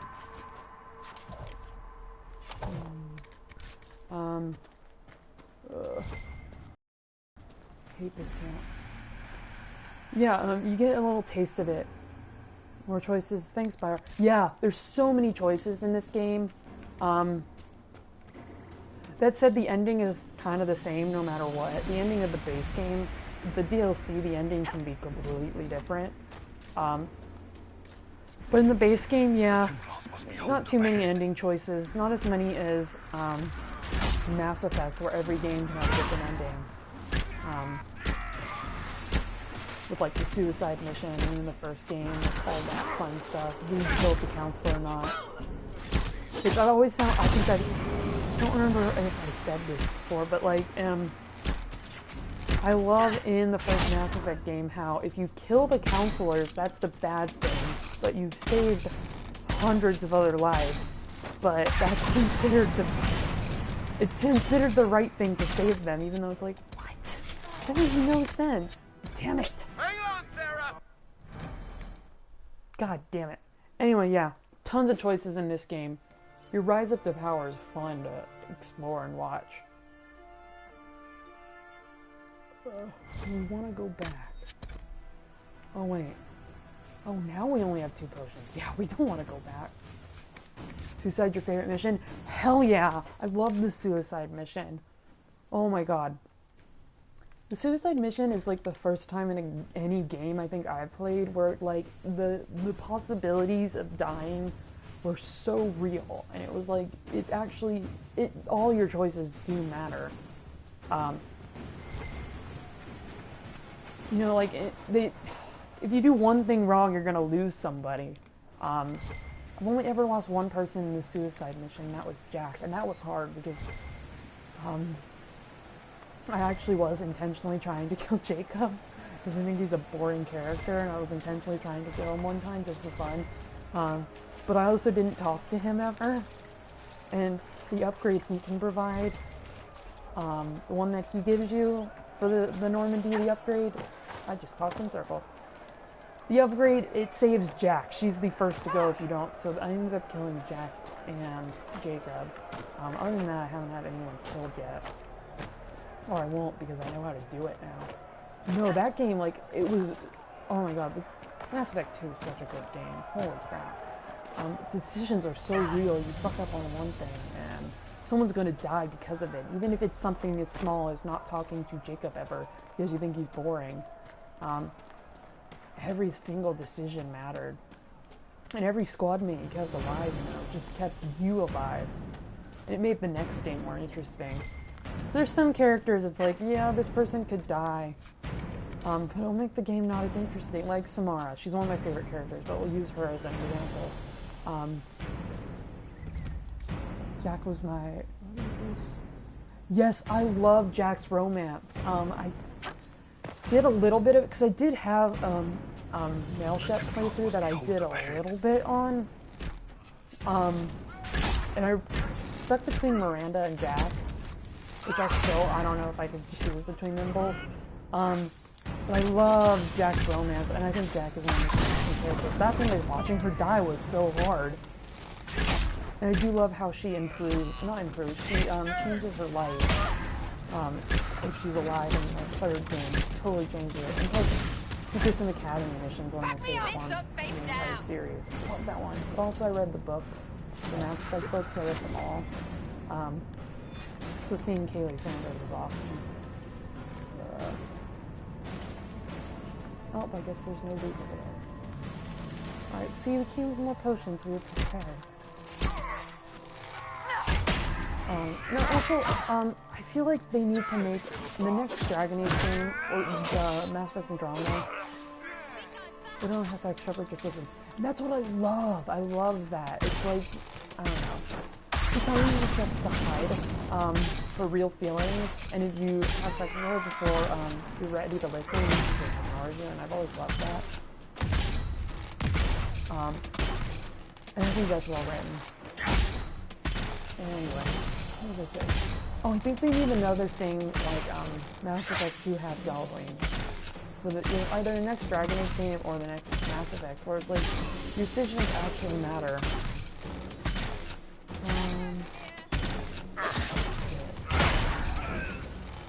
There's kind of both roads, that's like what perks, I'm aiming at nothing. Or perks are arranged for me, it gets confusing, I need to switch those out. Alright, let's get back to life, please. Please. Please. So I have to manually do it. Your character does a 360, definitely. I love it. That's what's cool about Jack, she's like this total hard-ass asshole, kind of, not an asshole, but like, she has good reason to be so, I guess. But then she totally changes and becomes like she's such a good character. I love Jack. That's why when she died, it was so hard. It was like, come on. I'm okay with Jacob dying because he's a jerk and he's terrible in Mass Effect 3. And then you romance him, he cheats on you, which I just found hilarious. I've never romanced him, I've never wanted to, but I have some friends who have, and I feel so bad for them. He's like, he'll cheat on you no matter what, he doesn't care. At 6 months you were on Earth in prison, he doesn't give a shit. Too long for him to wait, he's gonna go get another girl knocked out. Not even a challenge. Everyone else is loyal. The refugees should be safer on the King's Road now. Oh yeah. Still have those apostates to deal with though. Hell yeah, we do. Alright. Get some good loot. Jacob's dad. Oh my god, Jacob's dad. What a douche. Maybe that's why Jacob's such a terrible character. He has a shitty dad. But I had a shitty dad, and I think I turned out alright. Jacob, though. Oh my god. That mission's fun. I love that mission. That's what I didn't like about when I did the playthrough where I didn't talk to Jacob at all. I didn't get to do his loyalty mission. And there's no way to fail his loyalty mission. It's not like some of the other ones, like Things, where you can, or Samara and all those, where you can totally screw up. It's one of those few missions where you get it no matter what. The loyalty comes no matter what you do. Even if you totally mess up. That's a fun mission. Really tough though. Ugh. That's like the only interesting thing about Jacob. His dad. His dad, he's a piece of shit. That's not a good trait to have. He's just boring, and I know people give that critique about Caden. I left him there. I never did that, but I wanted to, and I should have. I really should have. Because he totally deserves it. I always bring him in justice because I do Paragon playthroughs and I try to be a good person, blah blah blah. I'm gonna leave him there next time. Totally deserves it for what he did. But I also like the idea of him rotting in a prison for the rest of his life. And having to hear in a trial them be like, oh, here's what you did. Yeah, next time I play Mass Effect, I'm gonna do that. Alright, anything good? We don't even have a mage on us. Nope, why did I switch that out? I don't want that. Swedish Fingers is cool. Like, that's a cool sword. But, it's kind of shitty, so we're not gonna take it. And Iron Bull's obviously not a mage. He's not a Cerebos. I can give him some new shit, though. Nope, they're all the same. Alright, and then we just got some accessories. Winter Pact. Oh, that's just for mages. We don't have any mages. Why do I keep thinking I do? We'll just ditch it then. If I have an accessory that only works for a certain class, I'm just gonna leave it. Or ditch it. Alright. Let's go kill some apostates now. Back to our favorite camp. I've done the prison, just morally I had to leave him there. I know, it makes sense, you know? Leaving him there to rot. Jacob's dad's such a shitty dude. But that, like, talk about interesting twist. Like, his dad's dead, but is he really? No, he's not. Requisitions. Wait. Oh, we need more for Elden Mox. Oh, we did get them all, right? But, then we died because this place is too hard. Some Imbrium. Iron, all that fun shit. Yeah, Mass Effect has some interesting decisions you can make in regards to that. I tried to do the good thing, but I've also fucked up a few times and done the wrong thing on accident. Or the right... I've done the right thing on accident and the wrong thing. I don't know. Why aren't you dying, sir? Oh, I didn't realize another person's here. Hi, hello. Come talk to us. We're having fun. Talking about shit. Making fun of Jacob because he's terrible. I mean, just bitching in general. It's always fun, you know. Oh, the elf fruit. Fun fact, elf fruit's medicinal, its medicinal purpose was discovered in the year 420 in the Dragon Age lore, which is hilarious because it is compared to, like, marijuana. Oh, I'm full of useless trivia like that. Damn Spellbinder. Why did I pick a shitty team? Oh yeah, because I wanted to have fun. I wanted a fun team. These guys have the best dialogue. Like, they're great. There's certain teams that I like in this game that work really well. And Iron Bull, Varric, and Sarah. Not very strong team. Not strong at all, but they're great. My favorite team, I have Sandra, Dorian, and Iron Bull. I think I brought Iron Bull. Originally I just brought him around because I wanted him and Dorian to get together and have to carry them around for a while. And then he grew on me. I still don't think he's the most interesting character. Well, he's an interesting character because he's a Qunari and he's a part of the actual religion. He's not just a talent shop. He's actually practicing Qunari. Anyway, that's my favorite squad. I like bringing them around.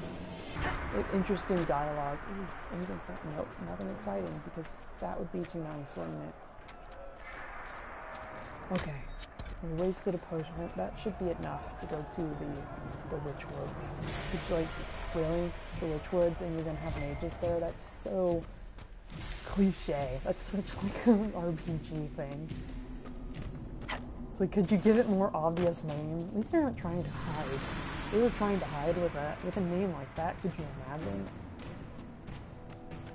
I think once we get, or we kill all the mages, we'll be able to get Corporal Vale. He'll be our agent, which is awesome because we want our war table time to go down because it takes so long. There's a mod for PC that takes the war table missions timer down, and that's cool and all.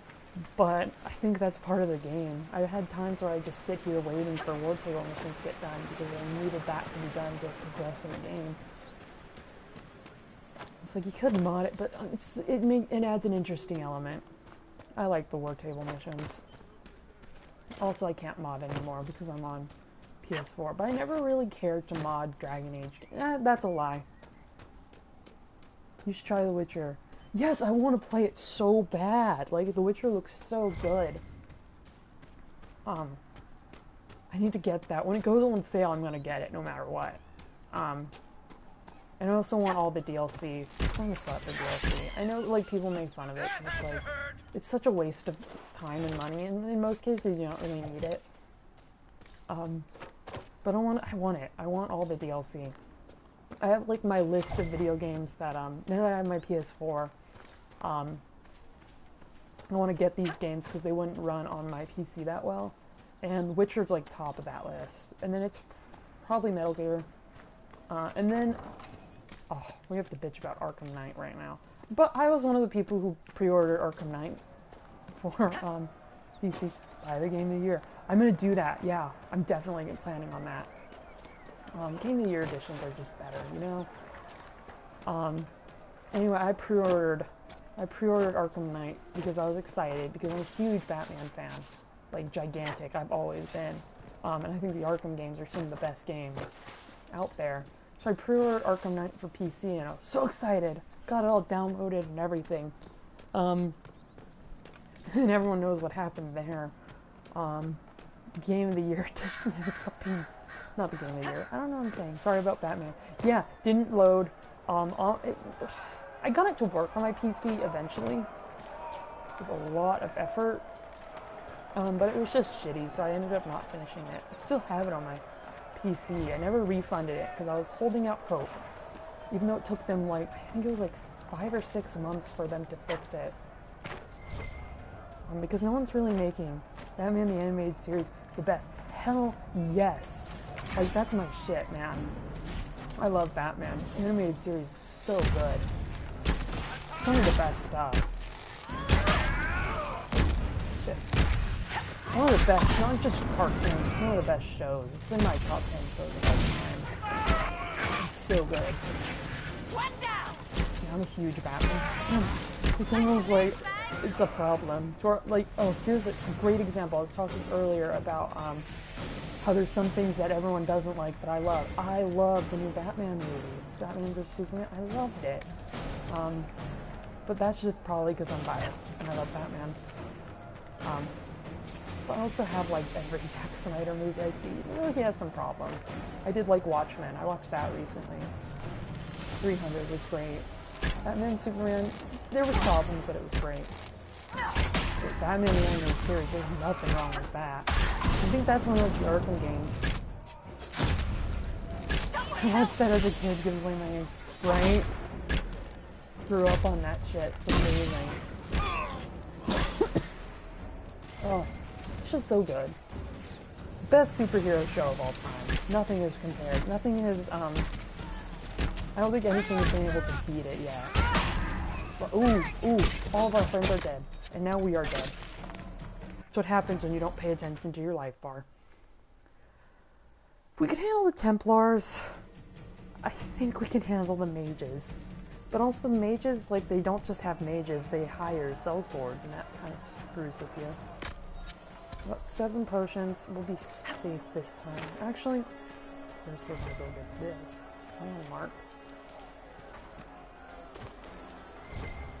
Oh, also the thing about Batman the Animated Series, it held up. There's a lot of shows that don't hold up. They don't stand the test of time. They end up becoming shitty. Like, they're a product of their environment. Batman the Animated Series, you can rewatch it and all those episodes are amazing. Still are. Hella good. Alright. Quick prayer. Help us.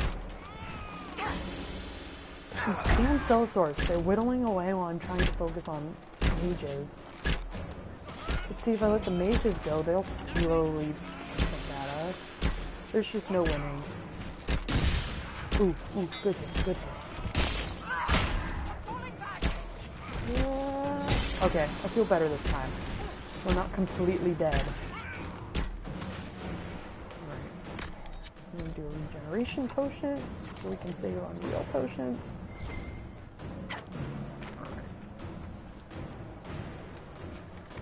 Golden lock, we don't need any more of those though.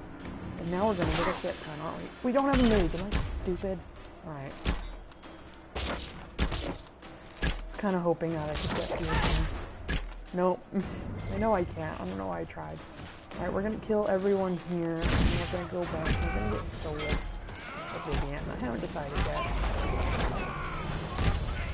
Probably Solus. Yeah, he'll work better with the team I have. We'll bring Solus and we'll replace Varric. Mark Hamill's Joker. Oh my god. Best Joker. Without a doubt. I think Mark Hamill's Joker is the best. He's my favorite Joker. I consider him my Joker because, like, that's what I grew up with. I think Heath Ledger's also really good. The other Jokers, alright. Troy Baker, doesn't he? Yeah, he does the Joker in, it's Arkham Origins. He does it there. And that's pretty good, but it's not Mark Hamill. It's not Mark Hamill. Do you have any? Yes. Awesome. Yeah, Mark Hamill. I remember when I learned that Mark Hamill does the Joker. It blew my mind, because it was like, really? Mark Hamill? The guy who plays Luke Skywalker? It still blows my mind. Let's bring Blacklaw, actually, as well. It's just mind-boggling that frickin' Luke Skywalker does the Joker's voice, and probably one of the most familiar. Everyone's familiar with that. I was so sad when he retired. Liked Origins. Origins is good. I think it was one of the... It's kind of like what I was saying of Star Wars earlier. A lot of people didn't like it, but it's like, but it's a good game still. You're just comparing it to the rest of the game. Yeah, when Mark Hamill retired as the Joker, I was so bummed. And then he came out to be Killing Joke, which I was so excited for because it's my favorite graphic novel of all time. And then it ended up being garbage. Oh, and I'm also a huge Batgirl fan. Batgirl's my favorite superhero. And they ruined her. They made her like this really shitty character. Yeah, they ruined her. And I was so excited for that. I was so excited. And then they butchered it. Like, I told people, I had to tell everyone I knew who even liked Batman just a little bit, like, don't watch Killing Joke. Don't. I wish I didn't. Usually, like, I'll say, like, oh, I'm glad that I saw it. I didn't like it, but I'm glad I saw it. Not the case. I wish I didn't see it. I wish I didn't see it and I knew it was bad. Anyway. It sucks that Mark Hamill came out to use Joker and then he ended up being in a shitty game. Batgirl sex scene. Yes, that was what was, like, that half an hour they added. It was just like, why is this necessary? Why do you need to have this? Leave Barbara Gordon alone. Enough bad things happen to her. And they made her, like, a weak character with what they added. Like, they made her go from, like, a really strong, great character. She's just like this wimp who just like, oh, I don't really want to crime fight anymore. Oh, now that I've had sex with Batman, I'm not gonna fight crime anymore. It's just like, why did you even have that? There's no reason to have that. But they did. They were trying to add depth to their character, I understand, but there's better ways of doing that. You don't need to make a character have sex with give them life. And that hurt, because like I said, Batgirl is my favorite superhero, especially Barbara Gordon Batgirl. Watching them just ruin the character like that is slander what they did. What they did to Barbara is slander. So yeah, I wish I could erase that from my memory. Erase the fact I watched it. It served no purpose to Batgirl or Batman, right? It was just there. Whoever wrote that, I hope they got fired. This sounds mean, but I'm glad that movie didn't do well, because if it did, that means people would think that's what happened, but luckily they did, the word got spread.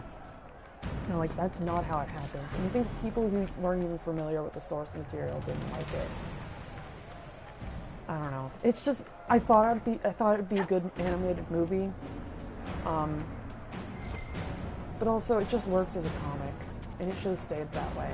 It should have stayed Alan Moore's original vision. Or they could have just done a true to the comic, you know? They could have stuck with it. But they had to add things. It's like, you don't need to. You have, it pisses me off.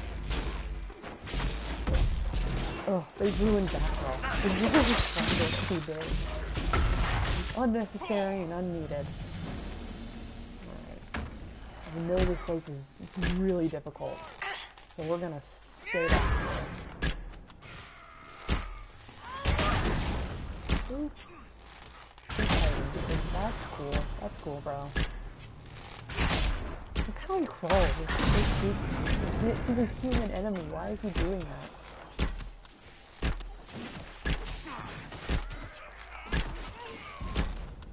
Yeah, exactly. It made Batman weak and Batgirl vulnerable. And it's like, that's not what they are. I mean, Batman has weaknesses. Yeah, but it was like, that's not true to what they are. And it's like, they could divert from it. You know, I'd be okay if they diverted from the source, but they ruined it. They didn't divert well. It felt like whoever wrote it was like a child that ruined it in that way. I feel like what I wanted for years, at least, is like, an adaptation, excuse me, an adaptation that's true to the source, and they didn't do that. And I'll never forget them. And this did, like, I loved all the DC animated movies. I thought they were amazing. And they ruined it. DC animated universe is amazing, by the way. They're not doing so good movie-wise, but the animated universe is fire. Until they're like, joke to it. I'm kind of Refugees should have an easier time on the King's Road without the mages causing trouble. Never got a cool staff. It's probably not that good. They give you a lot of loot and it's valuable, and that's what it's useful for. It's not that strong, but it's valuable. That's gonna sell for a good amount of money. I think it's the first time Bruce Timm dropped the ball. Right, everything he's done up to that was great. And it's not like I'm going to hold that against him. I'm not going to, like, everything Bruce Timm does from now on, I'm not going to watch. I don't think it ruined his reputation a little bit, but, like, I don't know. I have hope in what he does. Bruce Timm, if you asked me before, Bruce Timm does no wrong. But then he did that, and he was like, maybe he does. Maybe he can fuck things up. What's gonna be here? It's gonna be good loot, because we got the cave open, too. We got all those puzzles. Oh, uproot. Hell yeah. Right. Onyx is good for dyes. Makes everything... Ooh, we got Fade Touched Onyx. That won't be useful until later, unfortunately.